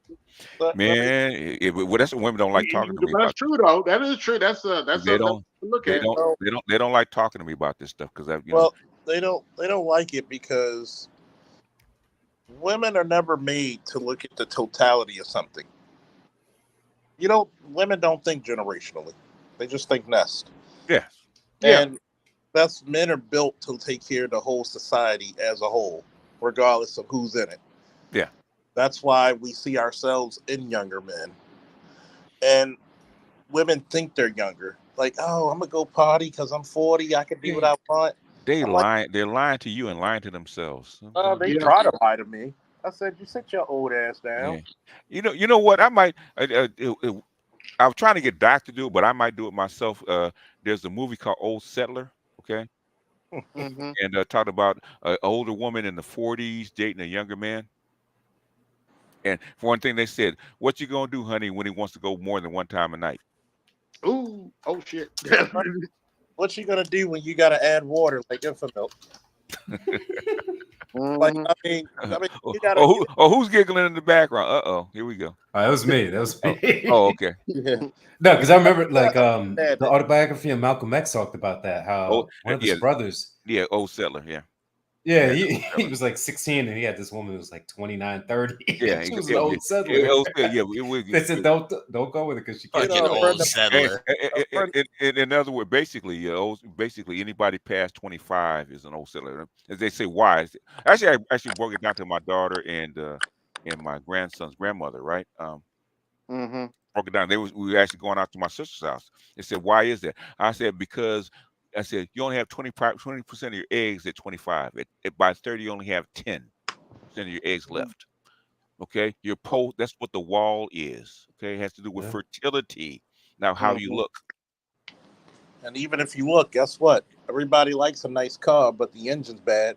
It's just a paperweight. Well, the thing is, when that car is 10 years old, you only got 50,000 miles to drive that bad before it breaks down. Exactly. That's why, like, women, you use it for the weekend. But it's kind of funny when he told me. He's like, "How old are you now, Charles?" Because he's from North Carolina. And so, hey, Charles, you should be settling down. I said, did he call you Charles or Chaz? Child. Depends on if he ate or not. Like, Chaz, you gotta be able to settle down. I said, Granddaddy, have you looked at the women? Yeah, I know, boy, they ain't worth a damn. I said, my mother said the same thing. My father looked at me. I said, does it ever surprise you that me and my brother never married? He said, fuck no. These bitches are terrible. They are. They're not wives. They're partners. Yeah. I gotta find that video where this chick is talking like the Amber. It's not the men's, it's the women. And It's women. Yeah. It's the problem. I might have it somewhere. I gotta correct BGS on something where what did I do? Okay. Erroneously stated. What did I? Okay, give it to me. They're not partners. They're not even good at that. Damn. Oh boy. Okay. Man. All right. If I was Bret Hart, Jim Neidhart would be a good partner. Okay, at least I could tag in and tag out. At least you could take some of the ass whooping or do some of the ass kicking. They're not good. A partner is supposed to do what? Mm-hmm. Take some of the slack. They give you more. Get out partners. They're just liabilities. I don't even call you. I told him. I said, you motherfuckers are a 24-ounce steak to a person with a triple bypass. Yeah, death on a stick, huh? Hey, I got a best for BTS from there. Fuck you, BTS. What did I do? it's really funky for the Yeah, lefties. The lefties found out that what you always said about Cornel West, that he what you call him, a limousine liberal. yeah, yes, yes. I thought everybody knew that. I found your video. Go ahead and pull it up if you want to. Oh, okay. A limousine. Who's Where that? the, I just had to ask, where the fuck did they get that term from? I'll tell you. I'll tell you after the video. I'll tell you. I actually. No, it's the treatment. It's not the oldest, Amber. It's not the good looking one, Amber. It's not the one got money, Amber.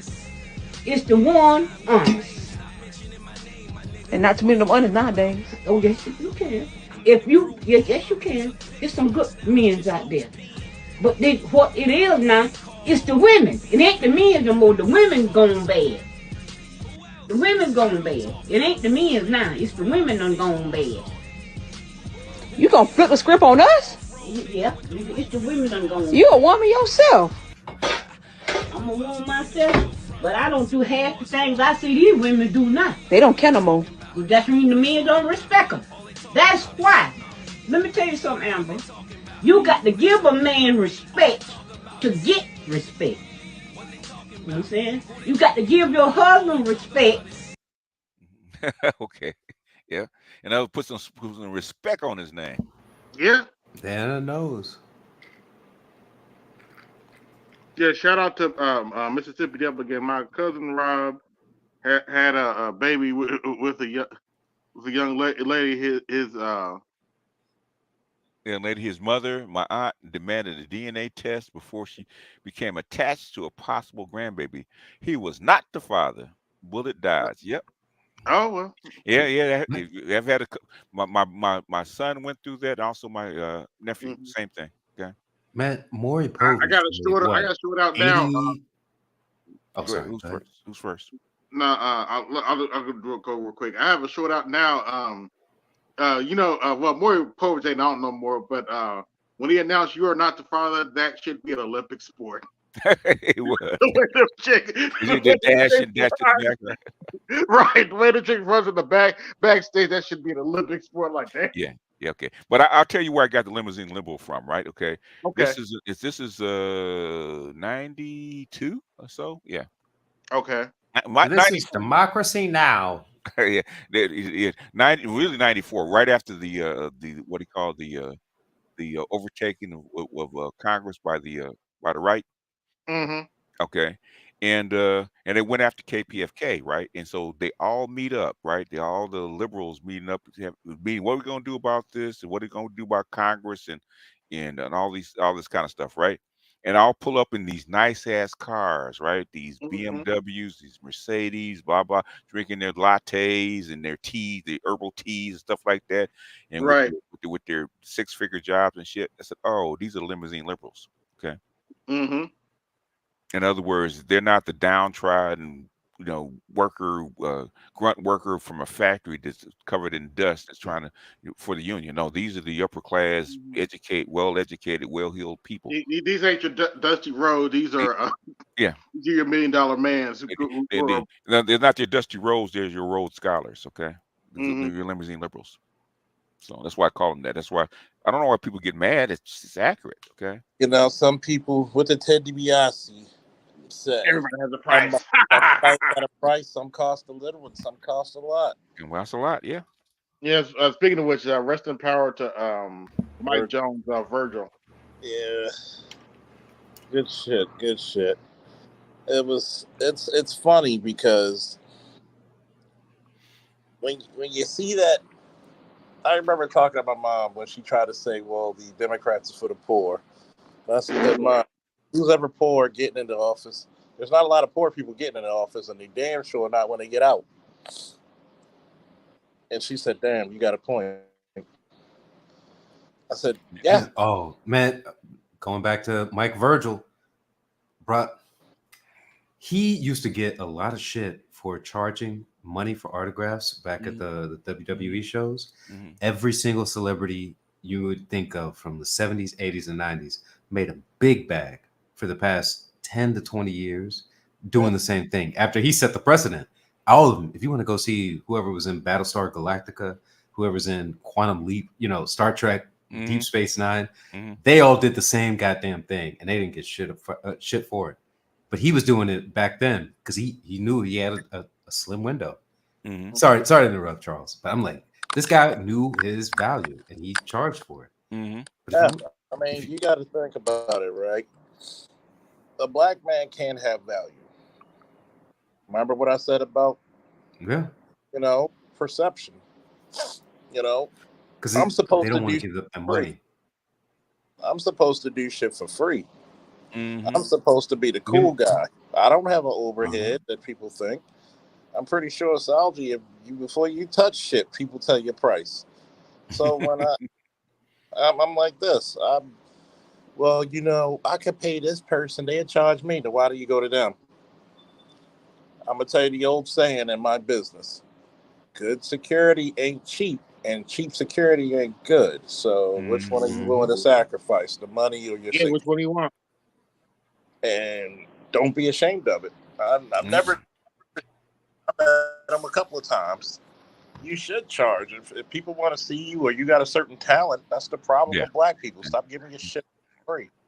If you're good at That's why your something, women don't respect if you're good at something, what Joker say? Yeah, that's one thing Joker's right about. If you're good at something, don't do Don't it. do it for free. That's why I told this one chick, I said, that's the reason why y'all don't respect us. Because we didn't make you pay for the affection. Mm-hmm. Oh well, a woman who's submissive controls a man. I said, no. A woman who's submissive gets the best out of her man. Exactly. Exactly. I said that's where y'all fuck up. This is how I can tell you fuck up. How's that, Charles? Because you never asked a man what he likes. And a woman that's submissive gets what she deserves out of that man. Okay. Yeah. Mm-hmm. Because he doesn't give it to her because she's submissive. She gets it because she deserves. She actually worked for that shit. Yeah. Okay? Mm-hmm. And he's capable of doing that because things are moving well. Yeah, he rewards her, but wait, loyalty is actually rewarded by a man. Yeah. You- And that's the hardest piece for a lot of women to actually see.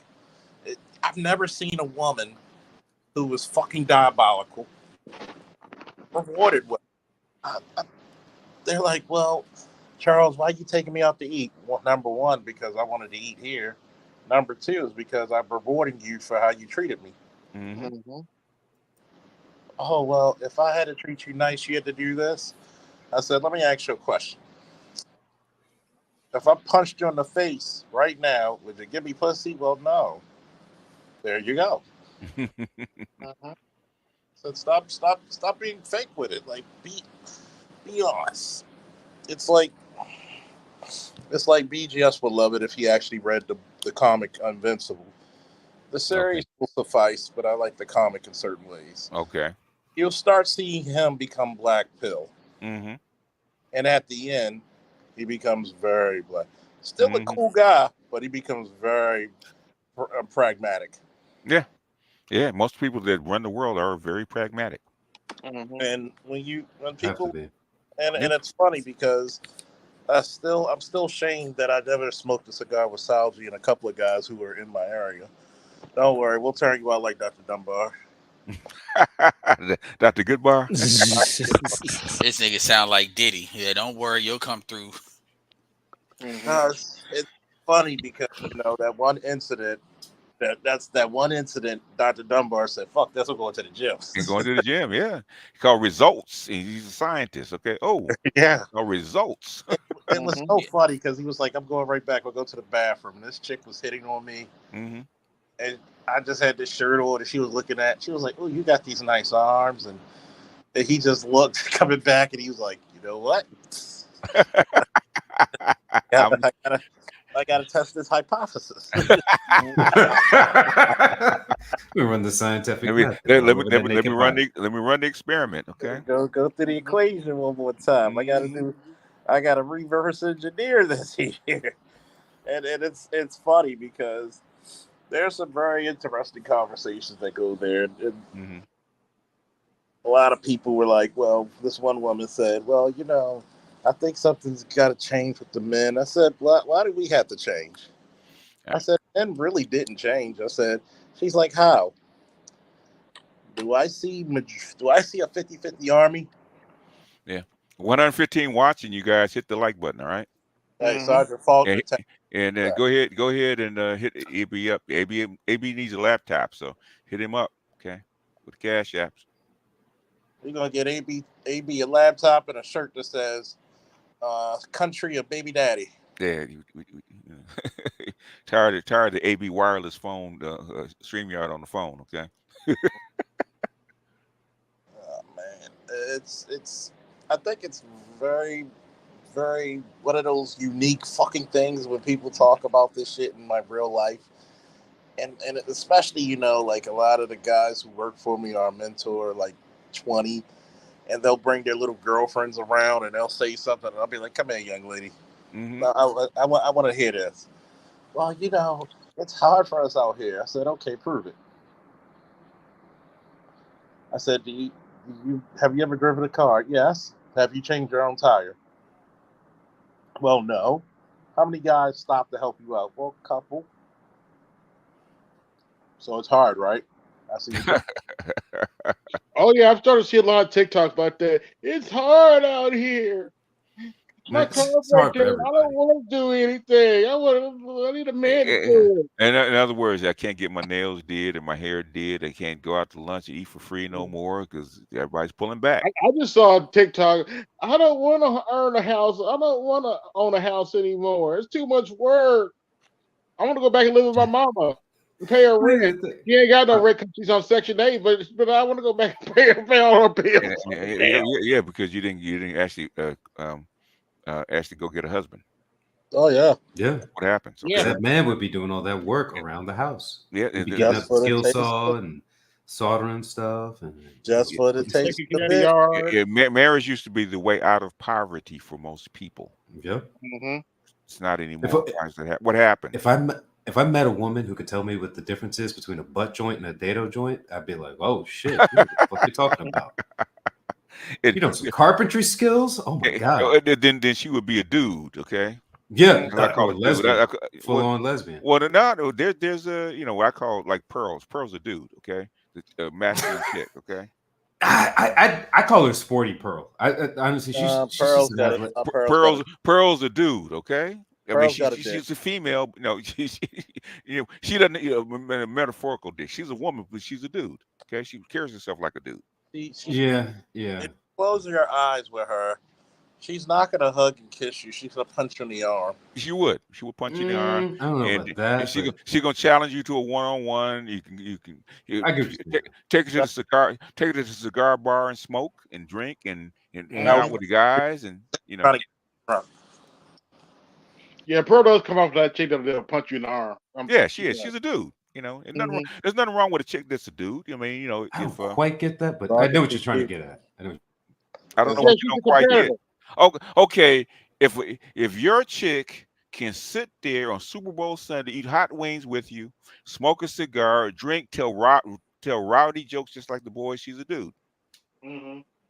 She's a female dude. Yeah, I know what you're trying to say. I'm just saying that I get that she's trying to soften herself up. She's more structured and stricter than anything else. Like I don't think she's she's an athlete. She's been volleyball, basketball. The people that she gets along with most are not females; they're dudes. Mm-hmm. Yeah, or other females in the athletics. So she's more structured and disciplined. She's structured. There's disciplined dudes. Okay, everybody's not loosey goosey. They're very disciplined dudes. You gotta remember. When you hang around chicks that are athletes, the only people that get them are usually males that are athletes. Yeah. Like other males would literally, I'll put it to you this way. Fuck you, BGS, because I got to mention she who not be named. Okay. It's kind of hard for her to look at men when a lot of guys that are out there can't bench as much as she can. Yeah, well, that's she's a dude. Okay, she's a dude. Okay, I'll give you a world famous dude that everybody knows is world famous. She's in a bunch of movies and shit like it, and she's a dude. Zendaya's a dude. Okay, Zendaya. Yeah, she's a dude. Yeah, Zendaya, as cute as she is, she's a dude. She's a dude. She's a daddy's girl. Yeah, she's a daddy's girl, but she's a dude. You could tell by the way she acts. By the way she acts, by the way she talks, you can tell she's a dude. She's a dude. Like, just be glad she's pretty. She's very pretty, very, very good model, very pretty. You know, but she's a tomboy to heart. She's down by the heart. Yeah, perfect. The way you would get a girl like that is not taking her to a fancy restaurant, dolling her up. Go to the fucking arcade or something, on a bowling alley. Go shoot pool, and she'll love you for life. Do something like that. Chicks like that will love you. It worked out for life. Now, I was saying, I don't know what part you said. How you get a girl like Zendaya? You don't take her out fancy to eat. You do something like go to the arcade or go paintball shooting or something like that. Paintball shooting, yeah, you love that. Yeah.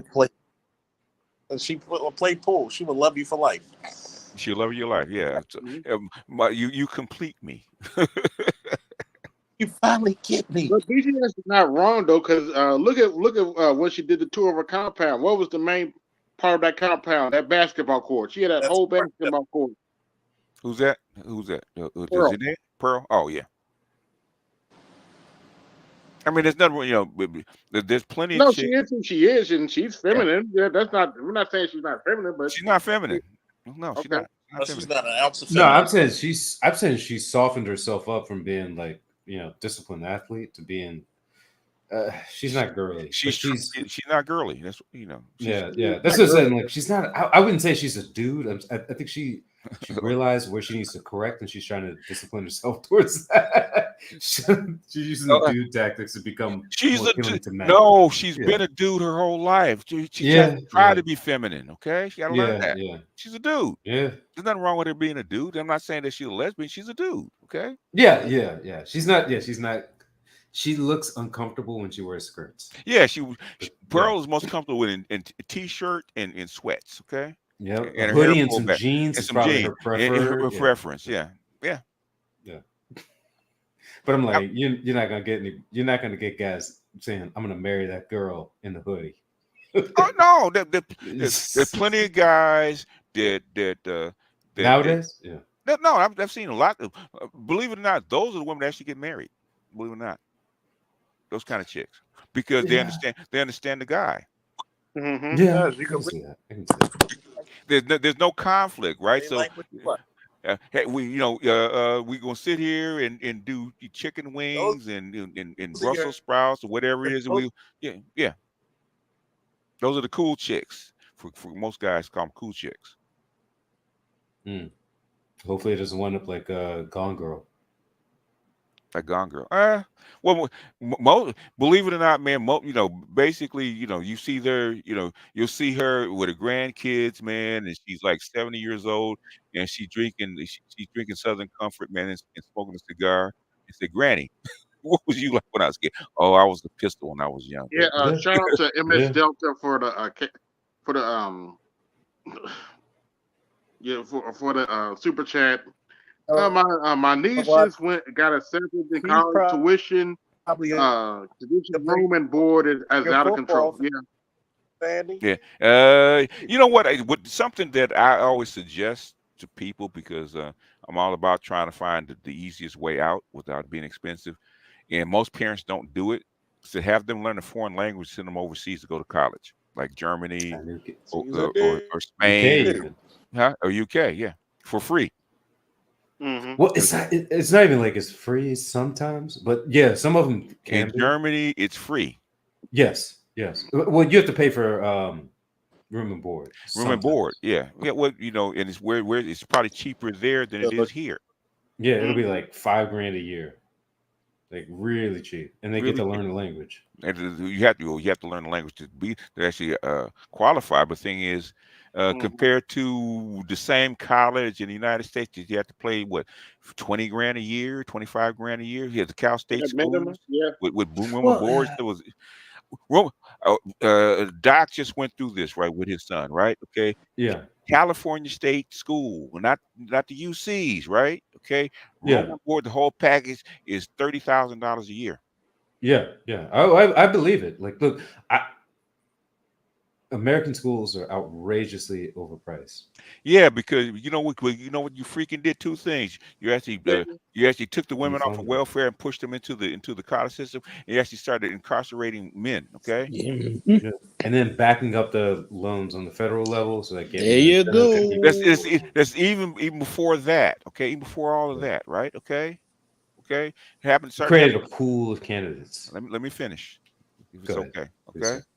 In California, right? You went from California used to be the cheapest place to actually go to college, right? Until you start sending people to prison. Okay, when I first looked at it, the budget for California colleges was like $5 or $6 billion a year, right? Okay, and the prison budget was less than $1 billion, right? Yep. Within 10 years, it flipped from $9 billion for prisons and $4 billion for colleges, right? Guess where the money went? Prisons. Because Judge Joe Brown said that when he went to UCLA, LA, yeah. I want to say it's UCLA. He said he paid something like $500 a year. Yes. So this must have been the 70s. It wasn't. Yeah. It was late 60s. He was Black Panther time. Yeah. Right. And then I think it was something like after that point, most of the you said most of the budget went. I think the last college that was built in California, the UCs at least, was Davis. Yeah. And ever since then, there's no UCs. There's been other CSUs. Yeah. But it's just been like a full. And and this is why off the population. And this is why I say the only people who can actually afford to go to college are people who are rich. Because how many people have 20, 30 grand just sitting there that does have nothing to do with your savings, emergencies, retirement, nothing. I mean, it has nothing to do with your living, your future, nothing. You can blow that and not even worry about it. And that's per year. That's not total. Thank you. Yes. Less than 10% of the population, working population, like 5%. yeah. I'm trying to. Yeah, be nice. Okay, be a little hope. Okay, little bit, because they really think that this is why I say people really don't understand the finance. They don't understand these things. Like they don't understand. To me, I look at money as time. Really, first and foremost. Yeah. They don't realize like, okay, you pretty much have to go into debt because for the most part, most likely your parents don't know what being tracked is, all this other stuff. They didn't set you up right. I'm not saying they're the bad people. They didn't set you up right. Point blank, period. So now you got to go out there and get a loan. Now most of these people thinking that they're going to pay off their loan, or they're thinking that they're not going to pay because they're going to go into teaching and certain careers. Yeah. And after 20 years, it gets expunged. But guess what? Typically, those jobs don't pay a lot. So it's going to be on your finances for at least 20 years. And then you got everybody else that's not going to be in those industries. They're not, for the most part, they're really only going to be making $42,000 to $58,000 a year. And the equivalent moving forward. And that's the other thing that people don't understand. They see the nominal number increase. They don't understand the real wage really hasn't increased. Like if we were to keep it where it was, and BLS, they show it. Yeah. Yeah. The equivalent right now is people still technically only make $300 or something, not even $400 a week, compared to the 80s. If you give it the equivalent, so when you start really thinking like that, then you really understand you really ain't got money. Like that's why I say that. I'm not being disrespectful. You just don't. You got to be strategic. Like yes, a lot of my biggest pushback is the women in the family, right? Yes. My daughter was 15. I wanted to send her to actually community college at 15. Okay. So by the time she got out, she only have like maybe a year and a half. There you go. So by the time you get out of high school, you got a year and a half. By the time you're 20, you got your bachelor's. Okay. Yeah. Done. I mean, I had similar stuff that worked for me. It at the cheapest rate possible. My other daughter, I want to be a doctor. Okay. I'm retired. Take you to Cuba. Okay. At 18. Okay. In 6 years, you have a medical degree from Cuba, right? Then you come back to the States, become a nurse practitioner, or go back to school, become a regular doctor. Okay. At a tenth of the price. Okay. Yes. Approximately how old is your daughter who would have done that? Talking about which one? The one who wanted to go to medical school. Oh, at the time when I actually told her, she was about 10 when she wanted to be a doctor. and said, okay. Okay, and Nice then meeting she's you. like about what, like early Oh, into the 30s she's now? 35 maybe. no, she's 29. Oh, Yeah. Okay. So She she would young. have gone through. Well, you remember like 5 years ago, Cuba announced that they had a cure for lung cancer, right? Yeah. She would have been involved in having that under her belt if she got some research experience with that and could have come back to the U.S. It's major. Maybe completed a PhD program, and like the medical programs outside of the U.S. are much faster and much more intense. That's why. That's You got a why. lot to learn. My thing is not even about that. Basically, okay, I ain't got 20, 50 grand actually to plunk down a medical school. Plus Exactly. plus another 50 100. grand. Who does? Double that. 50 grand. Double it. Double it. Plus another 150 for undergrad. Okay. Yeah. So we didn't have that kind of money. How can I get you the same thing in less time where I can actually afford it and get you the same result? My thing is about results. I'm black pill. I'm Exactly. about results. Okay. Yeah. I'm not about all this feeling. Okay, that's fine. You can feel after you get your degree. Okay. Man, I know white dudes who went down to they were like middle-ish class and then went down to Grenada. Mhm. And that was that. Do you remember that Clint Eastwood movie Yeah, when they talked yeah. about the Yep. the students that were trying to evacuate were American Medical students at medical school medical school. down there in Grenada because Yeah. it was cheaper and you could get residency or Mhm. internship and then residency after you finished Yeah, medical school there. yeah. Because they accepted them without having to go through extra medical education in the U.S. Yeah, yeah. Like, I mean, you you're on could the have. right path. Why do you think O'Shea went to Poland? Okay. Yeah. Exactly. Mhm. It is big business in this country. People really don't realize it. It's sad, and unfortunately, the quality across the board, obviously not every college, has diminished. So it's worth less, but then they raise the standards of you to get an entry level job. Like they just fuck you over everywhere. Yeah. If you're not making strategic decisions and executing every time. I don't think people really they don't understand, they don't realize this shit. And it's crazy. Like think about this. You don't make enough money to pay for a house, cash. You don't make enough money for the most part to pay for not a luxury, a freaking Honda Civic. Yeah. Cash. And to go to college, cash. Think about that.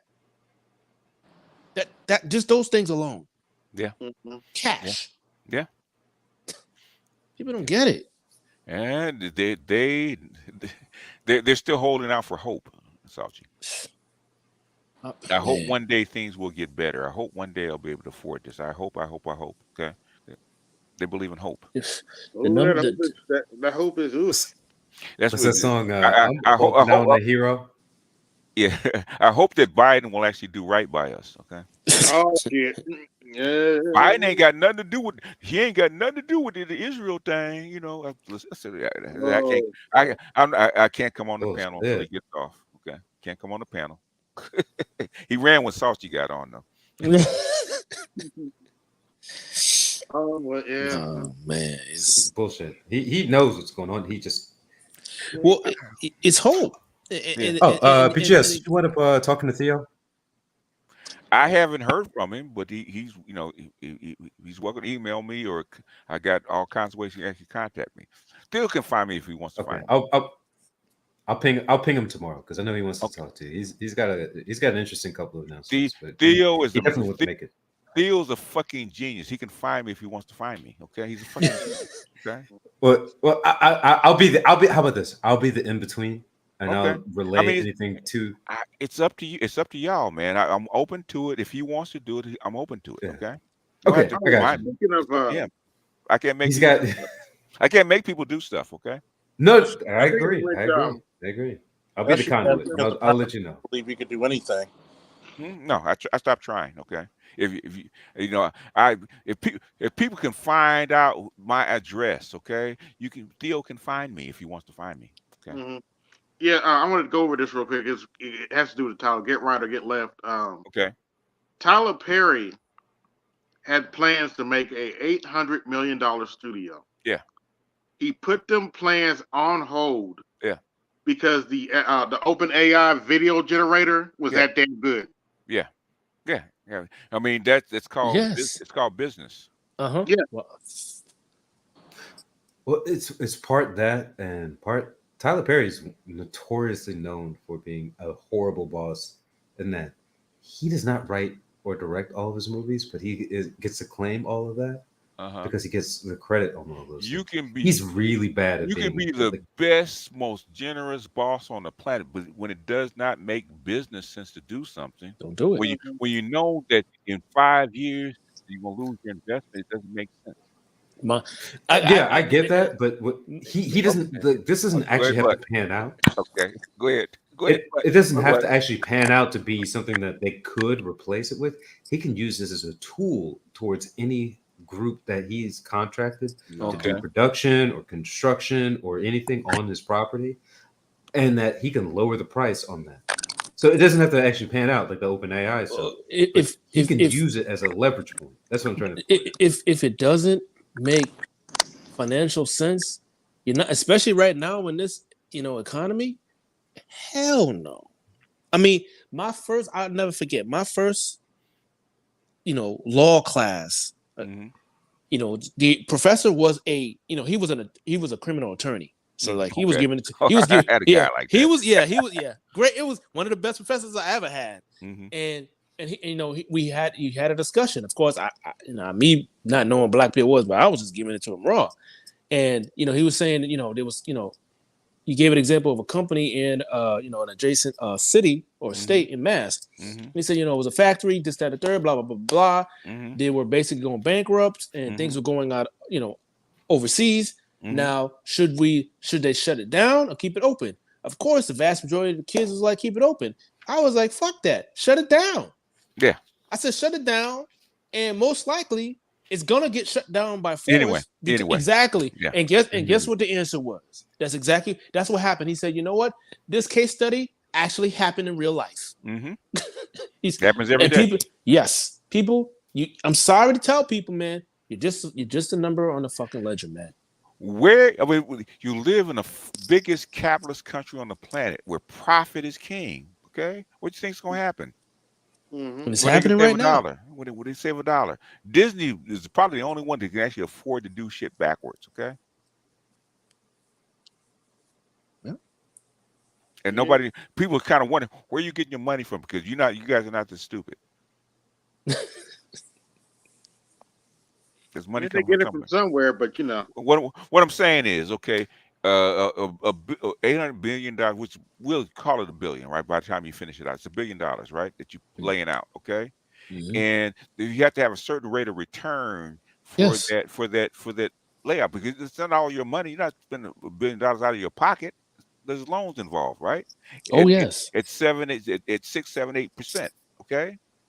Got to have a rate of return on that money, okay? If it looks like the other company to save costs will actually use this generative AI rather than a studio, okay, you're still gonna get business, but not what you think you're actually gonna get. So actually, you'll eat into your profits, okay? There's somebody, especially these larger businesses. There's somebody called a CFO, and the controller answers to the CFO. Yeah, and then the senior accountant answers to the Then the treasurer answers to the controller.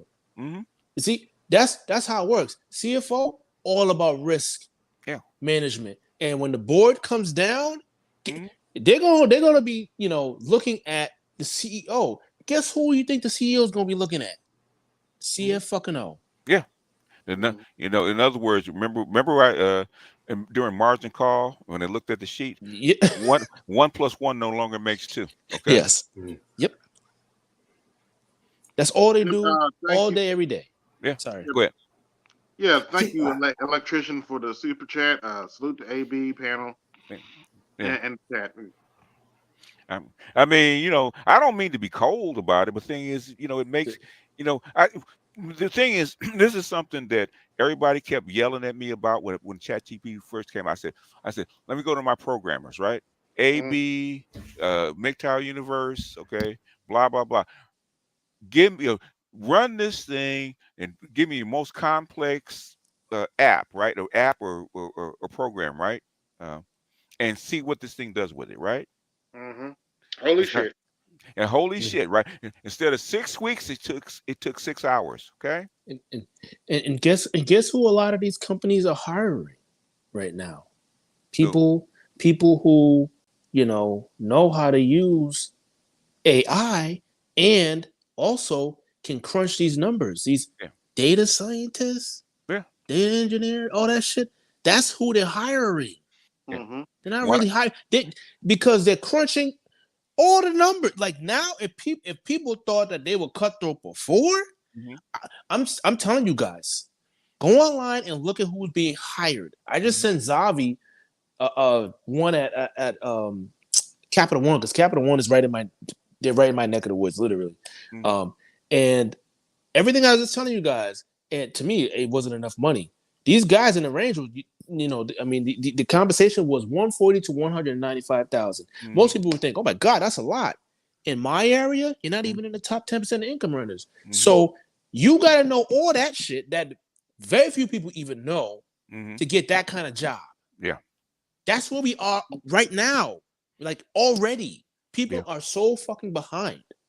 Yeah, when I first came, I said 1 in 5. Okay, my estimate, 1 in 5 people will be gone. Okay. Yes. After this thing, 1 in 5. Okay. Oh yeah, look at the video game industry. There's a ton of layoffs. Yeah. It's just getting started. Yeah. Well, they said it the end of last year, fourth quarter. Yeah. They publicly stated it. They were saying to the board, they were saying, we are going to hit our numbers. As soon as I saw that by multiple Fortune 500 companies, I already knew what that meant. We are fucking slashing payroll. Okay, let me take Jules. Jules, you're logical, right? Okay, say you're Tyler Perry, right? Okay, you're getting ready to do this, right? And then all of a sudden, this new generative AI comes online, right? Okay, that can actually do video. Okay, what's the first thing that you have, Jules? I missed the last point. The first, in other words, what's the first thing you're actually going to do? You're actually going to test the damn thing, right? Yeah. See how it can work and integrate. See how it can work, right? Don't you think that everybody on his staff did that? That's the point. That's the problem. Is that the answer my question? They can't. I would test it, but the only thing we've seen is test material. I don't know if he's actually tested. That's what I've seen a press release. That's what you've seen. He's a billionaire. Yeah. What has he seen? That I don't know. That's exactly okay. Trust and believe he's seen it. Okay. Yeah, that's that's what I'm saying. That's what I'm saying. It could be just speculative.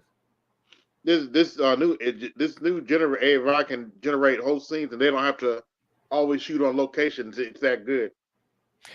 I can tell you, man. I've been doing this shit for way too long. Right, 3 years before you even see it, the people behind the scenes have already seen it. By the time it gets in the news, you're 2 years behind. Yeah. ChatGPT's been around. Very true. He might actually have experience. ChatGPT's been around since those test spots, man. They're taken offline back in 2014, 2015. I was telling you guys that then. Okay, watch out for these things. They're going to be back. Okay. They're literally hiring these data scientists and analysts to run scenarios all day, every fucking day. Like it's moving forward. It's already extremely cutthroat. It's only going to accelerate. That is it. Yeah, you do I not agree. cancel a billion. It is a very okay. You don't cancel $1 billion deal just cause. Okay, you don't. It's true. Yeah. Yeah. Because I remember when the move from actual film to digital was they had a bunch of test cases that went out with that what's that Angelina Jolie movie Sky Captain, and it was like a throwback to like the Rocketeer type of. Oh yeah, I remember that. Yeah, and it looked like trash, but it looked kind of cool. But it worked in that it was a good test case of a movie, and so they could do stuff like that and see, they could have a lot of weird animatronic AI people in the background. Look at Star Wars. It was George Lucas that revolutionized that shit. Yeah, exactly. Back in the late 80s. Okay. ILL. Oh, I thought you were talking about 1, 2, 3, not no. 4 through 7. And what was it? Light and Magic. George Lucas. Yeah. It's where your video game engines came from. When George Lucas in Light and Magic. From what he did, that's what your game engines came from. From when he spent all that money, had all those servers crunching all this stuff for it, because you churn out his special effects. Okay, and they took that and made game engines out of that kind of stuff. Okay, yeah, that's where it came from. Probably helped right along with some DoD money too. Yeah, now you got game engines like Unreal and Unity and all them. Yeah. Why you think they all popped up in the same place? It came Industrial Light and Magic from George Lucas. That's where the shit came from. So it had already been tested by him before. Mm-hmm. So by the time you see it in the mid '90s on digital, instead of converting it from digital back to film, okay, you just keep it all digital.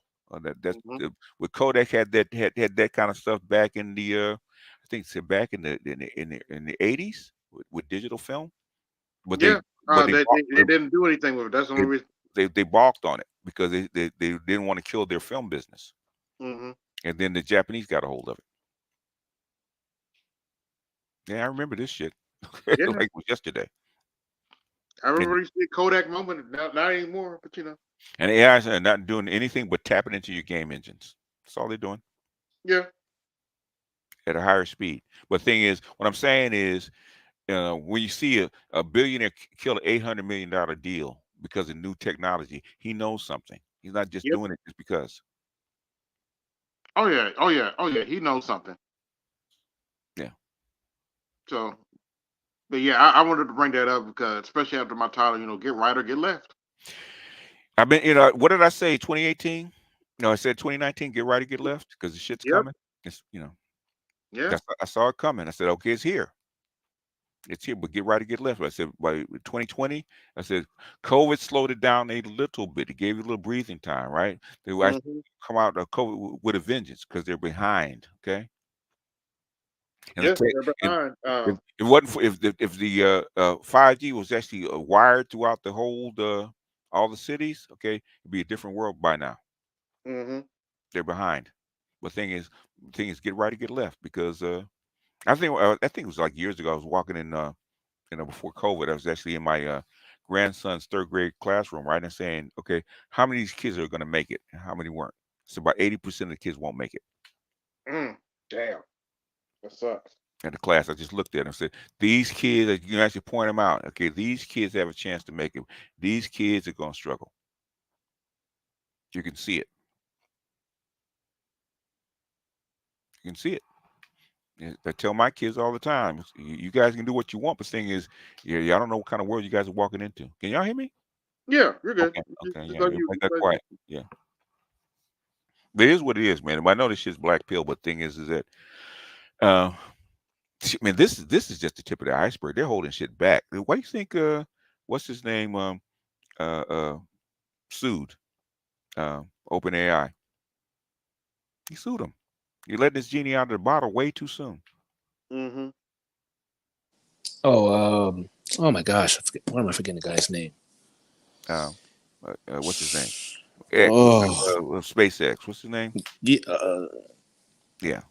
He sued. Why do you think he's suing? He's against this because this is going to be a problem. All right, you guys want to agree? He's trying to make money. You're letting this genie out of the bottle. Yeah, but it's out already. Yeah, genie's out of the bottle now. Pandora's box has been opened, and now everybody has to compete. So now you have a race to, I don't know, race to the top, a race to the bottom. I don't know which one it is. Mm-hmm. But what are you gonna do with your people? Find out. Yeah, well, we're gonna have to find out about the UBI real quick. Okay. Mm-hmm. Gonna be one of those things. Yeah. On top of this insane election we're going through right now. Jeez, gosh. Oh no, but Biden's got it in the bag, because the numbers say that Biden is going to win this. Unless Trump can pull out a rabbit out of his hat. Okay. Okay. And that's not what your polls are saying. Well, I don't know where you get your numbers. I don't know. Yeah. Oh yeah. The migrant problem isn't the problem. Like, okay. The migrant problem is not a problem per se because it's actually designed. Okay, it's a problem with black people. Is because those are the people that actually come and actually replace you. Okay. Yep. What we said a while back ago, your replacements are here. Your replacements are here. Yeah. Yeah, I know it's intentional. I get in trouble for that. This shit is not an accident. Okay, it's not an accident. Millions of people just don't walk across your borders by accident. Okay, they're allowed. Of course not. Well, apparently, it seemed like Trump's pulling an elephant out of his hat too. What an elephant? What's an elephant? Said when you were being sarcastic about him pulling a rabbit out of his hat. Oh shit. Yeah, I guess so. It's funny because when I told him, I said, "Look, one, of course we all know that white people are losing their birth rate. That is alarming. Oh yeah. Mm-hmm. Oh, he's a two. A lot of the shit because of the migrants, because you got them in these cities. Mm-hmm. That's becoming a problem for law enforcement. Yeah. Way, I don't know anything about law enforcement, so fuck y'all. Yeah. No, you're not a cop, man. Who do you think you are? You a cop? No, you ain't no cop. Maybe sort of, kind of. So, of course, majority of the time when they come over, you're not always getting the best and brightest. I asked Salji, he said 25% of the greed that are coming over. So the other 75 motherfuckers, you got to look into their background. Yeah. Oops, we don't have a background for them. Well, here's a little known thing that I've been looking up for the last 3 weeks. Shout out to me and Bit of Truth. Mm-hmm. MS-13 is now amalgamated with other fucking Hispanic gangs. Yeah. And bigger. As a matter of fact, some of these motherfuckers got cartel connections. MS-13 is not a gang; it's a cartel. Okay. Yeah. Mm-hmm. It's damn near a legal organization. It was the MS-13 was a California before they actually deported all those kids. They were a gang. They're a cartel now. Cartel because they got back. You got to think about it. How many of these motherfuckers went through the military and brought the training back? Yeah, tons of them. So MS-13 is not a gang. But Biden did everything he said he was going to do. Like, okay, whatever. I mean, if you're in his position as what a white country, you would do the same thing. Okay, that's why I know. Mm-hmm. I would do the same thing. Got to replace these people. How do I do it? You got to replace white people. Where did I get them from? Go get the Latinos. They're 65% white. That's the best you're gonna do.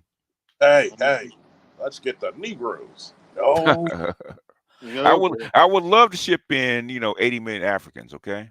Mm-hmm. Love to ship them in. Okay. At least they're black. And everybody trying to be the Negro, so why not? It's like I told him. I said, look, you're not gonna. And I asked the numbers guy. That's Algi's numbers, nigga. But if it's 25 that are agreed, look at what MS-13, which a lot of those migrant groups in New York and other places are going to go to directly. Mm-hmm. They're gonna be so much trouble.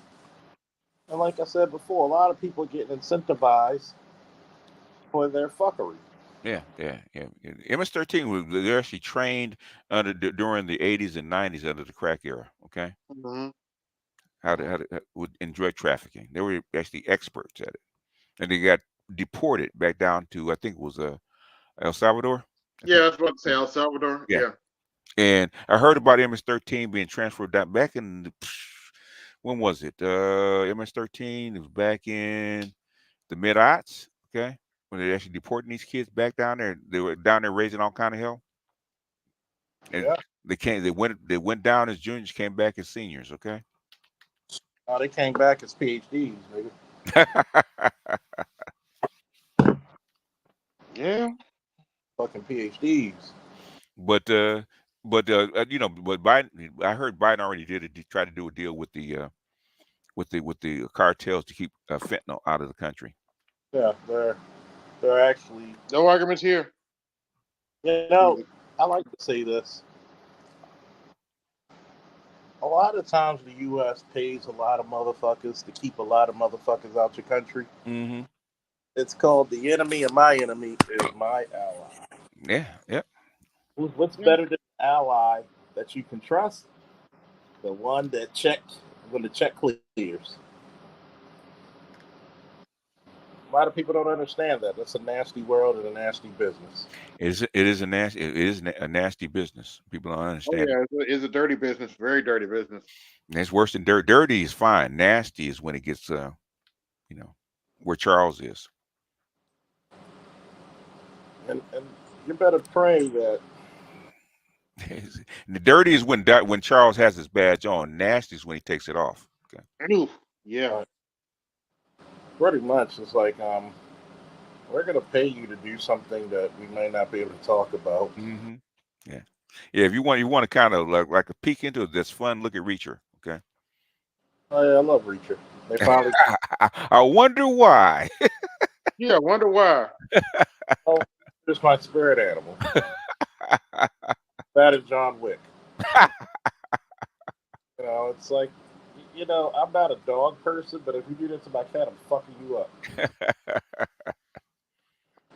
Like, I understand his method to his madness, but a lot of people don't understand the seedy fucking world that we live in. That what did Grandpa Simpson say to say to Homer when he said, "I want to be president"? He says, there's good men in the world who make sure people like you don't get it fucking. That's true. Yeah, true. So I'm okay with that. Yeah. I'm okay with that. Oh man. But these chicks keep exposing themselves, man. I'm just looking like, okay. Who's that? These The some of women? these UWs, some of these heifers, yeah. Man, it's over, man. Basically, once we find out that they can't go overseas and do what we do, it's over. Yeah. Okay. The problem's not us. The problem is you. Amber, the problem's the women, Amber. It's the women. It's not the Why that men. video? It ain't That the video's men's. hilarious. It's not the men's. It's the women's. It's the Women's are women's, going bad. Amber. The women's are going bad. Okay. Women's gone bad, Amber. Now listen here. I'm like, damn. Because you don't respect them. That's that old. I tell you, the other one that had me ruins that great grandma's like, you ain't married, baby. Yeah. That's a damn shame. You ain't married. I'm like, damn. You ain't got no husband, no kids. You ain't got no husband. All you women's out there, you acting funny. Like, yeah. Don't know if you don't get married, you don't want to do that. Stop bothering us, okay? You don't want to get married. Stop trying to say you got to have 100K, be a high value man. You want to have kids out of wedlock and not get married and all that kind of stuff. Just do your thing. Leave us alone. Yeah. They can't do that though, BTS. They ain't got nowhere else to go. Yeah. I got nowhere else to go. I got no place. I got nowhere else to go. Like, why do you want to be a mother? A single mother at that. But then complaining that you got to do it all by yourself. It's biology. No. Because it's too hard. I didn't know it was going to be this hard. Yeah, well. The duty of the dick. I'm just like, that's the price they pay for. I'm independent. Yeah. I don't need no man. I'm like, okay, whatever. Okay, yeah. So stop crying. Man, you do it. Wait. Can you change my tire? No, you independent. Call your baby daddy. You don't need me. What you bothering me about that tire for? Call your baby daddy, Uncle Sam. Have him come change. Hey, shout out to this one chick. She actually admitted, yeah. You do know that we traded our black fathers for Uncle Sam, right? Yeah. She said it. Yeah. His baby daddy, Section 8, welfare, food stamps. Yeah. The welfare cliff. What is $38,000? Last calculated. So just for a guy to actually make a dent He's got to earn like 50 grand. That's why Mhm. she said 50 grand or don't date because Uncle Sam gives us more. Yeah, literally. Hmm. Save your money, get your passport, get out of here. Get the fuck out of here. That Mhm. reminds me of that G.I. Joe skit where somebody did a voiceover and the kids were in the fire and the guy was like, "Get the fuck out of here. Come on, get the fuck out." They're like, what the fuck you standing there? It's fire. Get the fuck out. Yeah, yeah. Passport sits overseas paying for dick. Oh my gosh! Fuck you again, BGS. Because every time I think about a chick going overseas, Hmm. that video you played of that chick saying you don't eat coochie. Yeah, I remember that. Pops Yeah, in my, yeah. that video pops in my head. Head, you don't get a green card because you don't eat coochie. Yeah, that's why you're paddling alone, right? Mhm. My God, you gotta just looking at that chick. You don't eat coochie. You're drunk. Mhm. Have eat sour grapes. You know, got a goddamn Yeah, sour. this is other video that I think it came out last year where that chick said she divorced her husband and she regrets every minute of it. And that dark skinned chick said she divorced her husband, thought she was better than her husband, Hmm. and now she is going from bed to bed and balling up crying at night. I was like, dang, it's like, ouch. Yeah, well, if you divorce My your husband, husband's married to a woman that's actually doing something for him now. So I was like, well, yeah, well, basically he lucked out. Okay, you left him. He found found a replacement. yeah, That's why they get upset when you find somebody else. Say if you're a baby daddy, they get upset when you find somebody else. Boy, they yeah, get pissed. They get pissed. They get pissed. Yeah. yeah, they throw temper tantrums too. Mhm. Oh, if that's all they throw. Yeah, if you're lucky. If you're lucky. They get pissed. I mean, God damn. I saw one video. She ran the dude over, then threw then I think the door came off. She threw the door out. I was like, Oh, the bumper. Yeah, the bumper. Yeah. I was like, damn. Yep. Yep. Yep. She ain't the first one. That happens all the time. Yeah. Because he got a text and she saw it. Why are they so violent towards their men? Because they're Klingons. Okay. Yeah. Fuck you again, BGS. You're right. They See, are 'cause Klingons. they all took bat lift training when they were 4 years old. Okay. See, you gotta damn near smack these bitches. They probably respect you Yeah, more. I was just watching Star Trek TNG the other day, the first season where War's fantasy of that chick comes when they're in the other side of the galaxy. I was Yeah. like, damn. And you see that chick, I was like, damn.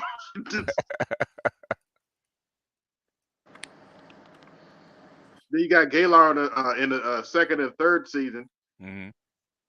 Oh yeah. Yep.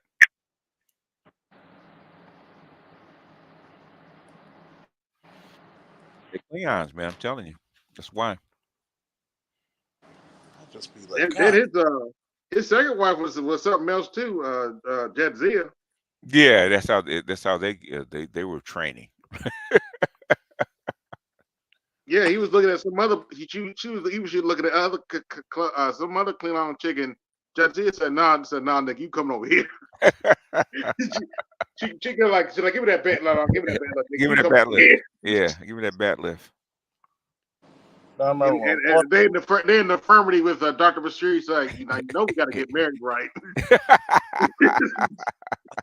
I'll just be looking at that shit and I'll be like, good God. Like, you bitches are violent. They're violent, yeah. Mm-hmm.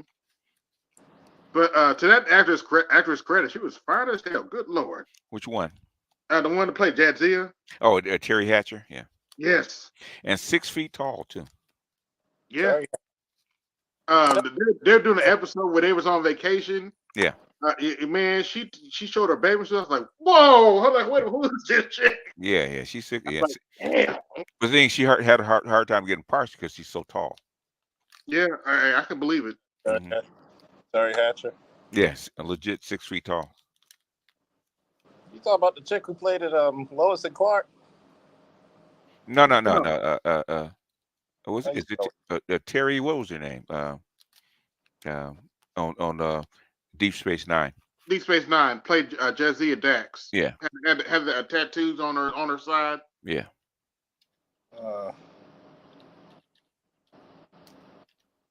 I gotta look at this shit because it's been a while since I watched Deep Space Nine. You know, I got Paramount Plus, so I can, it's Terry Farrell. Yeah. Yeah, I got Paramount Plus, so I can watch the reruns. It's kind of funny because when you watch Deep Space Nine and you're like, how you spell her last name? Farrell. Ferrell. Mm-hmm.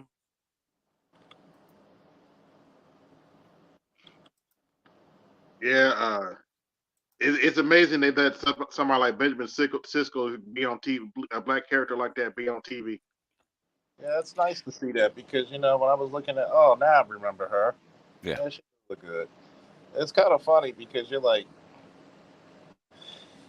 at Cisco on there, you're like, man, a black captain of the Enterprise. That's some good shit right there. That's good shit. Cisco's a badass too. He I have to give Cisco his credit. He actually punched Q in the face. Oh yeah. Q was like, wait a minute, Joe Luke never punched me in the face. Yeah. He's like, I ain't Joe Luke, motherfucker. I ain't John Luke. Motherfucker. He punched him straight in the face. Like, wait a minute, Luke never do violence. Give him that look like pow. Like, I love Q. Q was like Q's episodes were very philosophical. Yeah, that's true. Very philosophical. It's like now this is the one good part of season 2 of Picard. Mm-hmm. It's the first part when Q was dealing with Picard, and Picard was talking shit to him, and Q just smacked the shit out of him. I'm like, damn, I didn't see that one coming. Oh, Q smacked him? No, yeah, Q smacked the shit out of him. I'm like, damn. I didn't see that one coming, but because usually Q's just doing this thing and talking shit, but no, Q like stop talking to me like you ain't got no sense. Like, wait a minute, I'm feeling Q, damn it.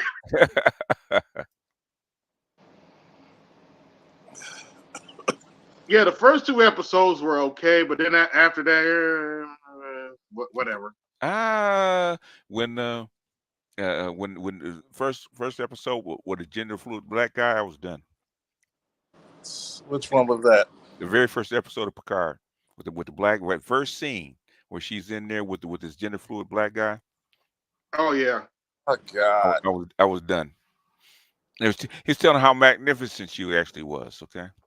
Mm-hmm. Which is feminist 101. Oh, then she got vaporized, unfortunately. Yeah, he did. Oh, he needed to get vaporized. I wasn't sorry about that one. Oh yeah, they even had damn, I forgot. They had Vanessa Williams on Deep Space Nine. Shit. Yes, sir. Yes, sir. God Almighty. Which episode was that? When they're on the Pleasure Planet. Oh, that's right. Oh, that was her. Okay, damn. I didn't think about that, but yeah. Yeah, I remember that. Oh man, I would have been on that. That's when Worf then went on vacation and everybody wanted to come along. Yeah. On that episode, I'm looking at the picture now. I'm like, how do you not melt this woman's hands in her prime? Good God. It's kind of hard. People be like, is there one woman that even when I saw her with Miss America, and I was a little kid, I wasn't into girls, but I knew I wanted that. Good God. Yeah, she was. Good God. My father went to look past the TV, and he was about to change the channel. He was like, you know what, son, you did good.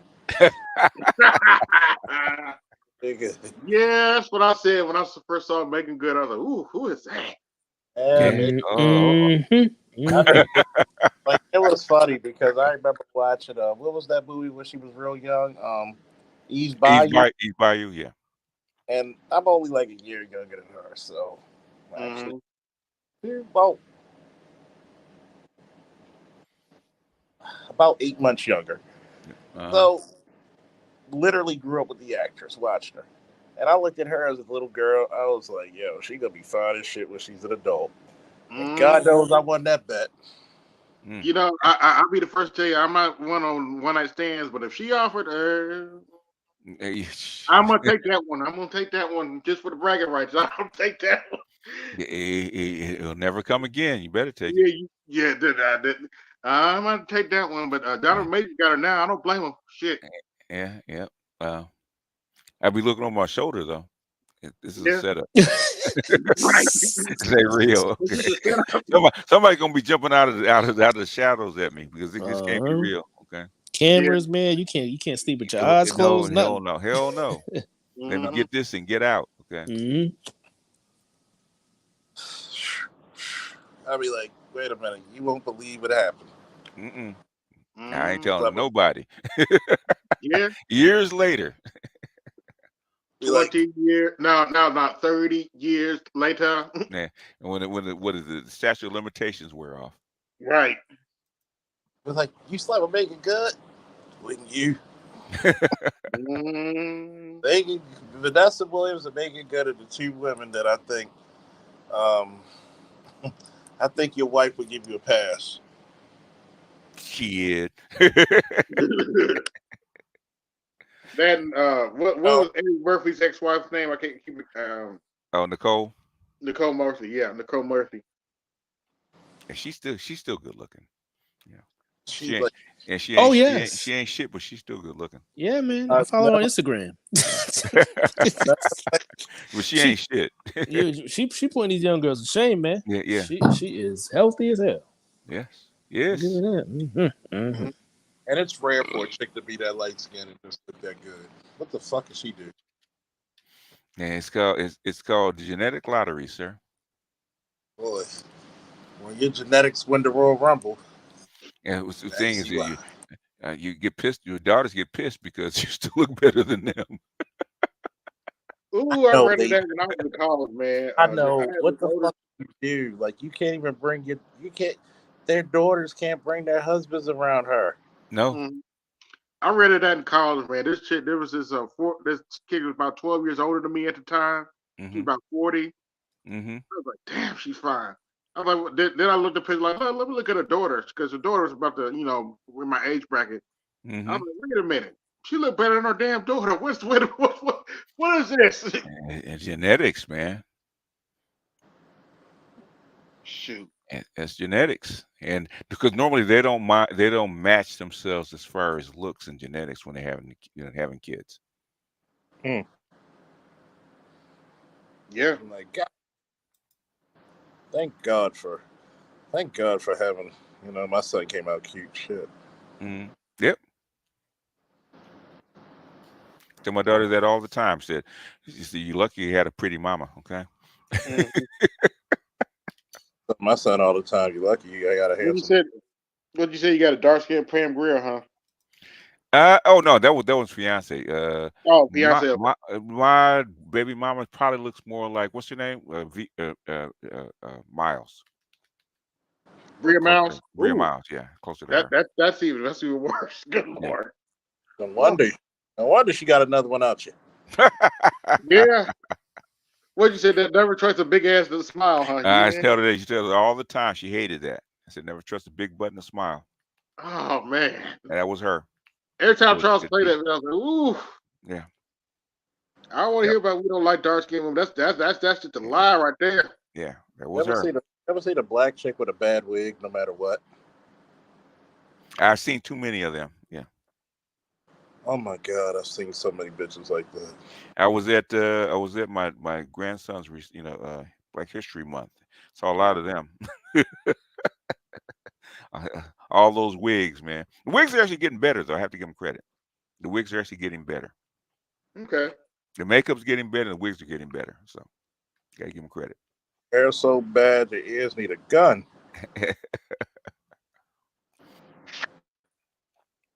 I'll be like, So they're learning how to put on makeup and wear wigs.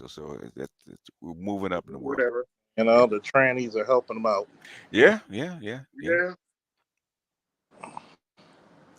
It's kind of I funny. almost fell out my chair when old girl said that I got my mannerism from a Transformer, Tracy Ellis Ross. I was like, wait, what? Tracy Ellis Ross, you know, she looks confused sometimes. Tragic mulatto. Tragic mulatto. Oh yeah, you know, if you saw Diana Ross with a black man, she holding that motherfucker for the cops. Shit. I think the only one she had was Barry Gordy. She had a baby. She had a baby for him. Yeah, I used to work out with a guy who was security for their mother when they were kids. Okay. I didn't believe him until he pulled out the pics. Mm-hmm. Oh, all right, bro. You a real deal. Yeah. Oh, he was security guard for Diana Ross? Okay. Yeah, I mean, he was young because he was so he was like 10 years older than me. Yeah, he was a little bit over 10 years older than me. So, yeah, he was in his early 30s at that time. Okay. So, yeah. Yep. For her kids. Yeah, yep. When they were young. Yep. Okay. Younger. Yep. Yeah. Yep. And he was like, yeah, she was sweet and all this other stuff. White guy, too. He was like, yeah, treating me great. Blah, blah, blah. White guy. Wow. Yeah, I met one of my photography teachers, man, years ago. He went to school with her. And so he pulled out his yearbook and showed us what she looked like when she was in high school. And she was a diva back then. Oh, so it's a real deal. She was always a diva. She's always been a diva. Mm-hmm. Oh, Diana? Yeah. Okay. Yeah, Tracy was fine when she was younger, but you know.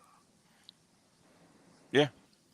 Oh, Tracy was a model. You know, she was. Yeah. Yeah, but she's fluid, so she's confused.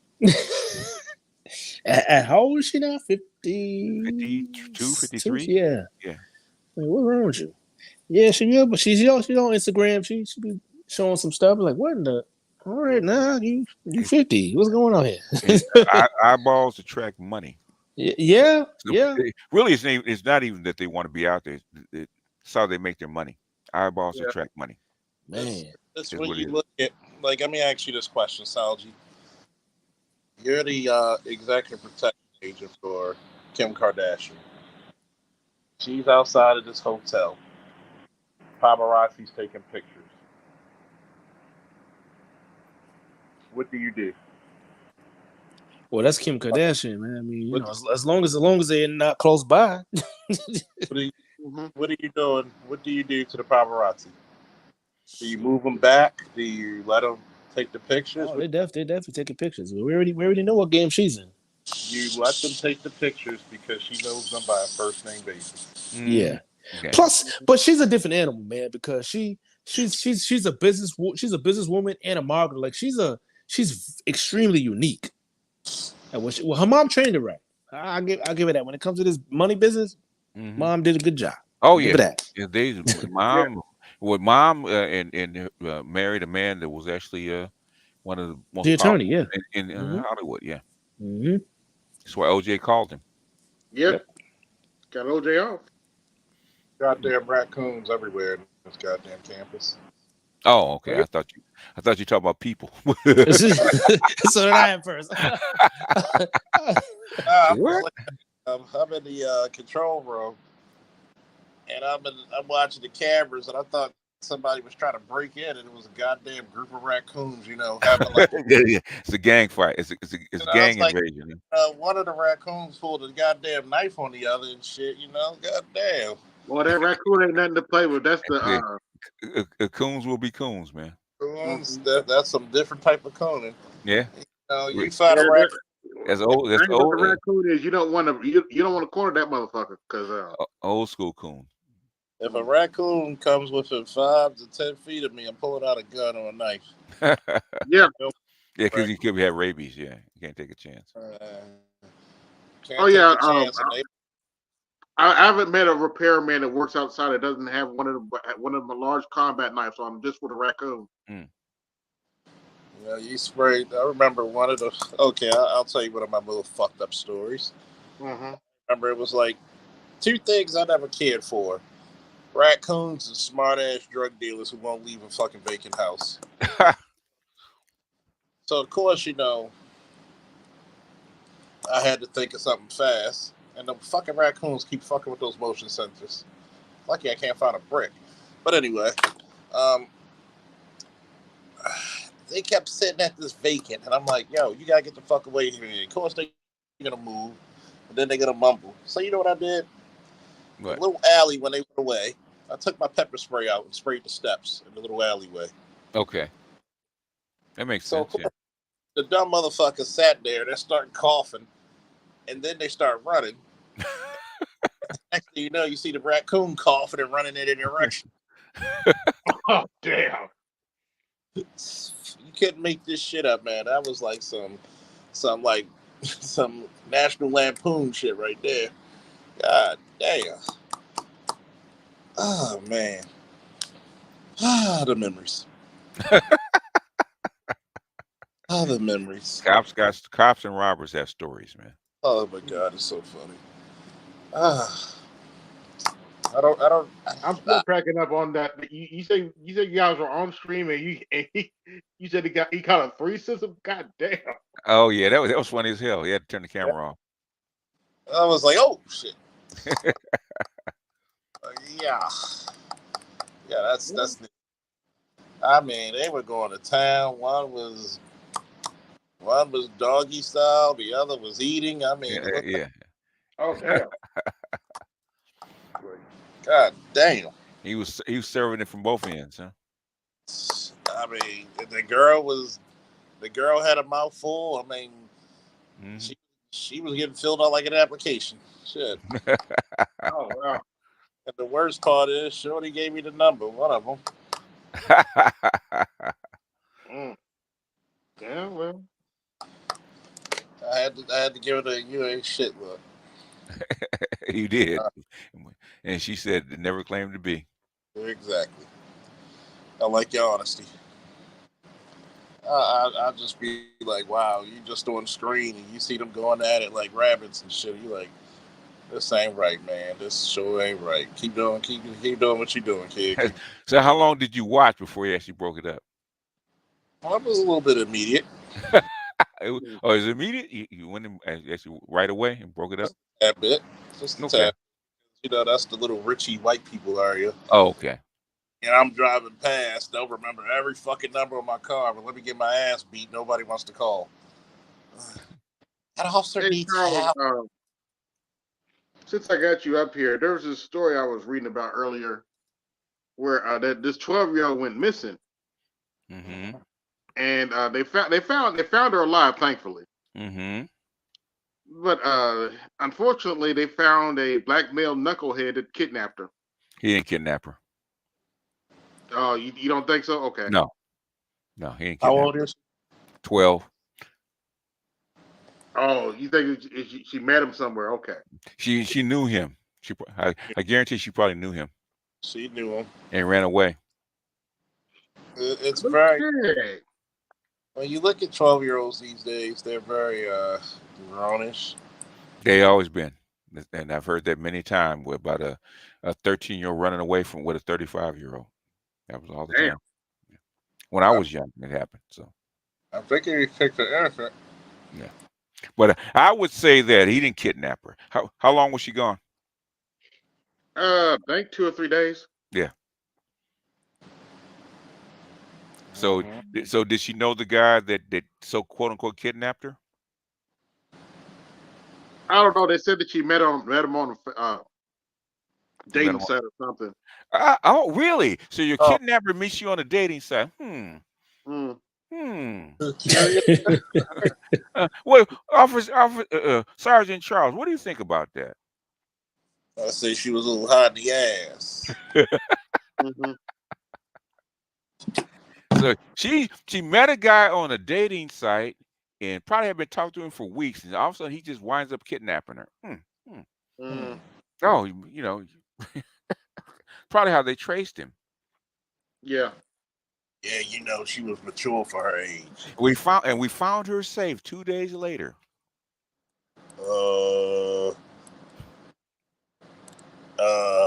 it's a miracle. Yeah. I don't know. I might be off, Sergeant Charles. What do you think?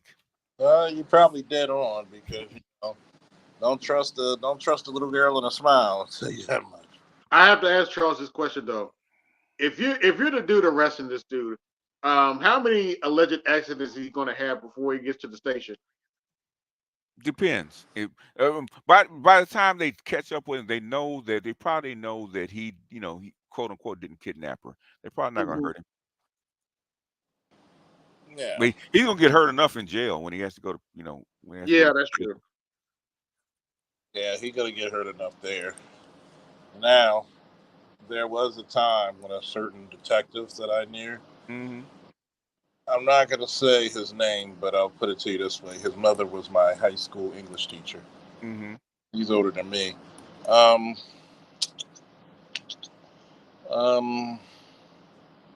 So. You got to figure out how to tell this story, huh? Yeah. See, what had happened was he was a detective to protect the innocent. After this, we're gonna shut down. But yeah. Well, he was the detective looking for this kid, mm-hmm. and he was a part of child abuse. So it gets a little dark here, folks.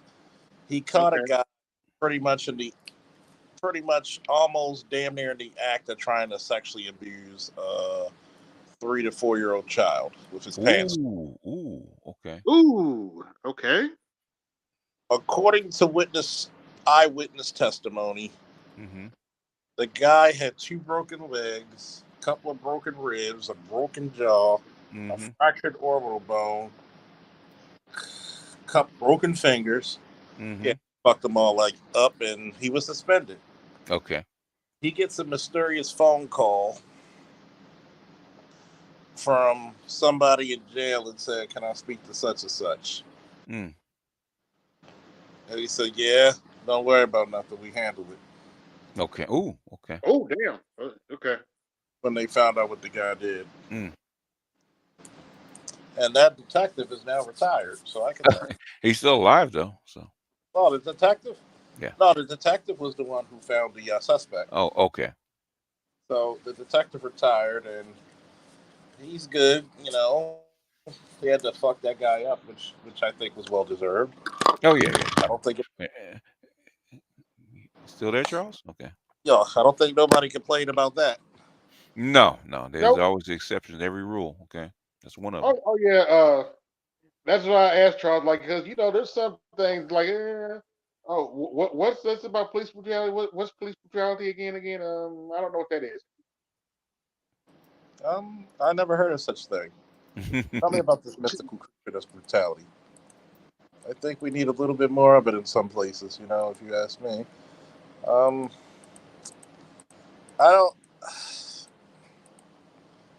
don't think that a lot of people really know what brutality is, because